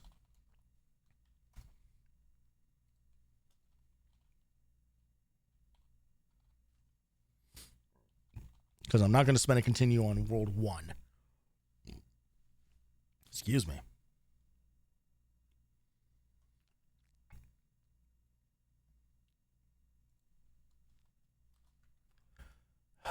Just gonna put quotes around the word continues.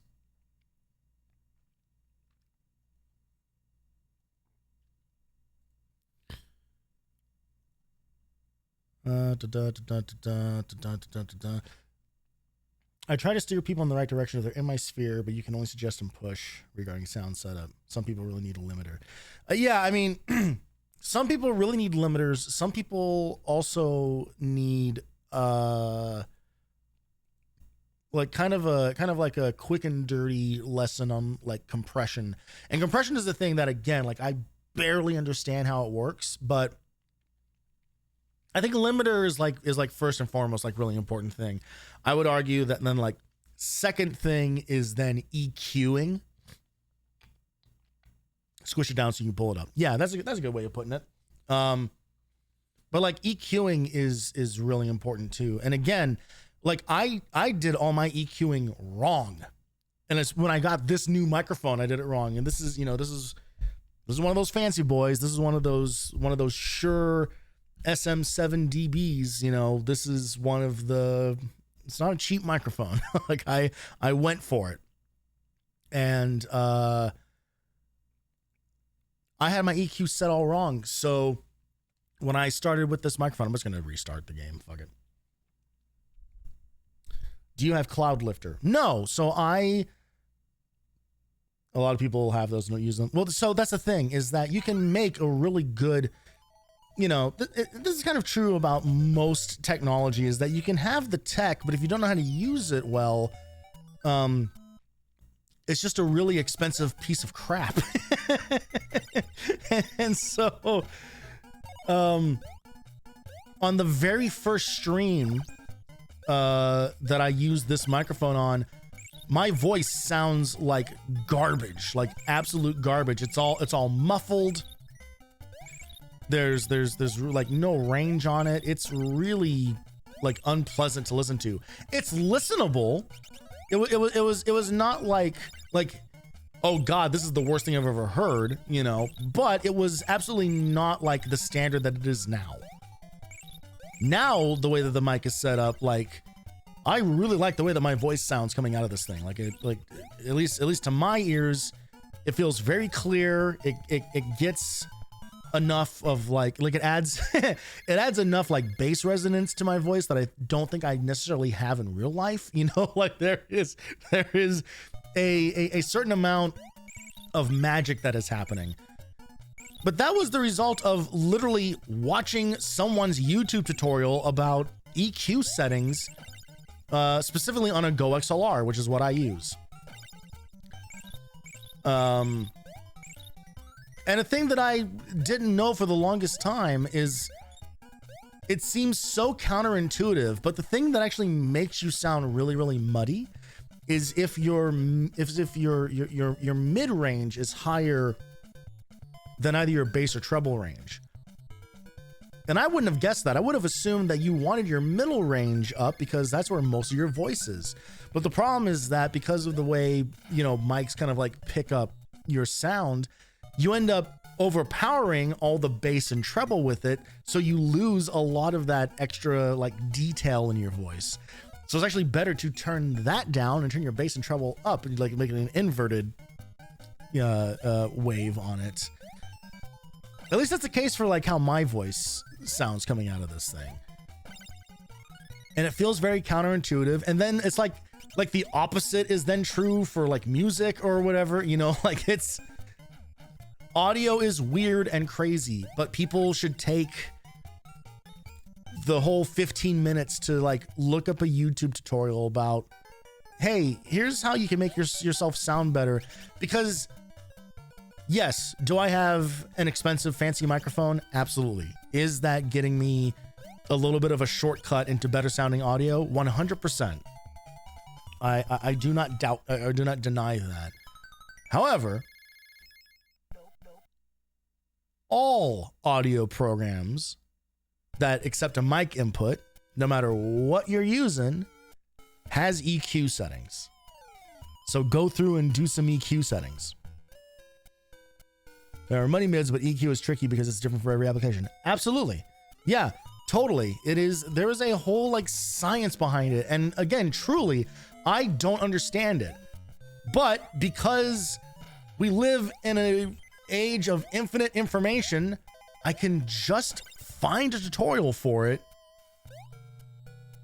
follow someone else's values one-to-one, see how that sounds, and if I don't like it, I already have taken enough steps where I'm in a better space than I was before, and I can adjust from there rather from zero, not knowing what the hell I'm doing at all.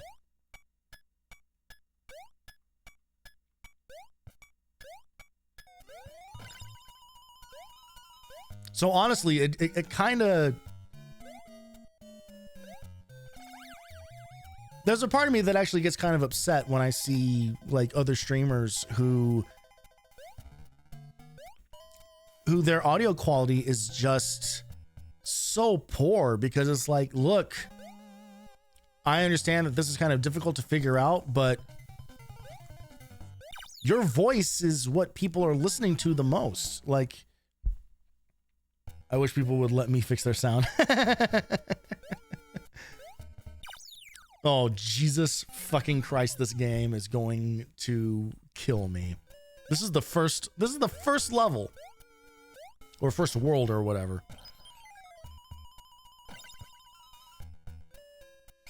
I also think I'm getting close to the center of this candy. So if my head suddenly explodes, you'll know why. Because the candy was filled with gunpowder. That was the trick. Oh, right, that's a heart down there. I should actually spit. Why haven't I been getting that the whole time?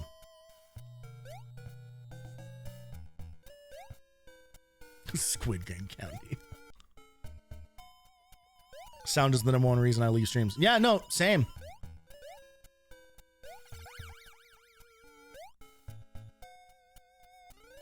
I can deal with like a slightly lower frame rate or maybe like a not so awesome bit rate or whatever. But if your audio, if your voice sounds like garbage because you didn't take the time to set up your mic correctly, I'm not going to hang out.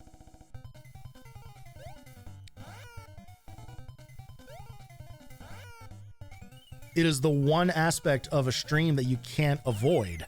There we go. Fucking finally. Because think about how many streamers you quote unquote watch, but they're actually just there for background noise. Hell, some of you might be doing that right now with me, you know?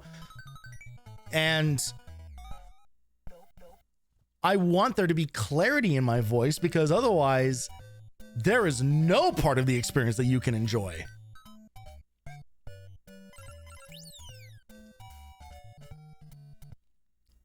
Okay. I'm just going to crunch through.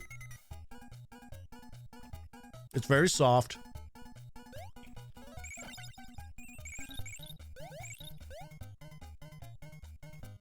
It's the same flavor as the rest of the candy. It's exactly the same. It's just like a chewy thing that's now sticking to all of my teeth. Otherwise, it's literally identical in flavor. Which I guess good news for candy enthusiasts, if you like this flavor, hey, guess what? There's more of it. Bad news if you're a streamer trying to make hilarious content where it's just like, oh yeah, I guess it's still just good.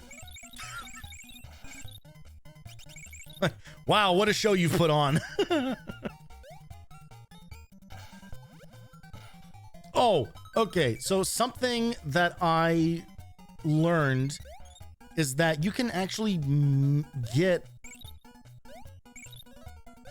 if you finish a boss fight with matching digits in your carrot count, so 11, 22, 33, and so on, it spawns like a bonus boss fight, where if you get past that, you get 3 extra lives out of it.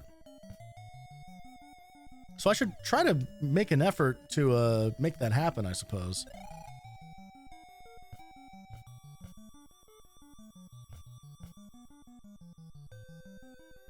Yeah, very anticlimactic.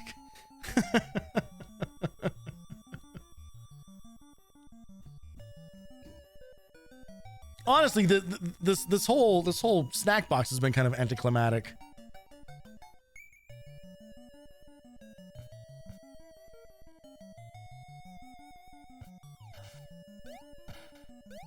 Not that I like want a bunch of bad things to happen to me, but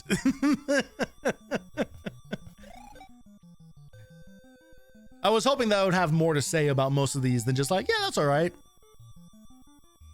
Because unfortunately, that's kind of what happened last year with the Turkish box. Was kind of the same thing. You're just like, yeah, that's okay.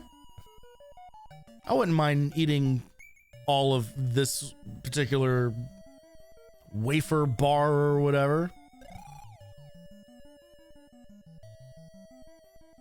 Get Valeno to handpick some for you next year. I do not trust that man to select anything that is going to go inside my body. There are some things I will trust him with.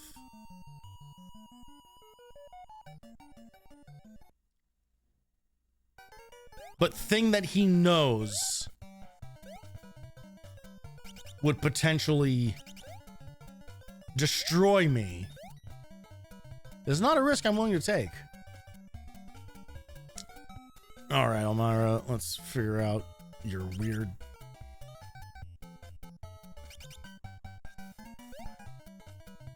Oh, fuck me, god damn it. Oh, she sends us all the way back to the beginning of this bull... Oh!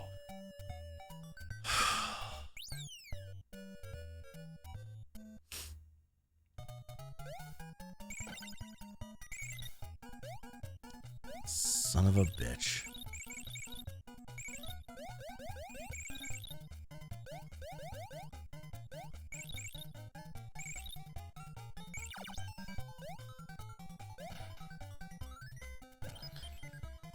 Okay, well.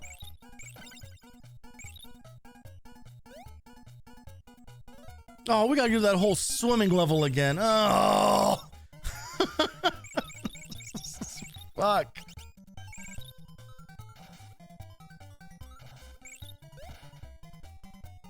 Oh yeah, there's also kind of this bullshit thing where, so we have 99 carrots now, but the only way to get extra lives is by finding like a hidden door that Hampton is in to actually convert those into lives.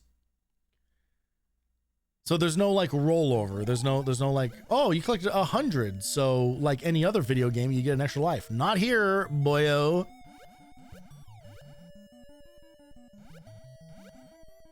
However, we do get extra lives for total amount of points, which I don't actually know what the thresholds are. They feel very arbitrary.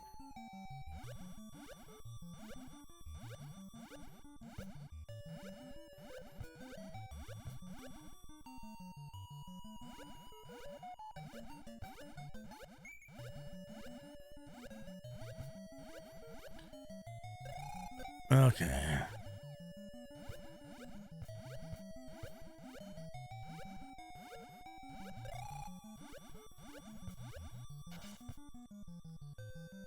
All right, easy enough. So it's just a matter of just waiting this out until the door shows up. Which is this is such a weird mechanic. These Elvira rooms. Or Elmira, excuse me. Nope!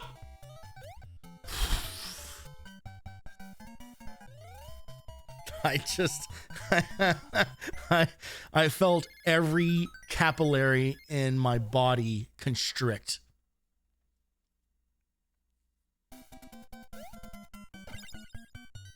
Right, pirate ship time, of course. So this is why we bring Plucky along for this, so we can like skip a lot of this shit. Oh, fuck.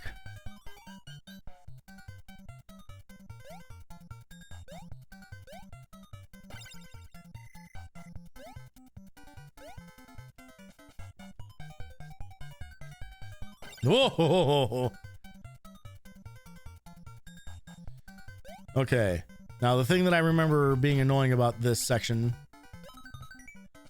is that some of these boxes and barrels just randomly do damage to you.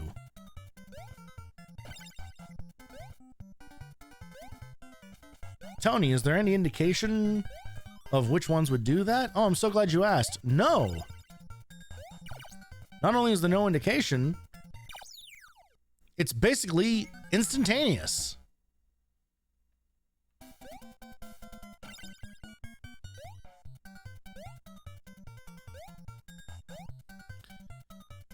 All right, Plucky, let's actually skip the whole level this time, if you don't mind. Thank you very much.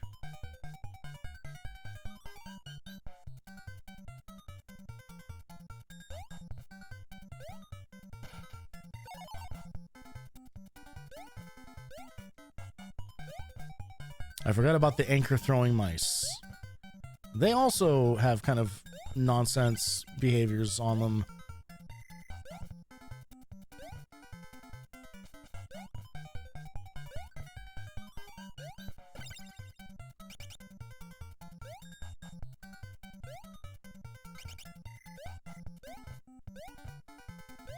Okay. Yeah, so these are the barrels that will just randomly hurt us. And then, oh, God. Oh! I'm so annoyed. So annoyed.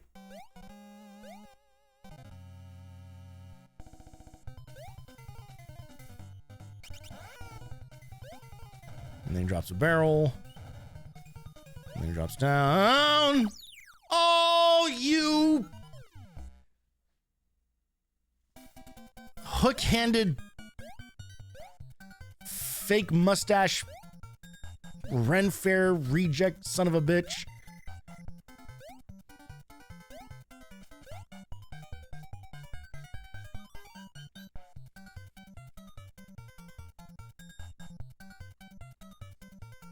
No checkpoints, by the way, in this game. It is just it is do it in one.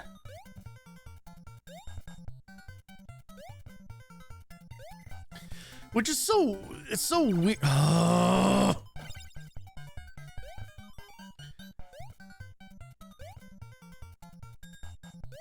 There are so many instances of stuff like this from this generation of like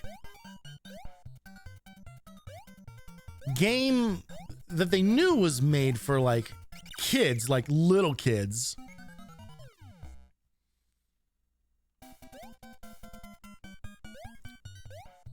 And still like full of just really brutal difficulty. Specifically about stuff like this, like no checkpoints, single hit kills, unless you find the heart, and there's not always a heart to find. Shit like that, where it's like these guys are not on some sort of like preset thing, so if that happens, you know, like it's fucking brutal. These old games are.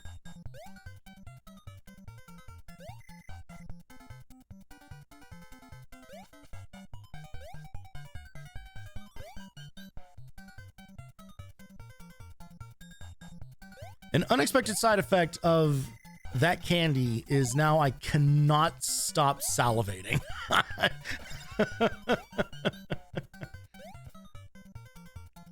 Which I guess is better than what usually happens, which is my mouth gets super dry when I stream, but...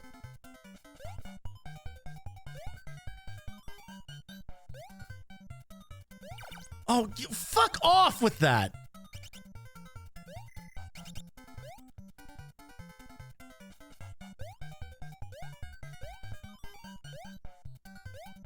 Like, I would love to go into the boss fight with both hearts, and that's just... It seems like this is not going to be an option. All right.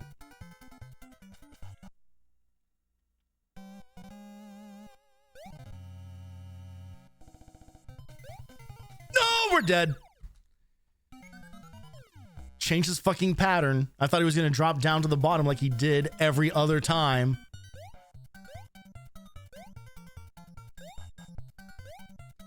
We have burned through so many lives.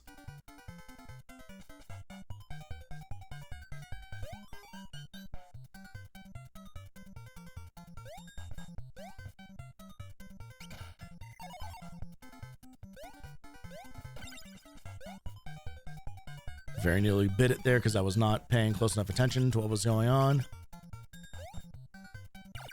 Please! Please with this!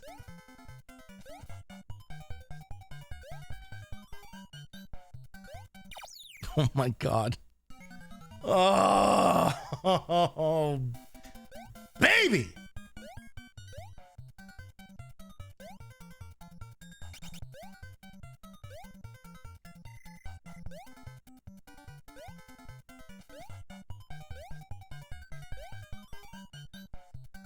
I should just start every stream with Rocket Knight.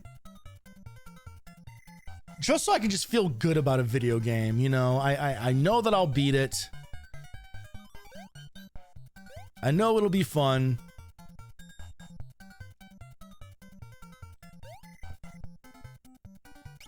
I know that it'll only take me like 40 minutes to do. And then I can go suffer through the rest of this nonsense.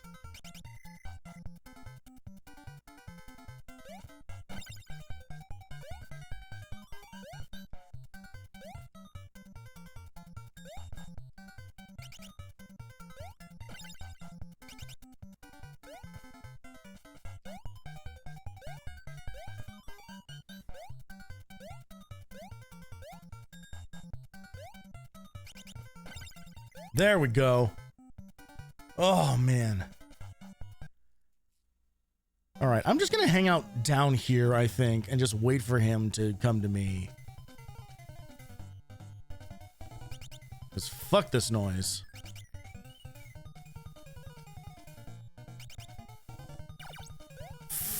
Are you serious?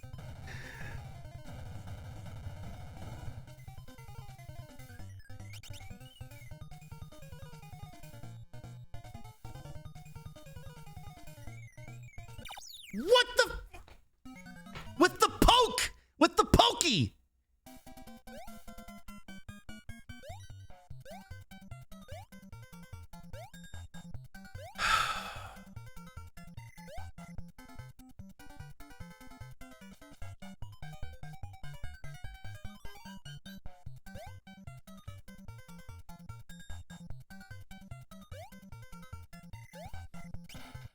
You know what the worst thing about this is? Is that on the first stream that I tried to do this on, Honorai was here talking about how he loves this game, played it a bunch as a kid, really enjoyed it. And so I felt, you know, like, well, I don't want to be like overly critical of the game or whatever, you know, because it's always nice when someone you know has like fond memories. That's kind of like the whole point of a lot of this whole streaming thing, is like celebrating these games that we grew up with. But then that smug son of a bitch, the night after I rage quit out of this game, posts in my Discord a screenshot of him unlocking the retro achievement for beating the entire game without dying. And here I am, World 2, and can barely make it past the rats with the anvils.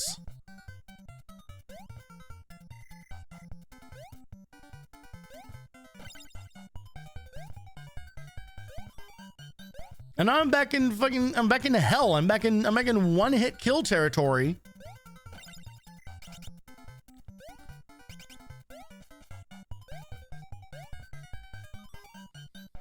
We all have our games that are muscle memory ingrained. Absolutely. Well, that's the thing. So, like, Rocket Knight is that for me, you know, which should have been pretty obvious.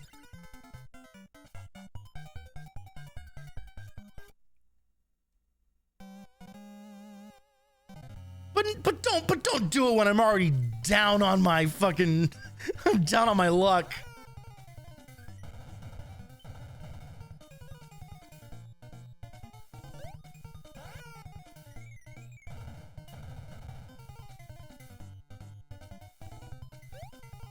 Got you, bitch.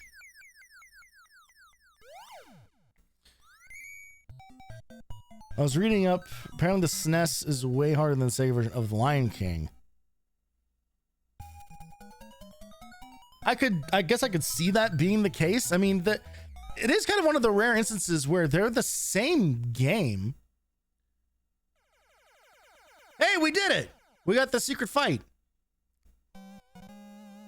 If we do this correctly, we'll get 3 extra lives out of this.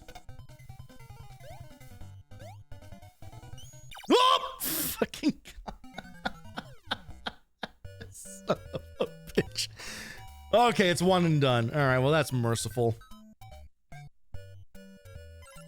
All right, I think we want to switch to Dizzy here now. Some of the maps are slightly different for some reason. Well, the reason probably because they are so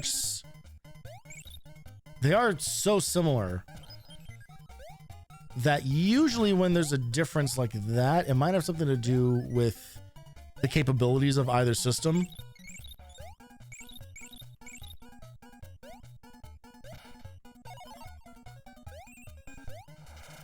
So it might have been that, like, one level layout maybe had more like verticality or something going on in it, or something that was more difficult to pull off on one of this. Oh, that's fun. What a fun mechanic to throw in there, where he'll break the boxes we need to stand on, but they'll also throw an owl at us. Oh, this game.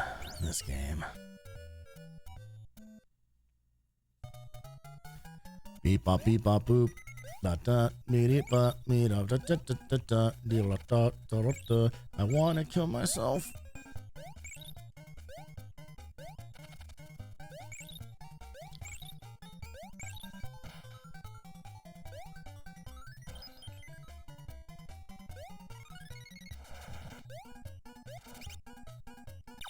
Oh, son of a bitch. Oh man. Right, there's no point in holding down run with Dizzy because he just does a spinneroonie. He's tiny, he's tuning, he does a spinneroonie.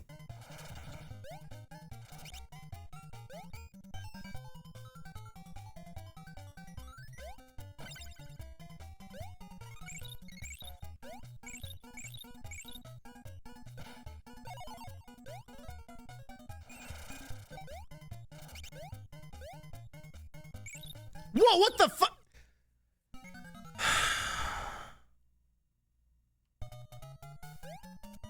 Love a platform you can just phase through.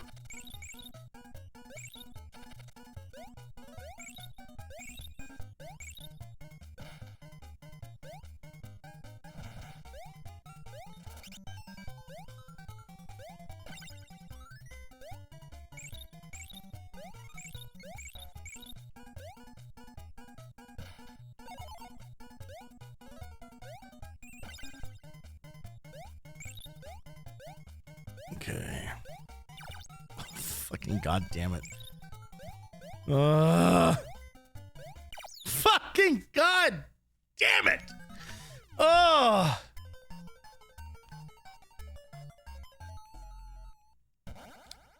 Video games are a mistake.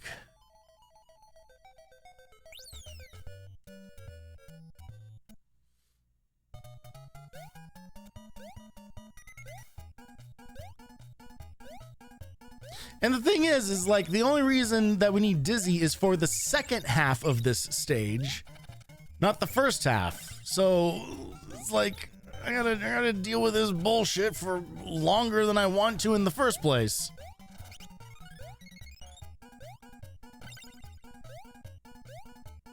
No sprint, low jump, son of a bitch.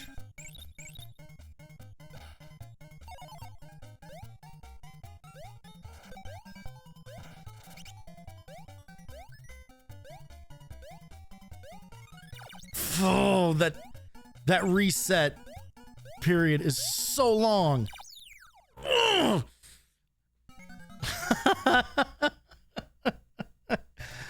God.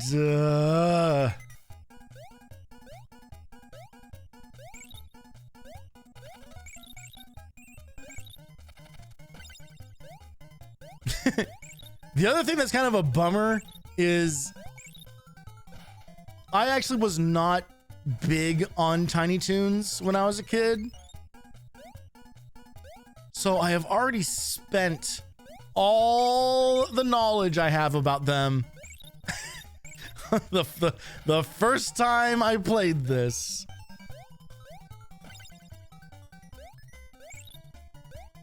Yeah, sorry if that is a shocking revelation.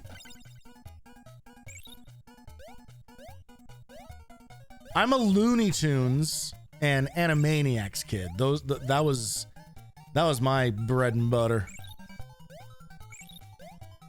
Like, original Looney Tunes cartoons are still like absolutely timeless.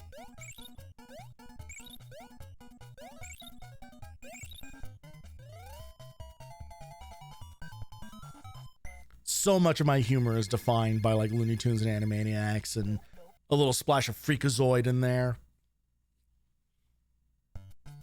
All right, this is why we have Dizzy, by the way. To deal with all the nonsense that this stage has to offer.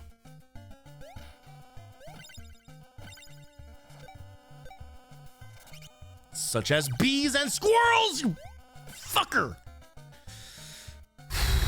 It's fine, it's fine, it's fine, it's fine, it's fine.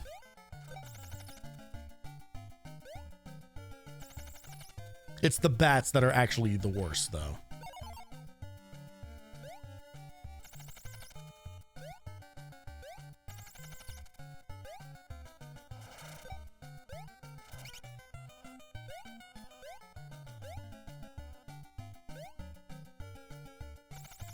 Fuck.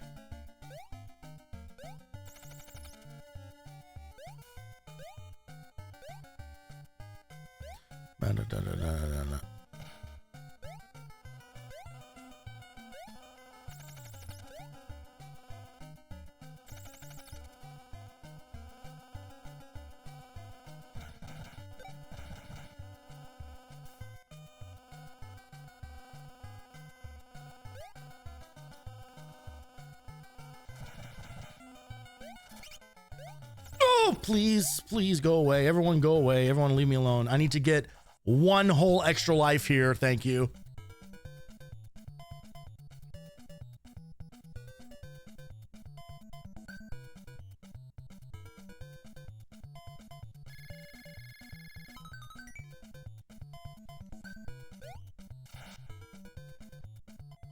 The only thing that I wish they had done with that room was make it take longer.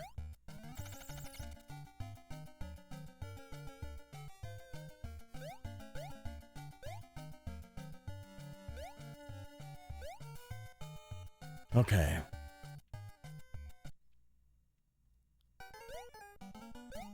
This room is pretty straightforward, just as long as we just hang out up here.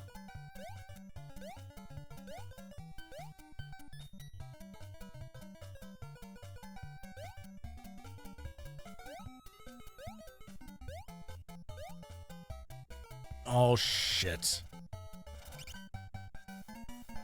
Oh, Dizzy's so fucking slow.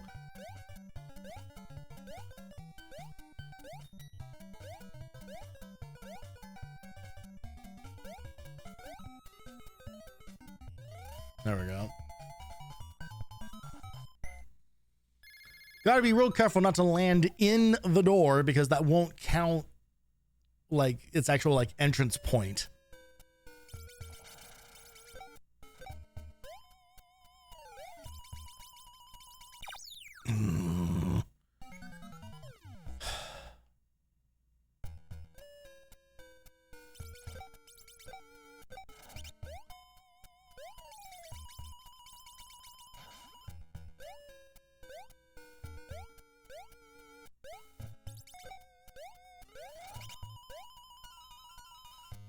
I do remember this being pretty short of a section, though. Yeah.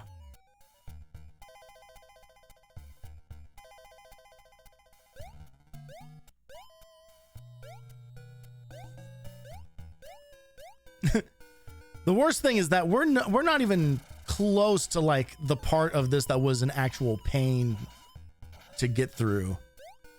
Like all of this is kind of whatever. And I'm struggling with it.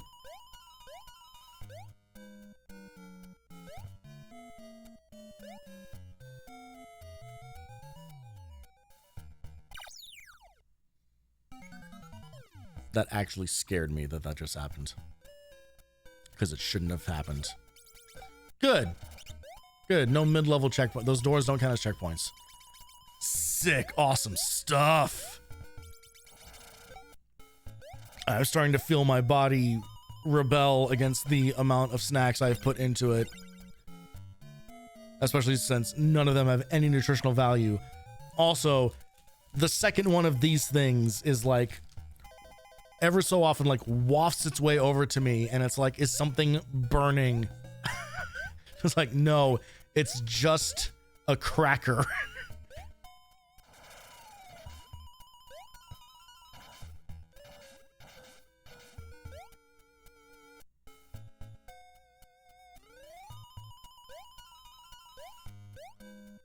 And honestly, that cracker was maybe like the one thing that I wasn't really hot on. I guess that and the funky squares. But mostly because I just can't identify what the hell they're supposed to taste like.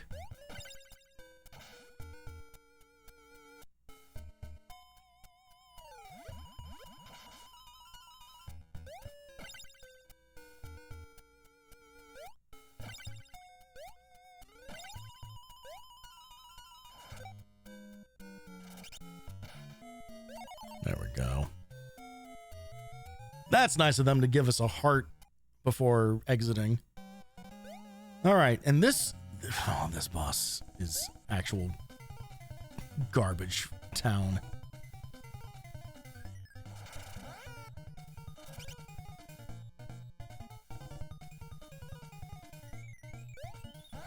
There we go.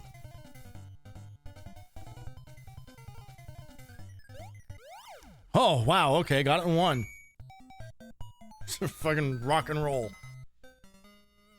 Bump, bump.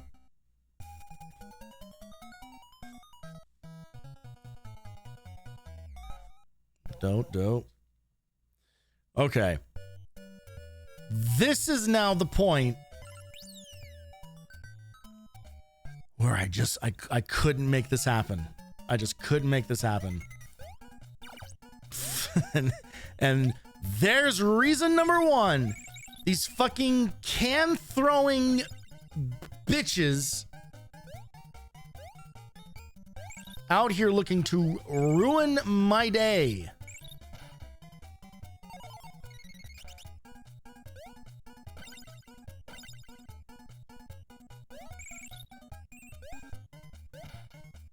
All right, Furball, let's do this. Furball's thing is that he can stick to walls, which will come into play later in this stage. Cool, we can't jump on top of those. Sick. Are you fucking kidding me with this box? What? What?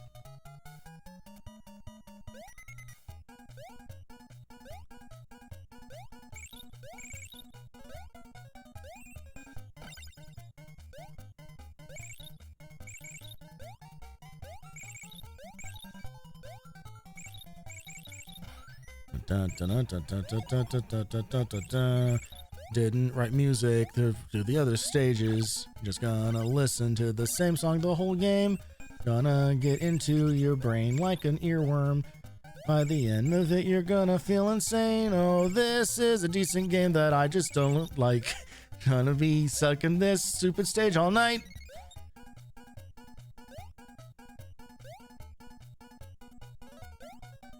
Oh, fucking goddamn it. Oh, baby. Jesus, where are you?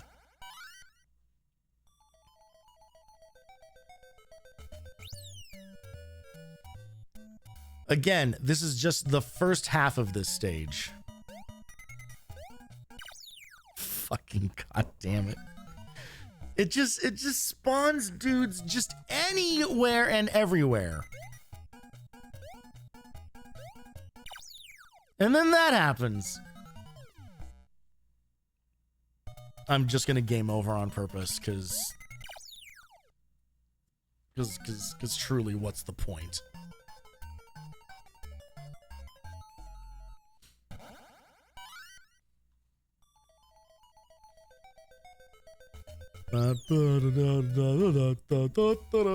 You use another continue on the same stage. Oh my god. Go fast until you shouldn't. Then go slow.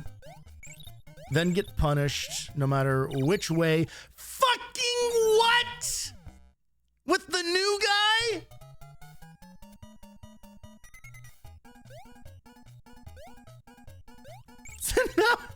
Now going fast totally pays off. What do you want from me, video game? What do you want from me?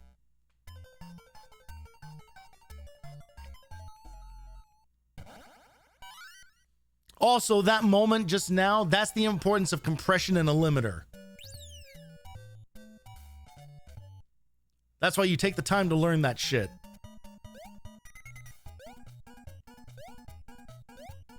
So that you can scream as loud as you want and no one dies.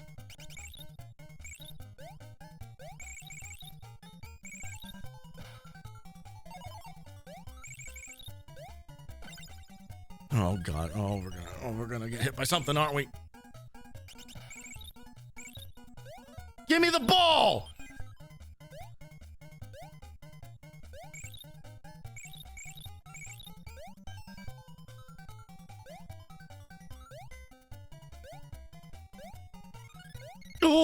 Oh, clutch.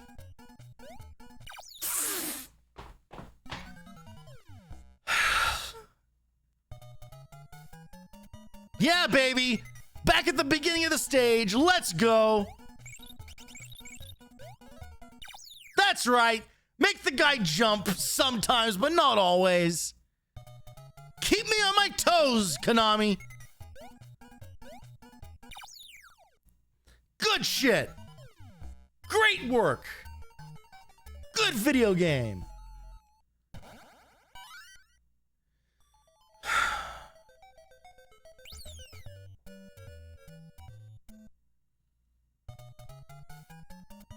I don't understand how anyone has the patience to put up with this. Just such a concentration of garbage. Yeah, that balloon doesn't come back. Ball balloons, you can get those all goddamn day, but you want health? No siree. That's at a premium, my friend.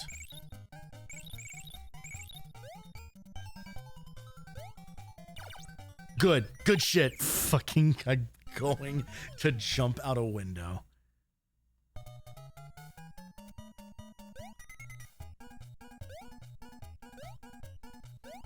Of course, if I tried to jump out a window, a dog would spawn inside of it and throw a fucking pot at me.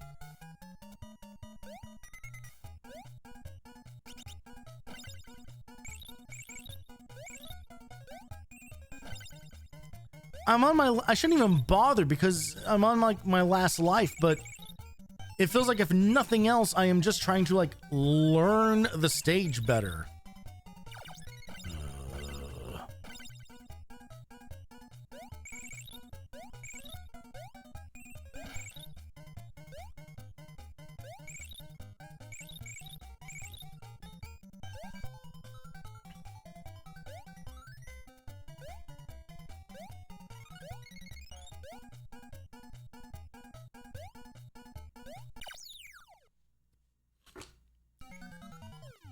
Like, it's not me, right? Like, we can see that and we can all agree that that sucks. That we take the time to, like, dodge the attack and then, like, he despawns and then respawns, like, a flash later.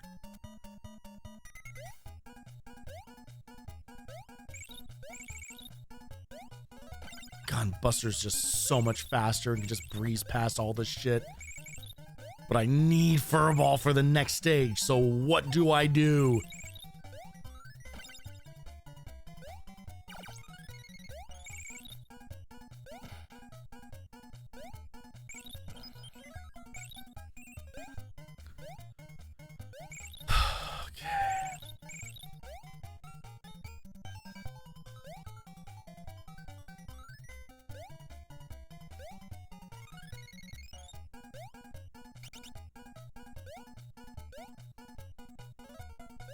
It's like a more annoying version of the Mega Man blocks. You know, the ones that appear and disappear all the time. Fucking what was I supposed to do there? I couldn't jump out of the way. I would have run into him with my fucking head.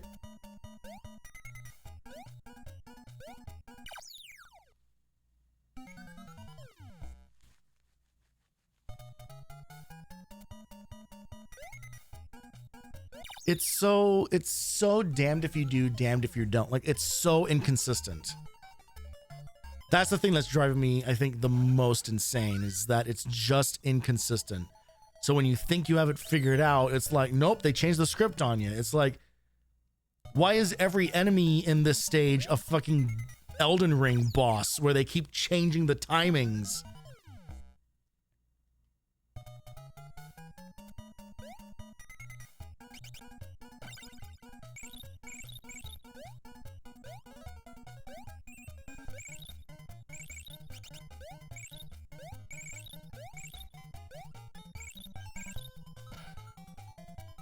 All set to this jaunty ass tune. Used to bring so many children joy, and here I am, my late 30s, feeling the blood pressure rising in my eyeballs.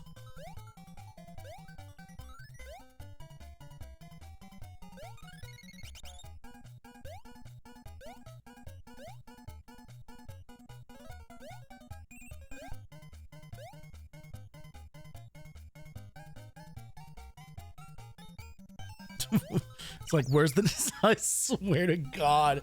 I swear to God.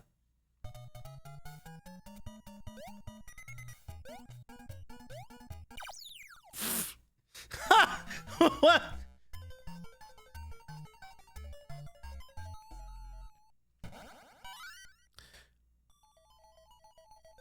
There are times when I'm streaming games like this where I feel like I must have done something in a past life that I am atoning for in this one.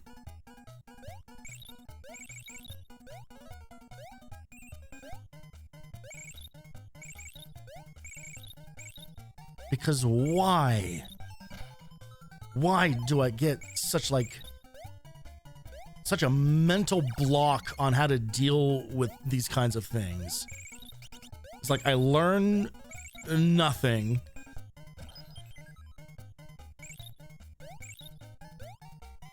I make no adjustments to my behavior.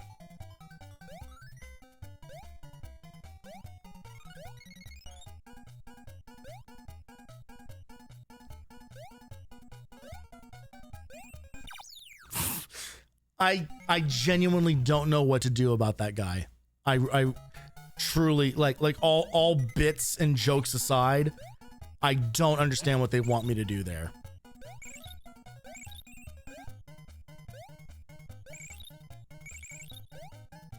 This game has enemy placement to rival that of Ninja Gaiden.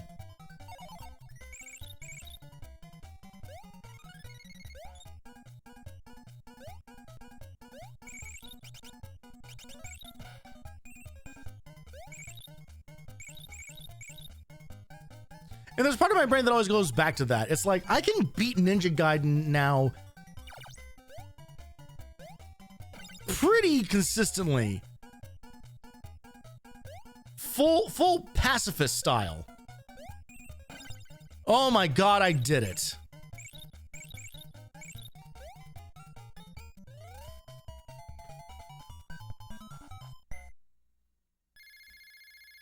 Don't nobody get too excited though, because we are so not out of the woods.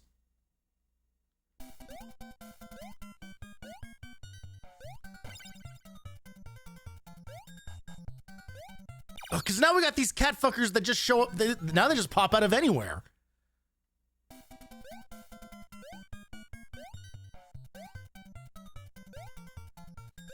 Ugh. And now we go back a stage. Now we go back a stage. I hate this game. I am so over it.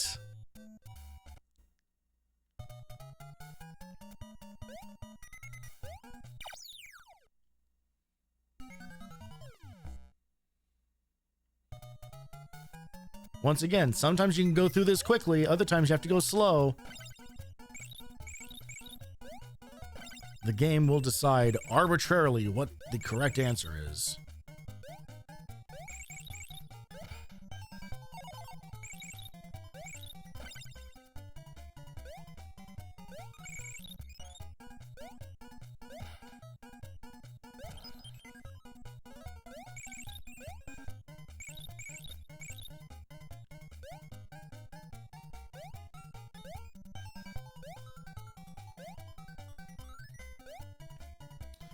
The only thing I can think to do is try to like get like on top of one of these dudes' heads. Ugh. All right, that's fine. That's fine. Just damage boost to the rest of it.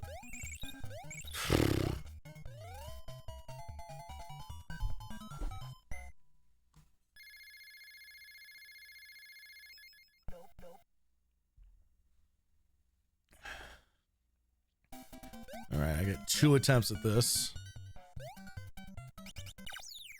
There's number 1.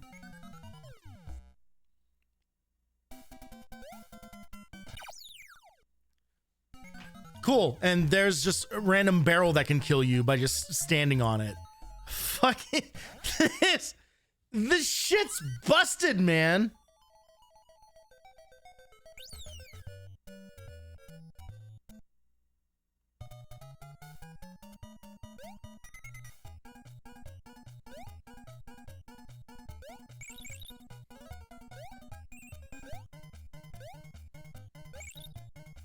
Yeah, exactly. Yeah. The hard but random part is just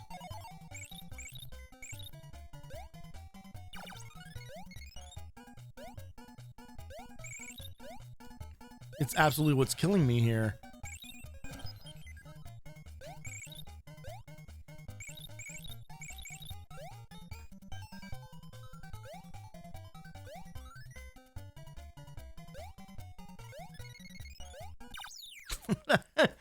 And then you get into like these like weird cross patterns that you can't do shit about.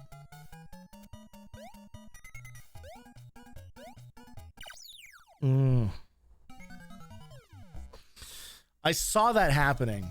Like I knew that was going to happen. I'm just going to game over here. Like I'm at the point now where like I have to get through this first part of the stage perfectly. Like I cannot lose a life on it, because then I have no life buffer to get through the second half. Oh, for fuck's sake.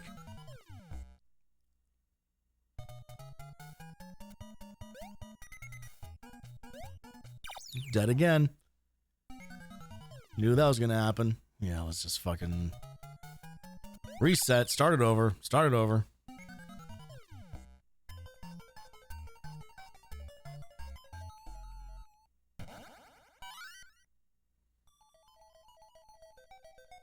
This is the danger of a game with infinite continues, is that in a game with limited continues, there are things that you can do to try to like set yourself up better so that when you get back to wherever your trouble spot was, you might have more resources available to you. In a case like this, we're essentially soft locked now. You know, there's literally no way for me to earn more lives. There's no way for me to like navigate this level in a way where, let's try switching to Dizzy. I don't know what the fuck else to do. This decision's probably gonna bite us in the ass, because Dizzy can't run, but Dizzy's the only one that gets any invincibility. So I don't know, maybe we can spin our way out of our problems.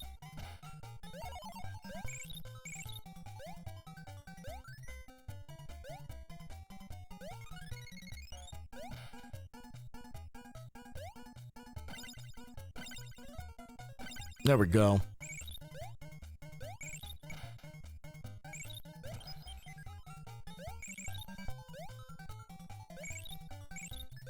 Does he break these blocks? He doesn't. Okay, good.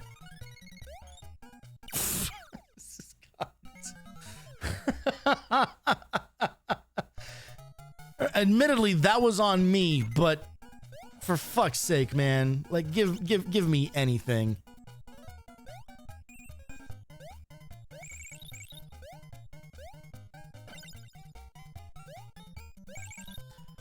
Just, I want that Candy spawn, please.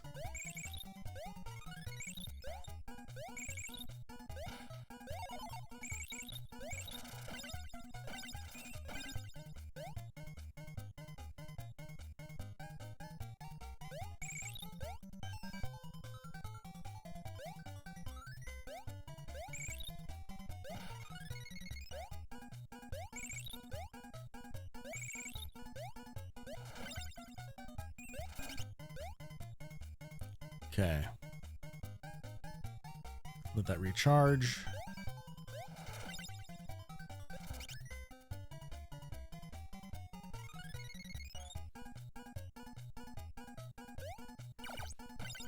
I swear to God I hit the button.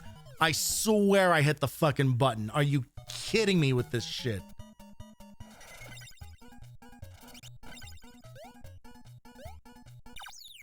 That was 100, that was absolutely locked down. Like that was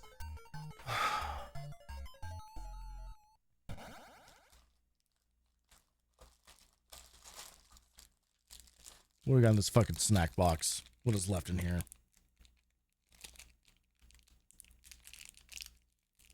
That feels like it melted and fused into it, so that's probably no good. All right, you know what? I've been avoiding whatever the hell this thing is. So let's just find out. Let's just find out what this awful vomiting horror face is. Okay, good. More sticks. It's more sticks. This is gum. I can tell already that this is gum. It smells like gum. It's got the consistency of gum. Is it going in? Is it coming out? Who knows? Indeed. Well, it's going into this one.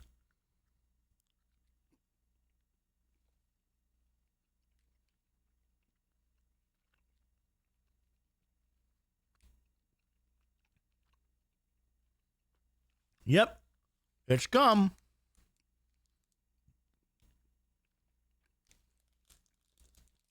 Great. Just what I need when I was worried about people getting upset by the mouth noises. Just a full-ass stick of gum in my mouth now. It tastes like nothing. Think of any childhood gum you had. It tastes like that. Oh my fucking God.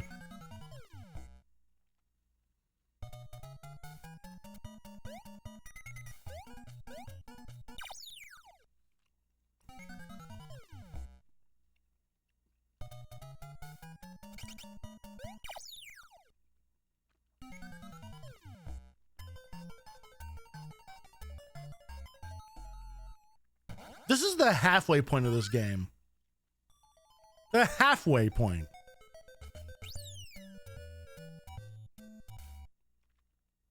And just like the first time, I can't get past this one fucking stage. It's so broken.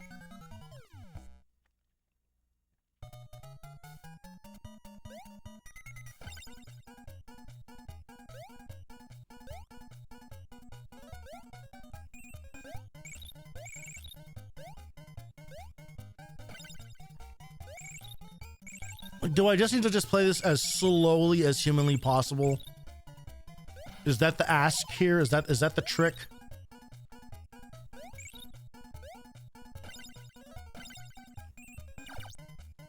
Oh my God.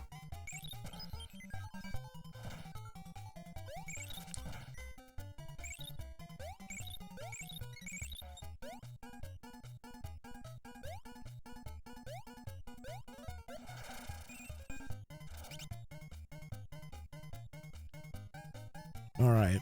Spin before jumping, apparently. That almost didn't fire. That almost didn't work.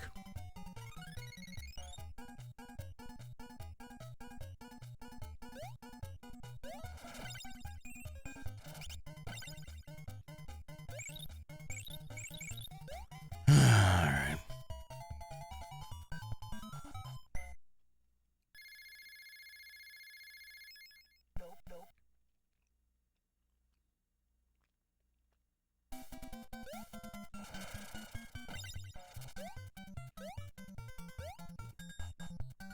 I'm just gonna like just like spin through this whole fucking level. Oh my God, I swear it's listening.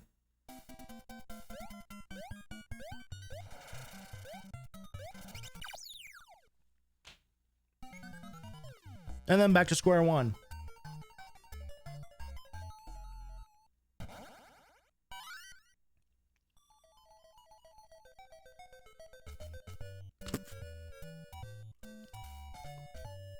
Oh, good.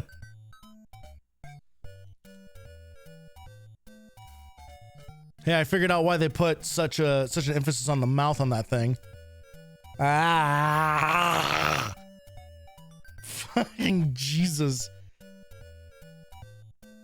That's probably not good for my system. That's probably too much dye, if I'm honest. Just gonna throw that in the old trash pile. And I think I'm gonna throw the rest of the gum in there as well, because no thank you.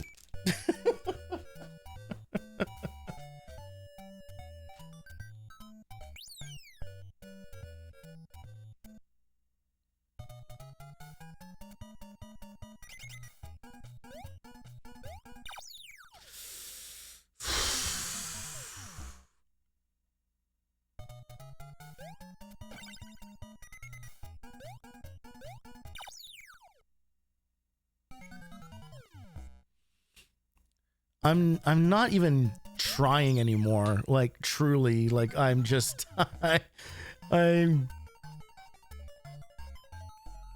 out of it. I am out of the passion.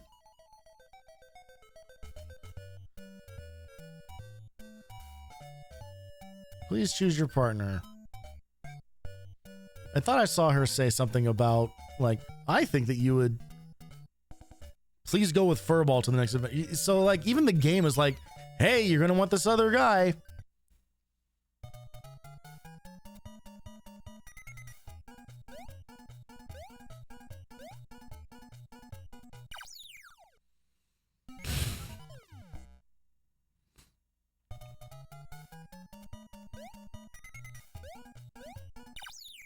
I don't know what to do. I don't know. I don't know how to fix this. I don't know how to resolve this. Let's do the same fucking thing that we did. Let's do the same thing that we did with Spider-Man. Look at a fucking playthrough. Here we go. Look at all those exciting levels that we have yet to see. Show me how you get through this stage. Show me the trick. Show me the magic. What do? They just walk. Good. Or you know what? Good. I'm glad that we saw that happen.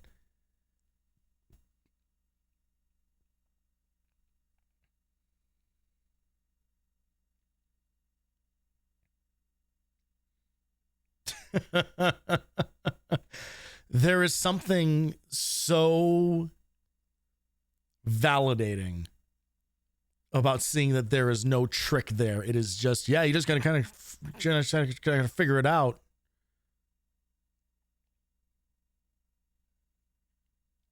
They're doing some interesting like feathering on the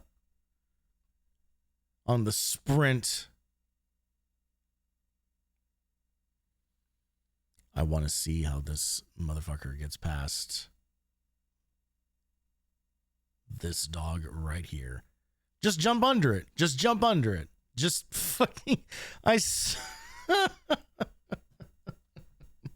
God.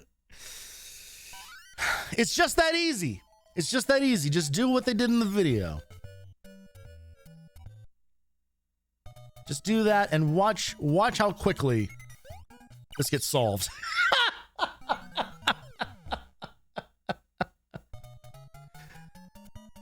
All right, we know we can screen. Okay, all right. Let's just get this out of my system now. Just get this one out of the system.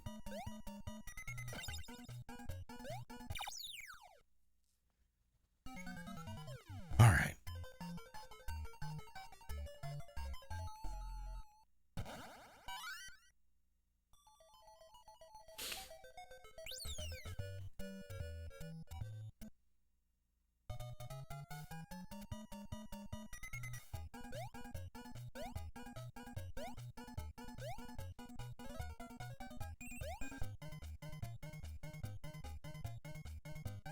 Look at how much shit is on screen trying to kill me.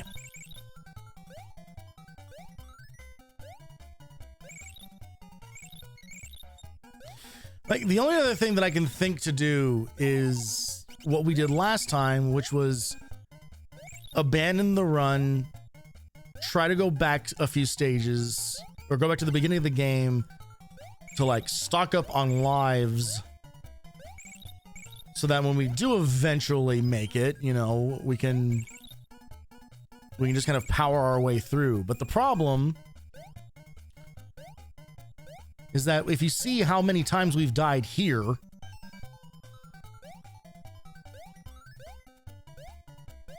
just jump under him. Just jump under him. Just jump under him. Holy fucking shit. I can't believe that just worked.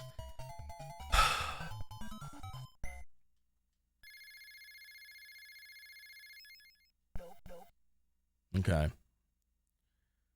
We're in a better position here.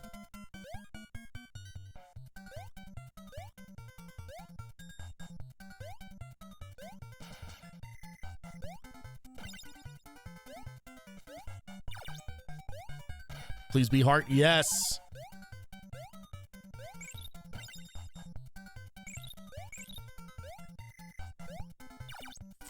That's... God, this enemy placement is actually insulting.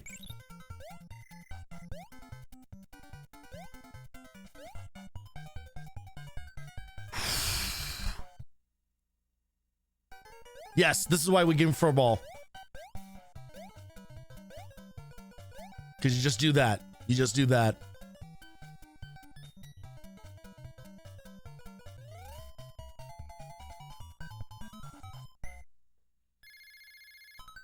You avoid the whole shebang.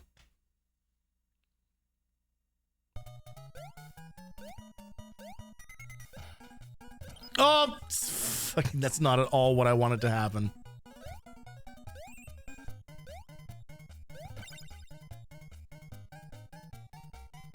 What the hell is going on here? See, I super wanted furball here because he can just run up these walls Now we have to like do the actual platforming.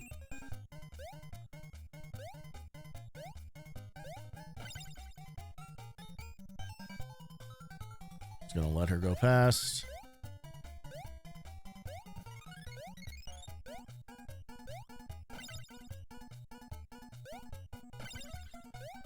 Okay. Okay. Whoa. Slow and steady. Slow and steady.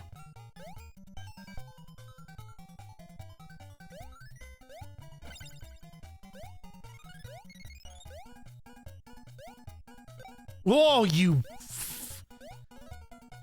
How very dare you.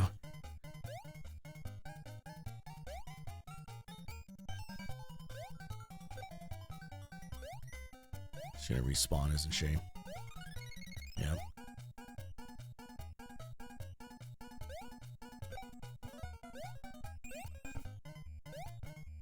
Look at that jump. I'm having to squeeze in there.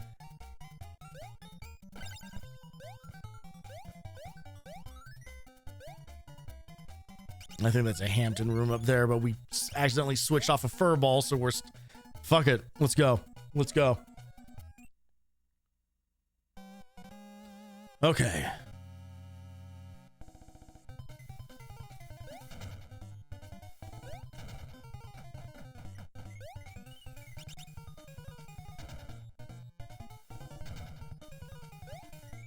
So this is just kind of like classic avoid the boss type shit. But I think you need to take out both little guys in order for...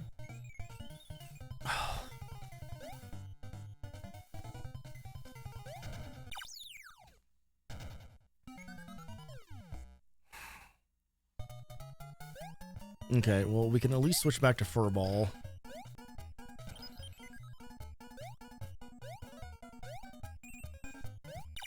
Fucking...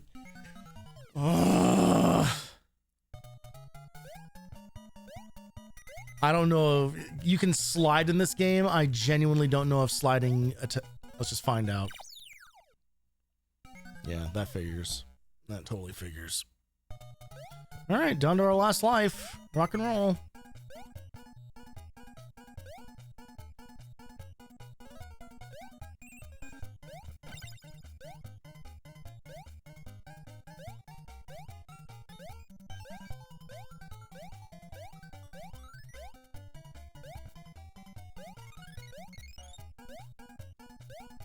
Oh, do not.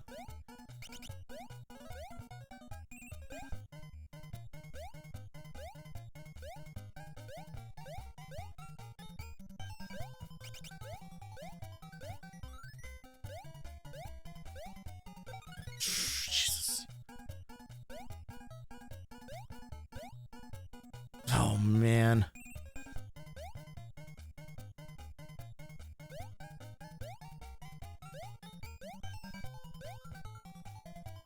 This game is gonna give me a full-blown panic attack. Swear to God. Why? Why would I do it? Why would I do it? Why would I not just wait?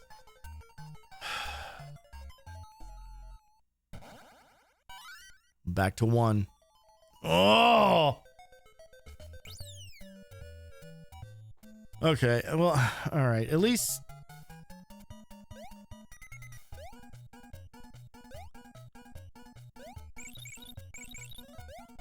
At least some element of this has become manageable.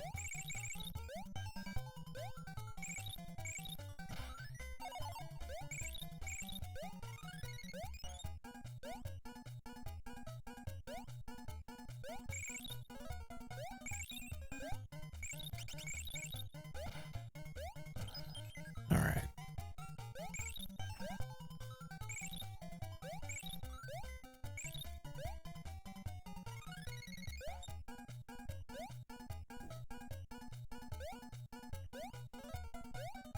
Kind of a bad pattern here. All right, we're good. We're good. We're good. There we go. There we go. There we go. Oh, man.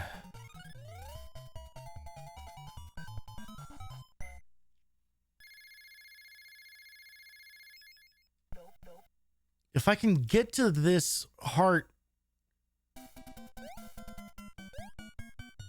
like before anything super terrible happens, like I can get an extra life out of it.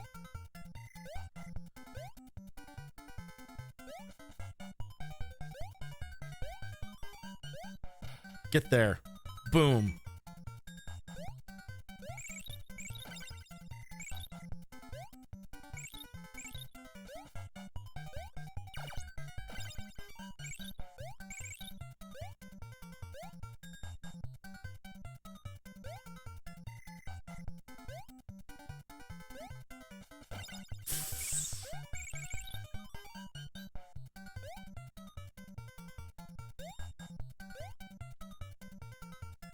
Rock and roll.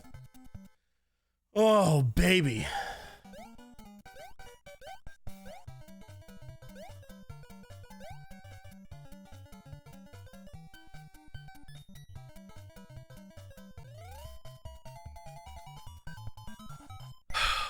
All right. At least we're getting past those first two stages now. Like that was such a bang your head against the wall series for way too long.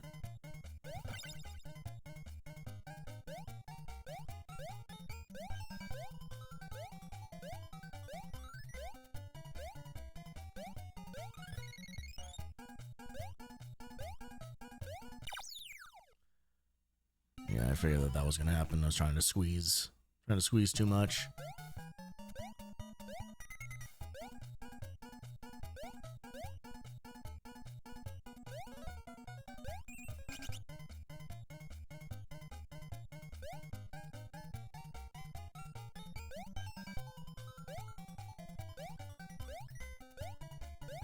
All right, up the wall.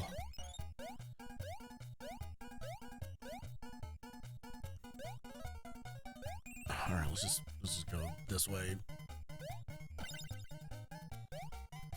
Better to avoid the bird that way anyway.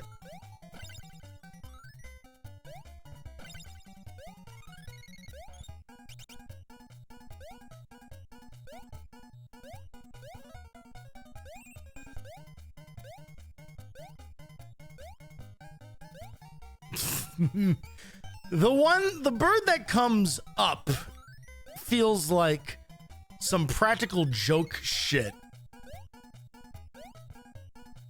Some real like, ah ha ha, got you. Okay, now literally just stay up here this time. Thank you. Psychopath. All right.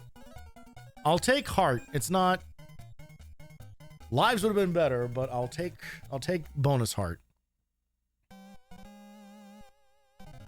Okay, fuck it. I'm just gonna reference the video for what the technique is on this one. I'm too nervous.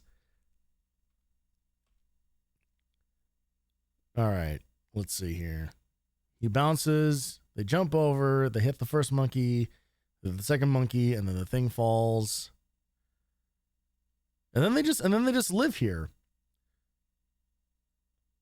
But the monkeys were falling so much closer to where I needed to be standing. All right, whatever. Okay.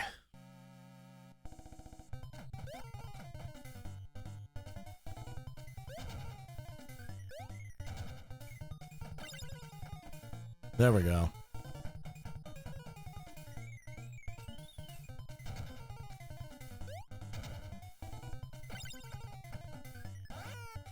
It was just follow that pattern.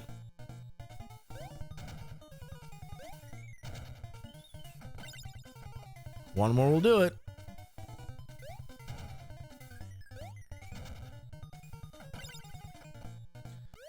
Ooh, baby.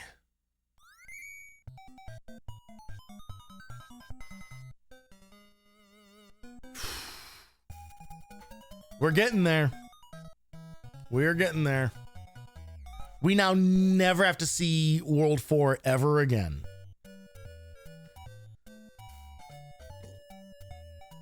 which means that I am now like also like committed to the rest of this playthrough. Cause I ain't going back. No suggestion from old Shirley this time, huh? I guess let's go back to Plucky and see what happens.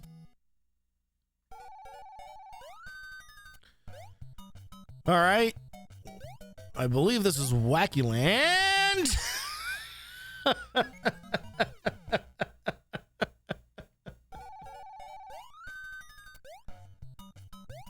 Oh, we got new music. Oh, yeah, so in this stage, we have to, like, collect all the dodos. These platforms have some limited fucking movement. Oh, thank God. All right, we're gonna do a little fast forward here just so we can get past this screen. All right, we got some extra lives here. Not a ton to write home about, but it's something. Plucky time? Yeah, it's Plucky time. All right, we have anthropomorphic footballs. We have buckets that throw bubbles in the air. Oh, good. We went back to the first part of the stage. That's awesome. Fun video game.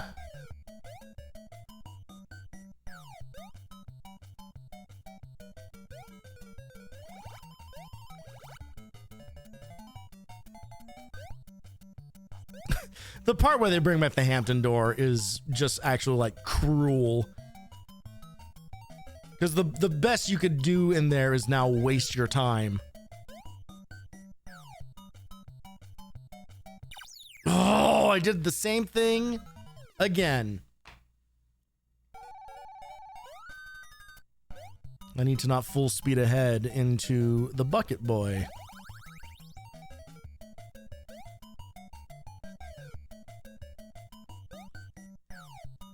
This music is fucking demented.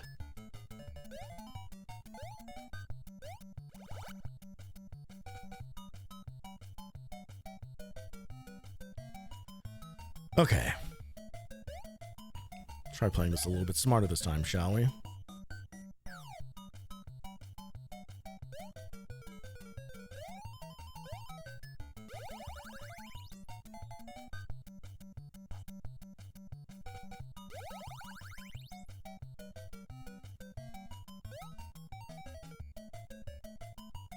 All right.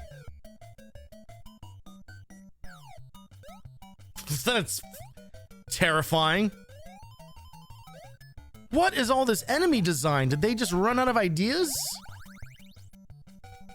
I know Wacky Land in the show was, you know, decidedly wacky, but good lord.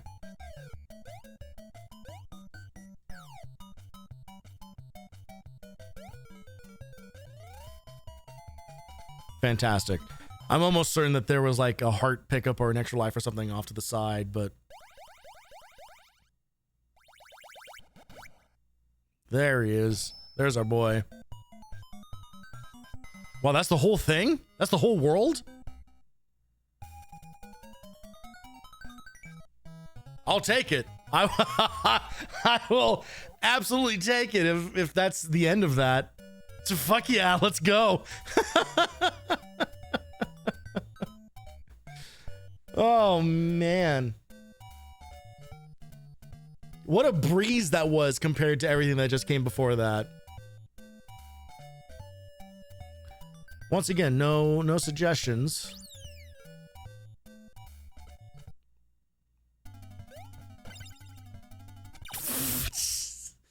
Christ, man. I promise I'm hitting the buttons that... Whoa, whoa, whoa. The fuck was that?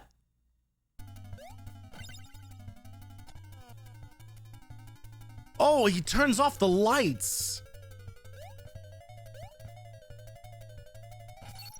That's some nonsense. What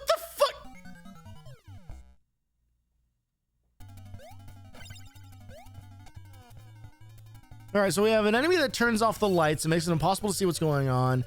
We have cops. We have Hammer Brothers with no wind-up animation.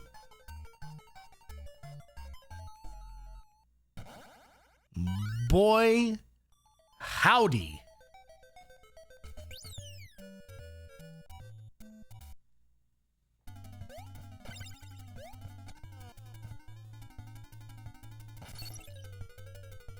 Pick the cat, the guy who has beaten the game without dying says.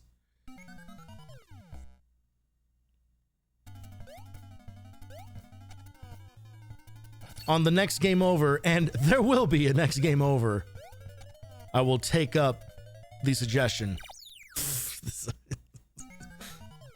Okay, obviously rushing is not going to be the response here.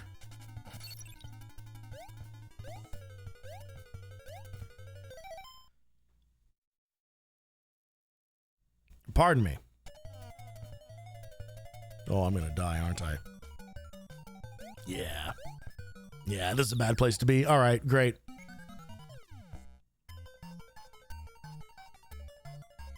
All right, we're picking the cat. A little birdie told me this was the move.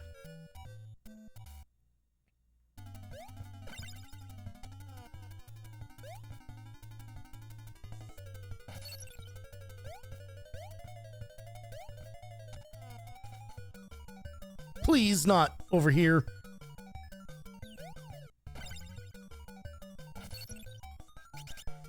Oh boy.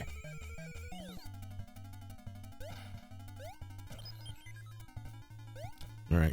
Cat time. Oh! I got completely just like that was just executive dysfunction right there.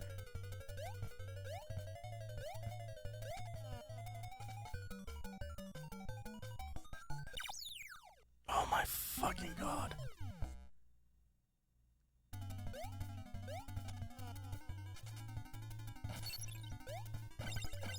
There.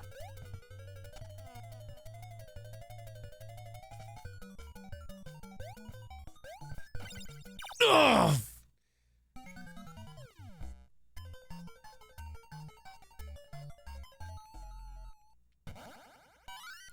There is something about the momentum of movement in this game that I can't reconcile.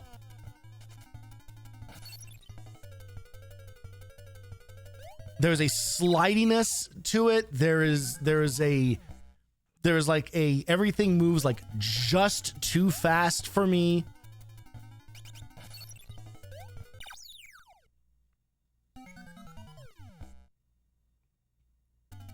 I'm just gonna let's at least get some lives before we start trying to head through any of this other stuff. Not that the controls feel the same, but it is the same thing that happens to me with the Donkey Kong Country games. You know, like there is just something about the movement that just does not feel right.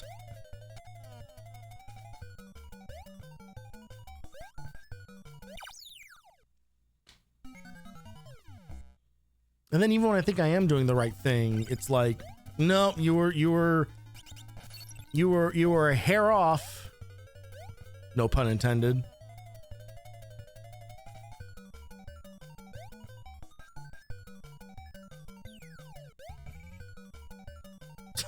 This is like, what do I do now?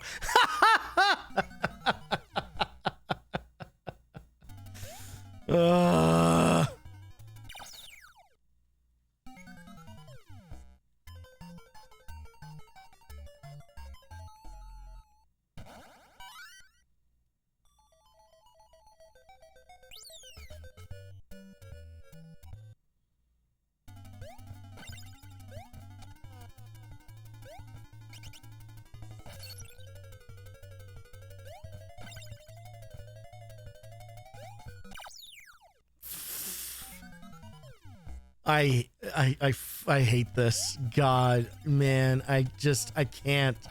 I can't. I keep trying. I keep trying. I keep trying to see the positive here, and it's just... It keeps spitting in my face. I don't want to backseat. I'm a good guy. You can do it. Yeah, well, listen. You'll see in the channel rules, I welcome a light amount of backseating. Like, please, if there is a thing that I am not connecting with or something, if there's some mechanic that has, like, been hidden from me this entire time, say it, because this is a means to an end. I am just trying to be done with this now. I want to get on with the rest of my life, by which I mean play the other games I have failed to complete. Oh, good. Enemies respawn. Oh, excellent.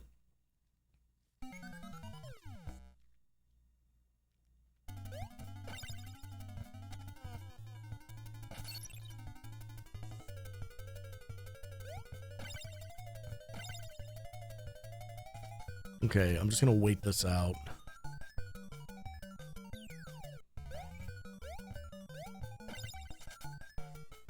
Go, go, go.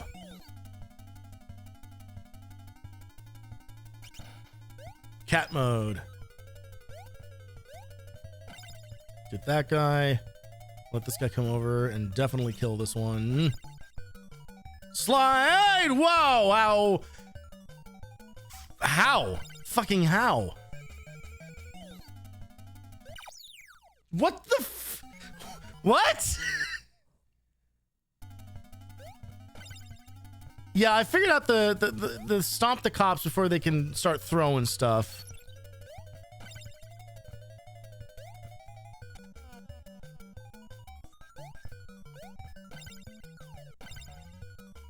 Okay. You go through cops in a slide. Oh, really? But I literally tried. Okay, listen. This isn't your fault. This is an issue with with older games, right? Is I literally tried sliding through an enemy in an earlier stage and it 100% did not work. So if all of a sudden, oh, on the cops slides work,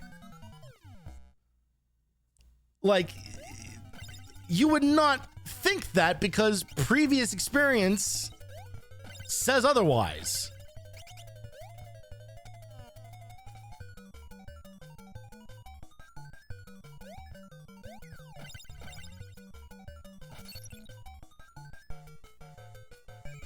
The only time I ever got to work was in that section while going over the spikes. So, yeah, so they like...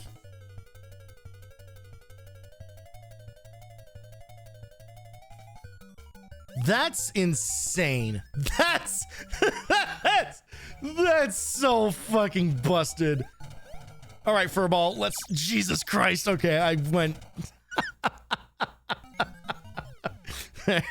Maybe I should try riding the platform up. Oh, good. Yeah, let's start back here.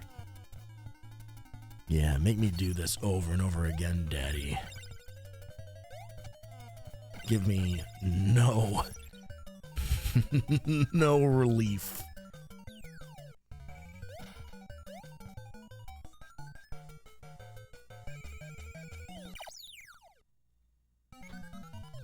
That's on me. That's on me. I reset too early. Even though that was very obviously the moment to reset, I did it too early. Oh, man.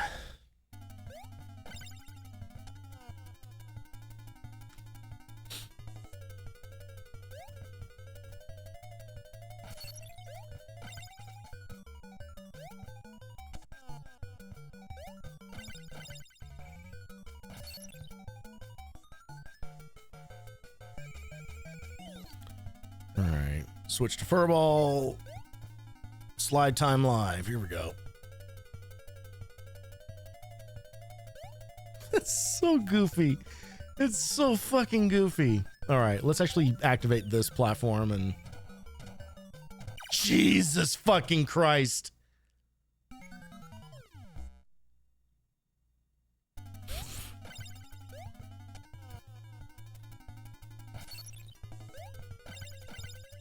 There's one thing I love more than ice physics in my platformers.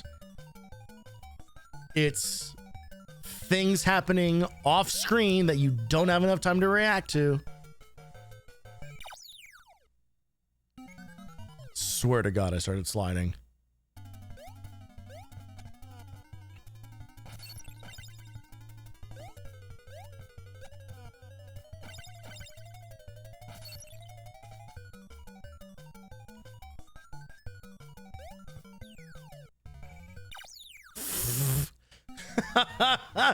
And then sometimes he just runs out of momentum. We're gonna have to revisit this. Oh, you know what? I'm gonna revisit these little potato rings.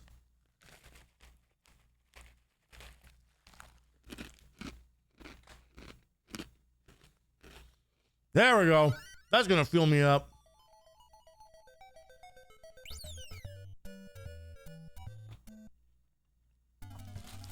There is still so much stuff in this fucking box, by the way.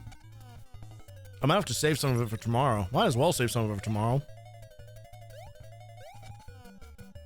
Because we're going to be doing this exact same thing mañana.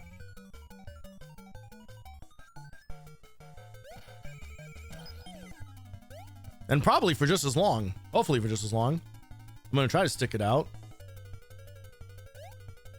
I took the time off of work. I might as well fill it with content.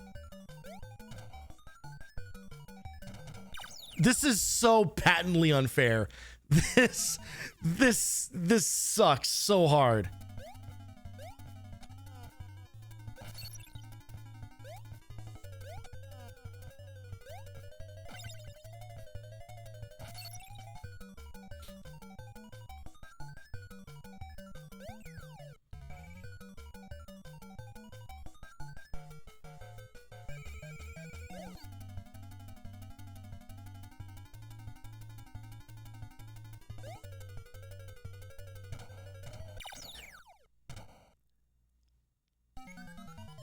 Literally, what do I do? Wall climb the part. Tiny hops. The rockets only fire once. So, only fire once. So get close and it goes off and then go after. Aha, okay.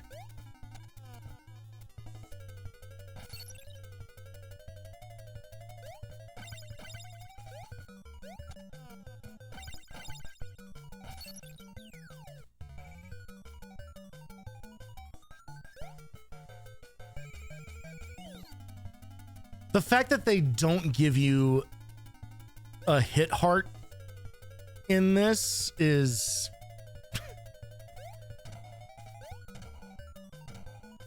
That's more than once.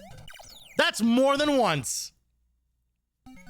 That was categorically and demonstrably more than once.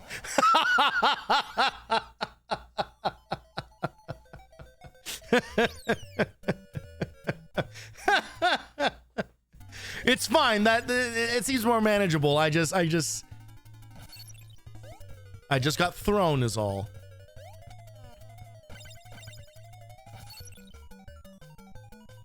All right, that first screen is becoming pretty easy.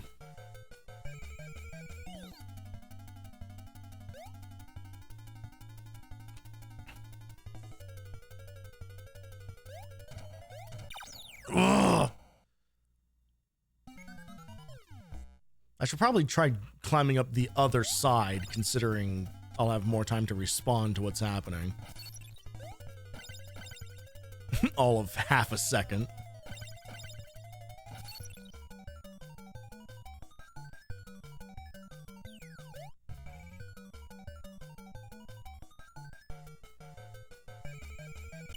Fucking...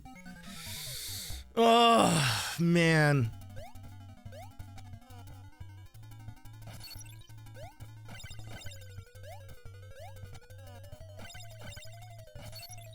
Truly, those remain like the worst deaths. Is just... Oh, it's like shit like that, where it's just like... I just fucked up a thing that I've been doing just fine up until this point.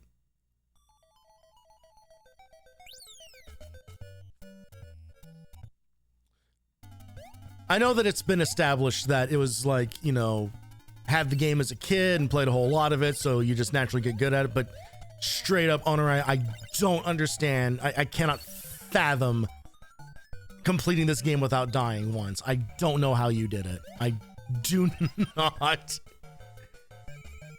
There's some sort of wizardry going on there. Some sort of like ancient gamer knowledge.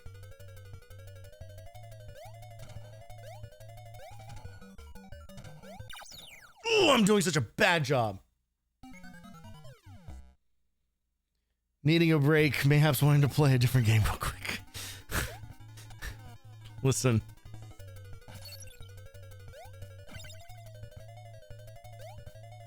That is so profoundly dangerous in this moment. Because if I somehow get a game over and end up on the continue screen and pick no as a result of how this whole thing works, there will be consequences.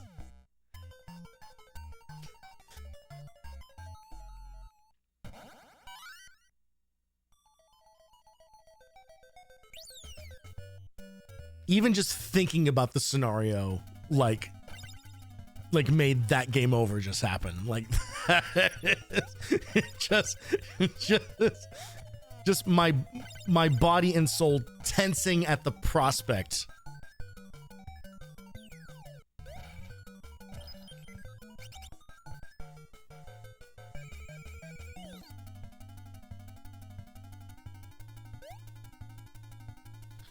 Okay. Now to get past just this. Oh, do something! Come on! Why the tease?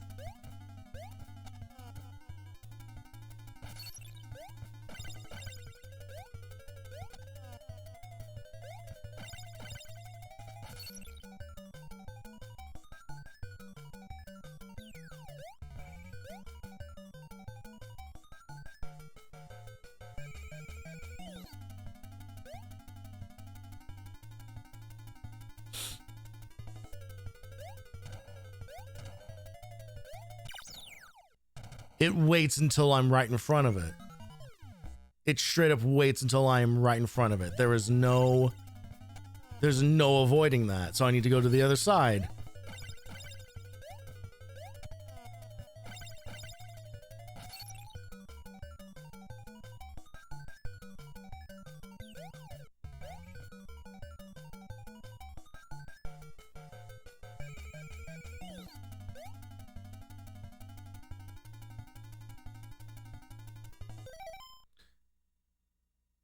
Go up the right side. That side fires earlier. Because if you ride the platform, the right side you duck, the left side you hop over.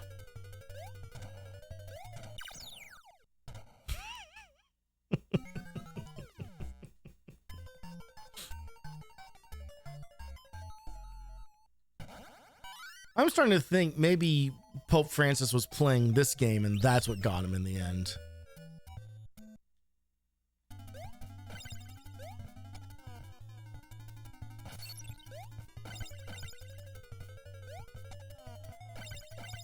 Because I'm definitely feeling like I would like it all to be over.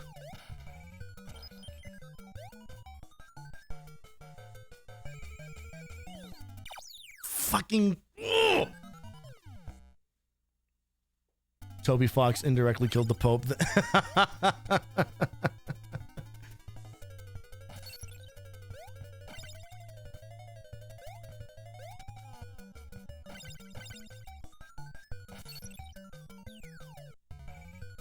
Had a stroke going up. Exactly. What do you mean? You're supposed to... You duck under the right and then hop over the left. I don't understand. Oh, fuck this. Oh, fuck this. Ugh. Okay. I'm gonna try climbing up the left first, transitioning to the right, and then go from there. I can't believe I can't even get past the first 3 fucking cannons. And this is truly, like, this is like cruel game design. That why would you not put a heart item in here? Why would you deny players that in this kids game for children? Oh, oh, oh.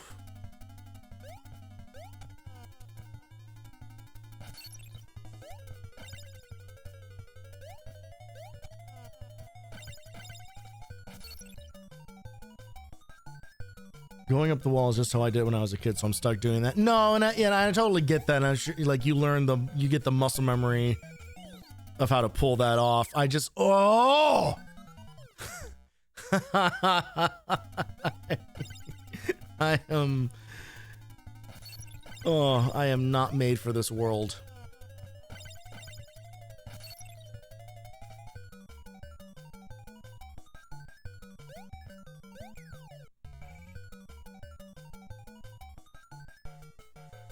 I'm holding until the last possible moment to duck because I just don't trust it. Like, the momentum is so.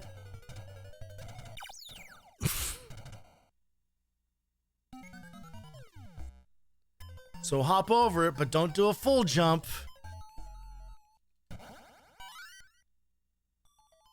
Like, literally every single part of this has to be a fucking puzzle. Are those spikes reused Mega Man sprites? I don't know. I saw a lot of people like accuse this game of like ripping off Super Mario 3's style, and I don't understand where that is coming from. Like truly, with the exception of like the UI looks vaguely Mario 3-ish. Nothing else about this other than it's a platformer shares a whole. Oh, we're dead. See what I meant about not trusting the momentum? Nothing else about this looks or feels like Mario 3 to me.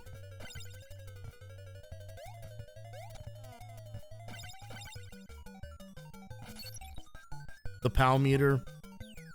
Yeah, but even that doesn't absolutely like does not behave the way that the P meter behaves in 3.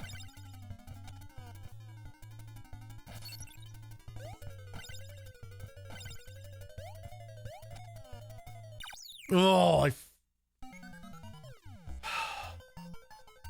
so now I've got to this part where I'm like fucking up the stuff that I was good at. You know what I need? I need more Texas corn. That's what I need. That's what's getting in the way.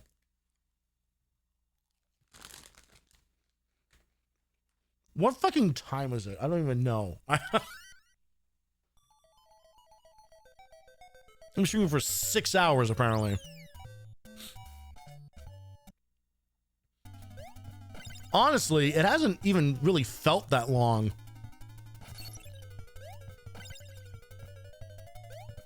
If I can cut through the bits for a moment.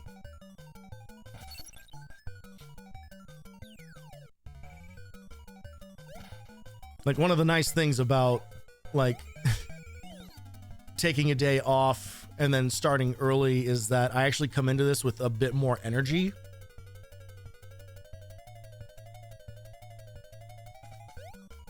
All right, here we go. Little hop. Little hop. Little hop. Little hop.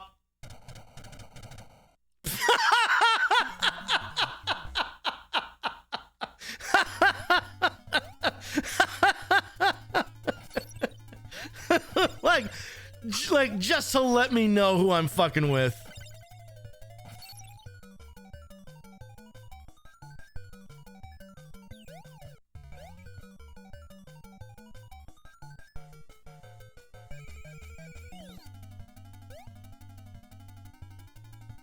Tomb Raider 2013. Yeah. Yeah, you think the animation's over, and then something even worse happens right before it fades to black.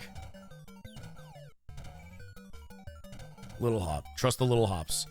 Oh! Heart? Fucking let's go.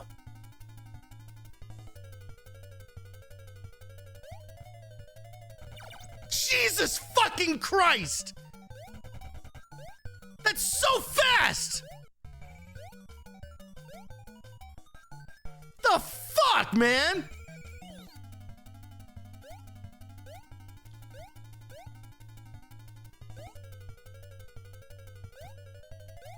Well, here we go with some precision platforming. Cat forming.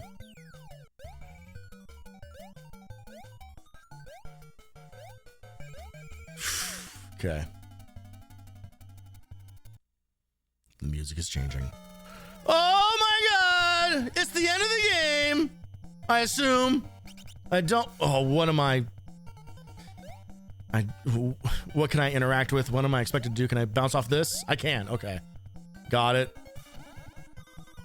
And I'm going to assume just avoid coin.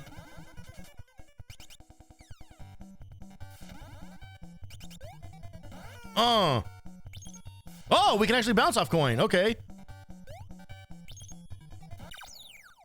Oh, shit. No, I knew it was coming. I knew it was coming.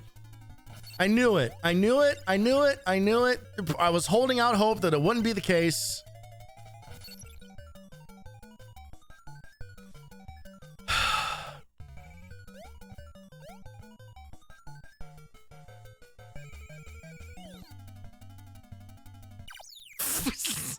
So... All right. We're cracking open the caramel corn. I am so fucking hungry. I am so like hungry for real food. Not all this processed Japanese mystery flavor nonsense. That right there, my friends, is a doodle.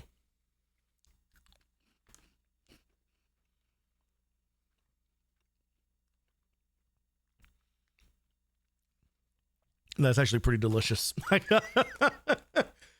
It's the same consistency. It's the same consistency as the Texas corn, but with like caramel, with like the same kind of like caramel coating that you found on like caramel corn, which I'm actually not a fan of, but way thinner. Like that's part of why I don't like caramel corn, is because it's so like thick and like becomes like gummy. Or like tacky, I guess is a better word for it. This works. Also, tastes like eating handfuls of cereal. There's just something about the consistency of this. All right. Let's go, Tiny Toons. This is also how you can tell that I've been streaming for 2 years now. Is that I've given up on so much like sense of decorum at a certain point. You go back to that first year of streams and I'm pretty reserved. But at this point, I'm just giving myself over to the madness. This is why I get like all like the sincere, like sappy emotional stuff out of the way at the beginning of streams. That's why I spend so much time yapping at the beginning, talking about things that I actually care about, and try to be kind of like real for a moment about things, because once we get into this, it's just let chaos reign. I'm just shoving 8 different types of chips and candy into my gaping maw, dodging muscle-bound super dogs that run at fucking Mach 3. All right, we're gonna get to Monty with an extra heart, which is pretty fantastic. There's nothing like hiding over here, right? Oh, I'm hiding over there.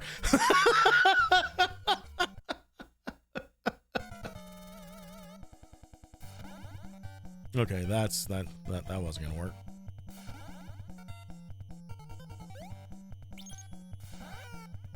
One.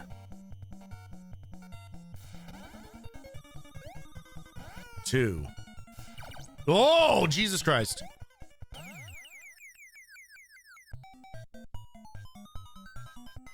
There's more, right? There's got to be more. It's a Konami game. There's got to be some other thing, right?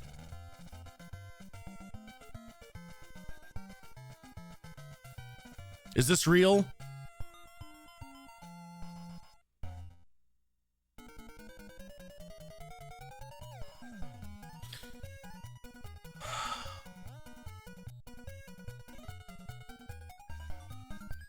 Babs was safely rescued and Max was punished.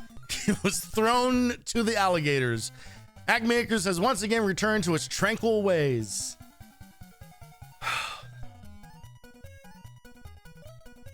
Heroes, Plucky Duck, Dizzy Devil, Furball, Hampton, who definitely helped. Heroes, Buster Bunny, Babs Bunny, and Acme characters. All rights reserved. Yeah, baby! Done!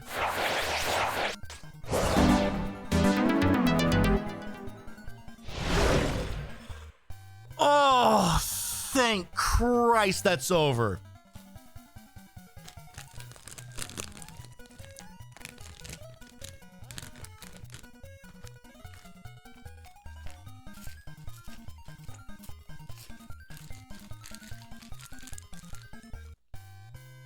Caramel corn chips, done.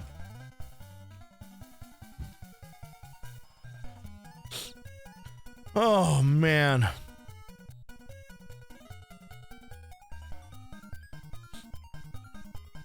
I hate this game. That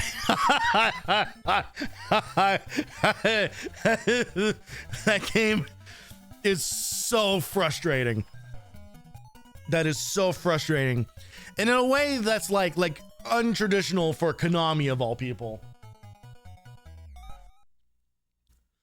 Oh man. I was so ready for like the fake out ending. I was so prepared for, okay, now the real boss fight happens, but that fight was like so simple. Like it lulled me into what ended up being a real sense of security, but I was just like fully prepared for what fresh hell is going to be waiting after phase one. The company that made Contra would never make a frustrating game. Yeah, I mean, yes, I know the point you're making, but there is, for as difficult as the Contra games are, there's not really a lot of like bullshit in them, and they are pretty consistent, you know. Also, the controls on Contra are like really snappy. They feel good. Some of the jump stuff is a little floaty, but ultimately it all kind of behaves the way that you expect a game to behave. There is a slip slidiness to this one. It is like the hitboxes get weird if you're just not high enough with an enemy.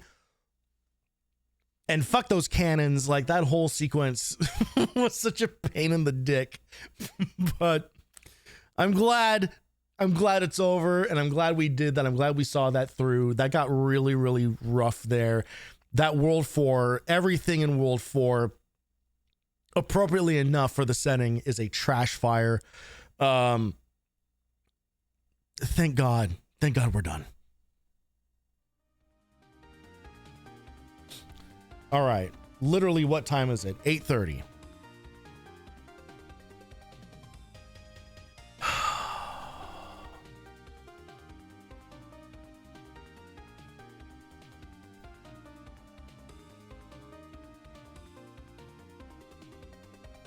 I'm trying to make a consideration here, which is, do I keep going and try for another, oh God, excuse me. Oh, the caramel's coming back. Do I try one more thing here that is also going to be frustrating and take longer than I hope that it does, and wear myself out? Or do I hold on to it for tomorrow? And I think I'm leaning towards the latter, only because I'm going to be streaming for as long tomorrow as well. And unlike today, there's not like Rocket Knight and introducing the whole snack, but like this already exists here, so we don't have to revisit the whole introduction of that. There's a lot of things that have been taken care of. So I think, and also I've been going for closing in 6.5 hours here. So I think maybe instead of jumping into another game, maybe we do like 1 or 2 more of these snacks and then we call it for a night. Because there are a couple here that have piqued my interest. And if I'm being honest, I'm a little disappointed that we haven't really run into anything in this box that was like, oh God, whoops, sorry, wrong button there. We haven't run into anything in this box that was like, oh God, please kill me. Please cut my tongue out. I don't want it anymore.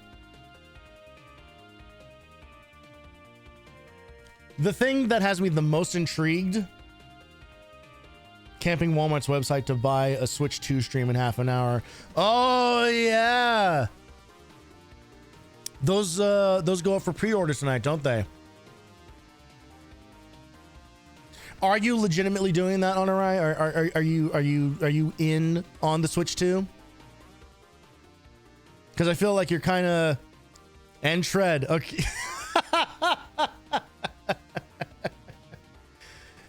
Can't help yourself.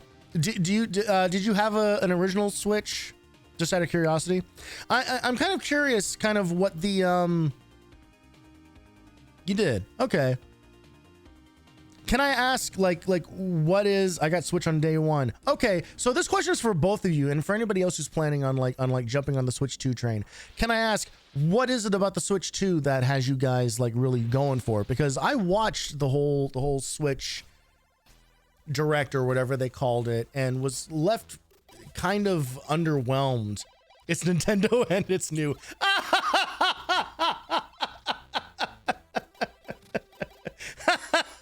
You know what?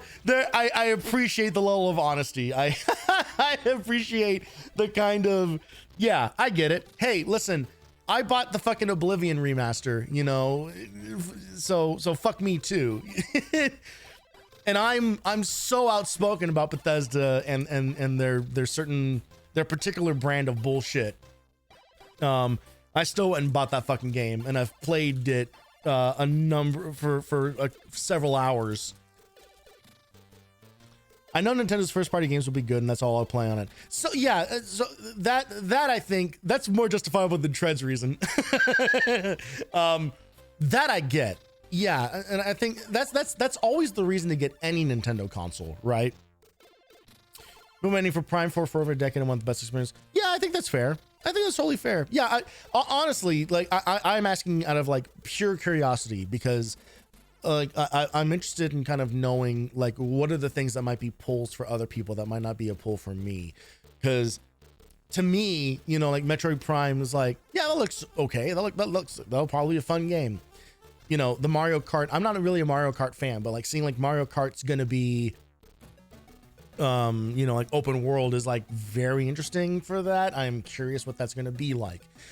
But then the rest of the lineup was kind of whatever, like I think it's hilarious that Kirby's Air Ride is coming back, but beyond that, there wasn't really a whole lot on there. And honestly, I ended up finding out that the things that I was interested in are coming to PC anyway, so it's kind of like, oh, all right, well, DK, yeah, Donkey Kong Bonanza does also look good. Yeah, I think that there are definitely going to be good games on it. I'm just yeah, it's just it's interesting seeing people jumping on it like we're right away at the first drop. It's cool. I mean, go for it. Like, I want to be like super clear. Like, there's like no shame here. Like, hopefully everything that you guys know about like me and my channel is like we are video game positive around here. Yeah, I just kind of wanted to know, like, kind of like what is the thing that's like driving that decision. Bravely Default out of 3DS jail is huge. Yeah, I get that. Oh, sorry, Honorary. Sorry, Prime 4 on OG Switch will be a dumpster fire. Yeah, that's probably a fair assessment. I imagine. I don't know. See, the thing about Prime 4, and hey, Tread, if you're really excited about it, I don't want to take that away from you. But the thing about it is that it has been in development for so goddamn long, and started over and scrapped and started over and scrapped. I think they scrapped it like twice.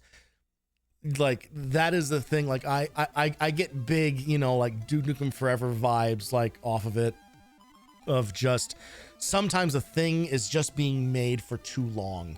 And I think if nothing else, the difference being is that, you know, like retro studios or whatever they are now or whatever they turned into, you know, like with Nintendo behind them, make good stuff, right? So they have like the pedigree. The Duke Nukem was like never good. Is like the dirty secret about that. And then handing it to Gearbox of all people, you know, kind of like same thing. But the I think a thing that is almost certainly for certain going to happen is that it was not going to live up to people's hype. I don't think. I just don't know how it can. That game has been built up in people's minds for such a long time that I don't know how people come away from it being kind of like, yes, this is exactly what I wanted. So there's probably going to be like an influx of like that kind of feeling at the beginning here, you know, and certainly there'll be some loud dipshits that are really obnoxious about it as well. But at the same time, I always say this, it's like, for whatever like misgivings I might have about a thing's development period or what they've shown in trailers or anything at all, at the end of the day, I just hope games are good. You know, like, I just hope that they're good. I hope that they're fun. I hope people enjoy them. So I certainly hope that that's the case with Metroid. I do agree. DK Bonanza looks terrific. That seems like that's going to be like a banger of a game. I'm a sucker for destructible environments. Like, I want destructible environments in literally everything. If they put destructible environments in fucking PGA 2K, whatever, like, I would play those games even more than I do. FF7 Remake had to be rebooted in development. It's a masterpiece. Yeah, I get that. I'll pick up Mario Kart and Donkey Kong, go from there. Yeah. But I mean, that is the story of Nintendo consoles, is like, if you want to play Nintendo games, there's one place to do it. Always has been, always will be.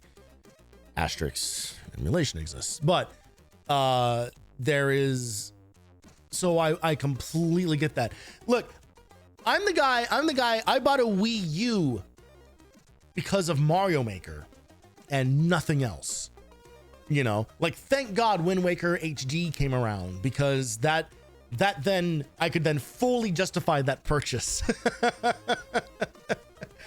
But I wanted Mario Maker so badly that I bought an entire console for it, you know. So I get it.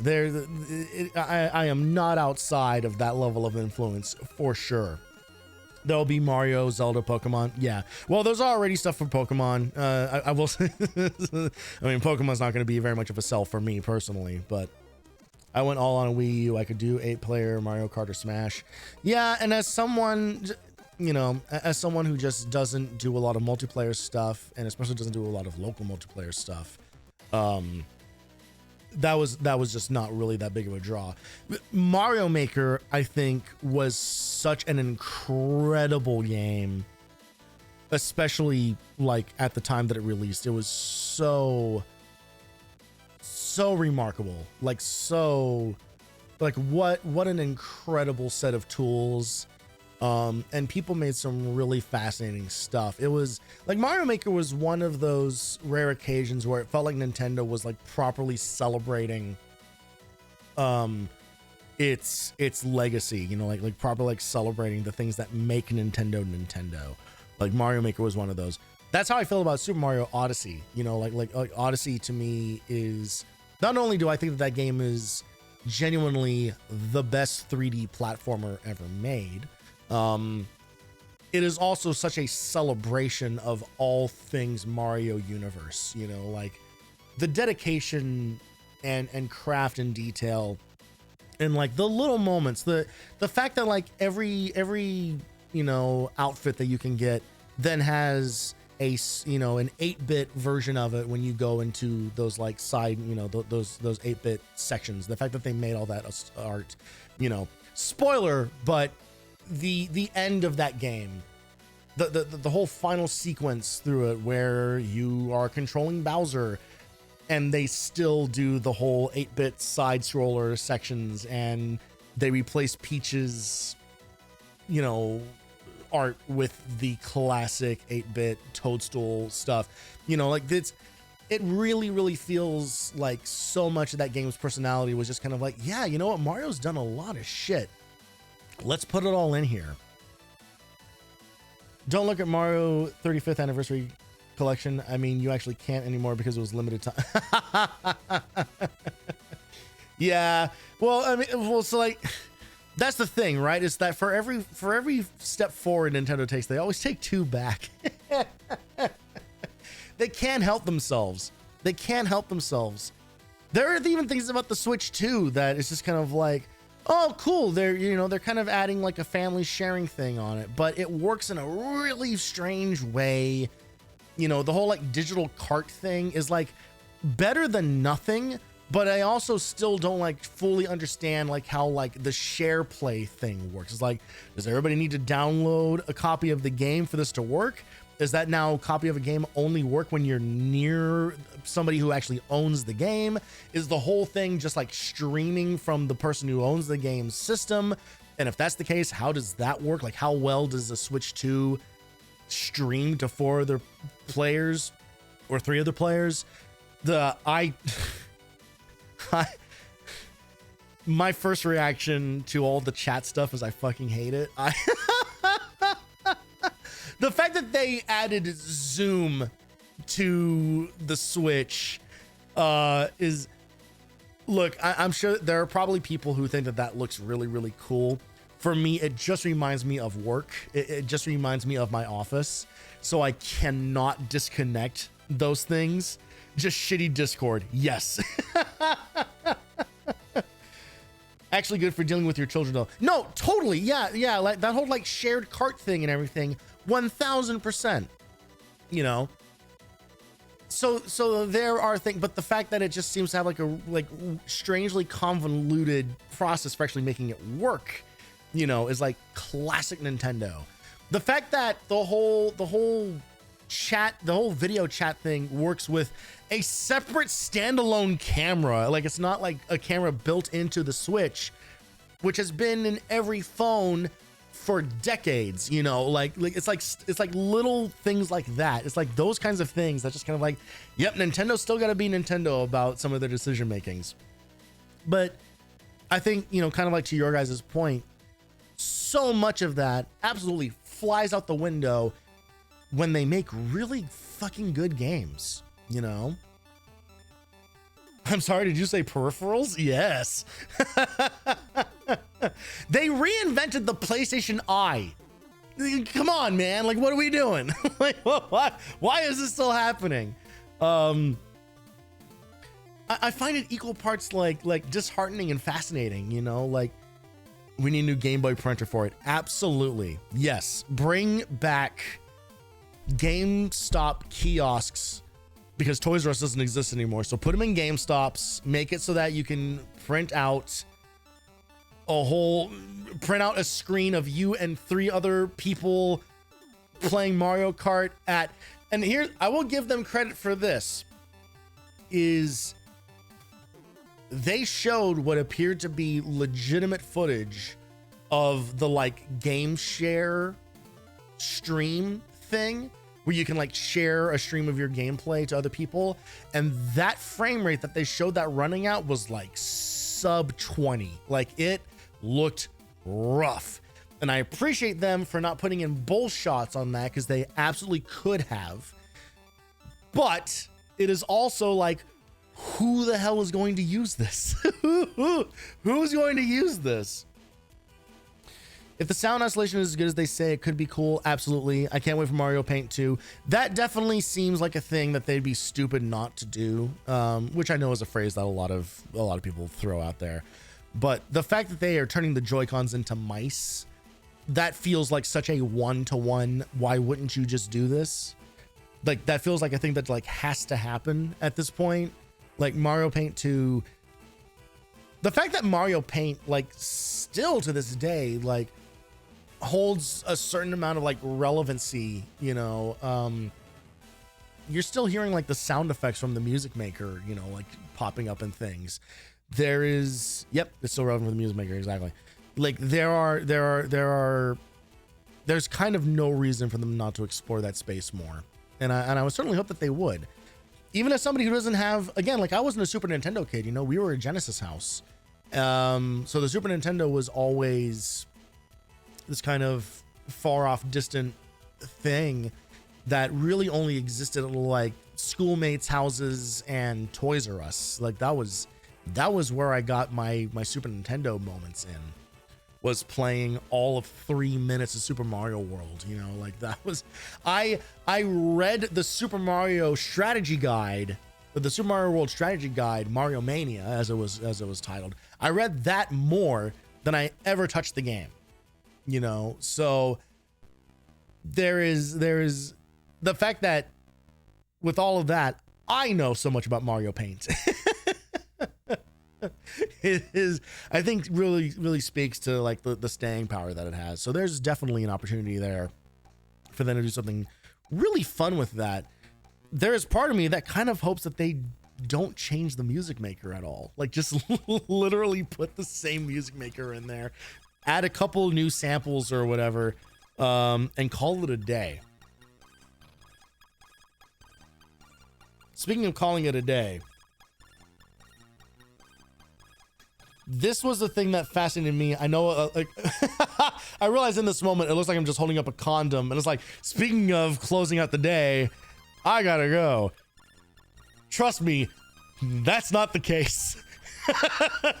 But I was fascinated by the fact that this appears to just be a pack of jelly. They can put the OG on the SNES collection now. Yeah, they certainly could. I think that would be, boy, how would that work? Would they be able to backport in support for the Joy-Cons to act as a mouse? Because it's all just being done through emulation, right? Like none of those games are running natively. Like those are all being emulated. So I wonder, that calls into question the ability to like assign a device to a thing. So they would have to do like a custom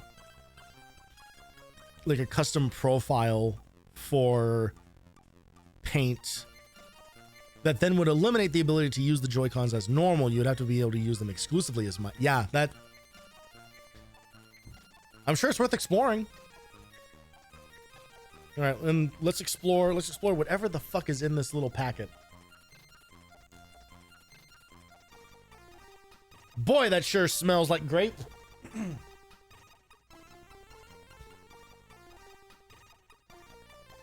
That is a punch in the nose of grape flavor. All right. Well, if you guys ever wanted footage of me sucking goo, here it is. That's so much thicker than I wanted it to be. Okay. That is... I thought that it would be like thin. Okay. Okay, it's like aloe. If you guys have ever had like aloe vera drinks, which I actually really like, it's like that. So there is like thin liquid in here, but then there's just big fat globs of jelly in the middle of it. It tastes fine, but I did not make this hole big enough. I need a bigger hole for all my goo.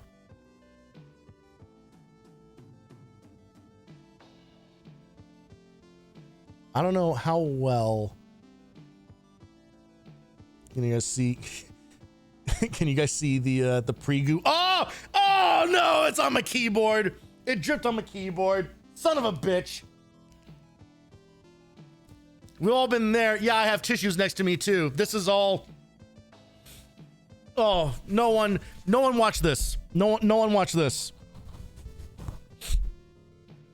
Oh, this is all.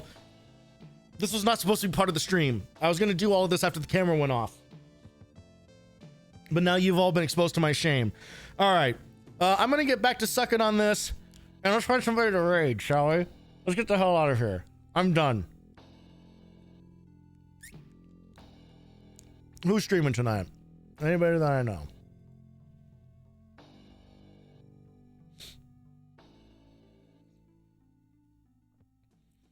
Oh, Cobra Commanda is doing a birthday stream. It's been a while since we rated her.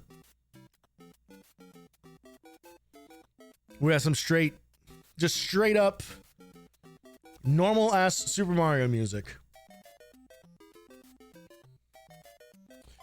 Want to raid fellow Mega Man streamer also on his Annie. Fuck yeah, let's go. What's the name? Mega Man fan. Yeah, let's do it.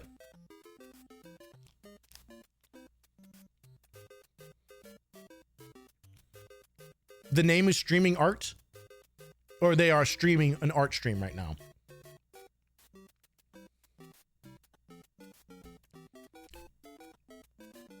Cup Goodle.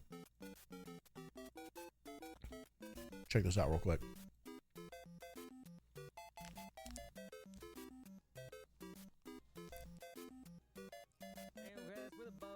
Oh my God, that is such a cute fucking model. Absolutely. You got it. Guys, before I fire this thing off, thank you so much for hanging out today. This is day one. My hands are so sticky. This is day one of a 3-day celebration. Tomorrow, we're going to be back on this backlog spring cleaning bullshit. We're going to be back on more snack time. It's basically just going to be a continuation of what's been going on. There are still plenty of things for us to get through. And then Friday is going to be...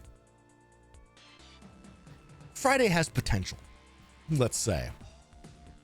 So, if you're not already in there, please feel free.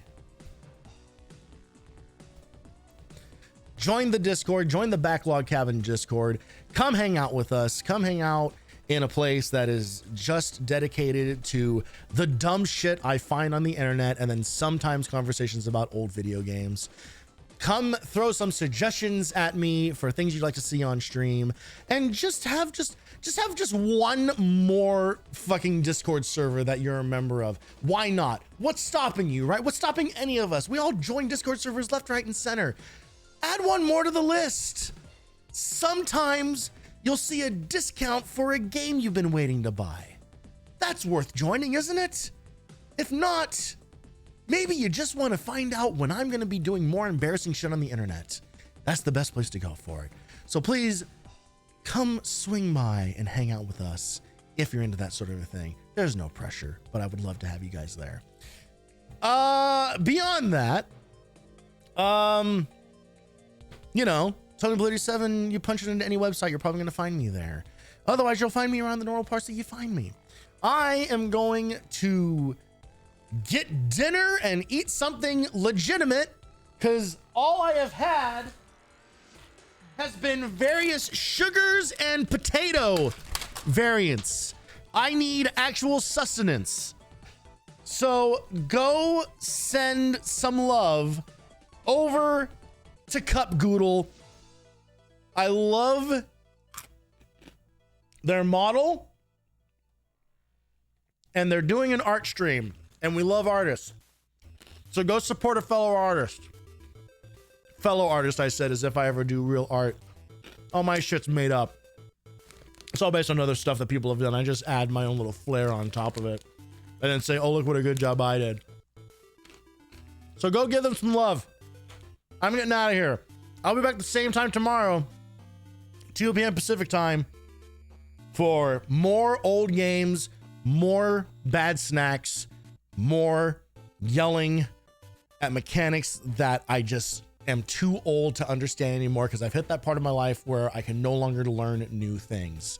Thank you for being here. I love you guys. I appreciate the hell out of anyone who spends any time here. Have an awesome evening, and I will see you tomorrow for day 2 of the Twitch anniversary extravaganza. Adios.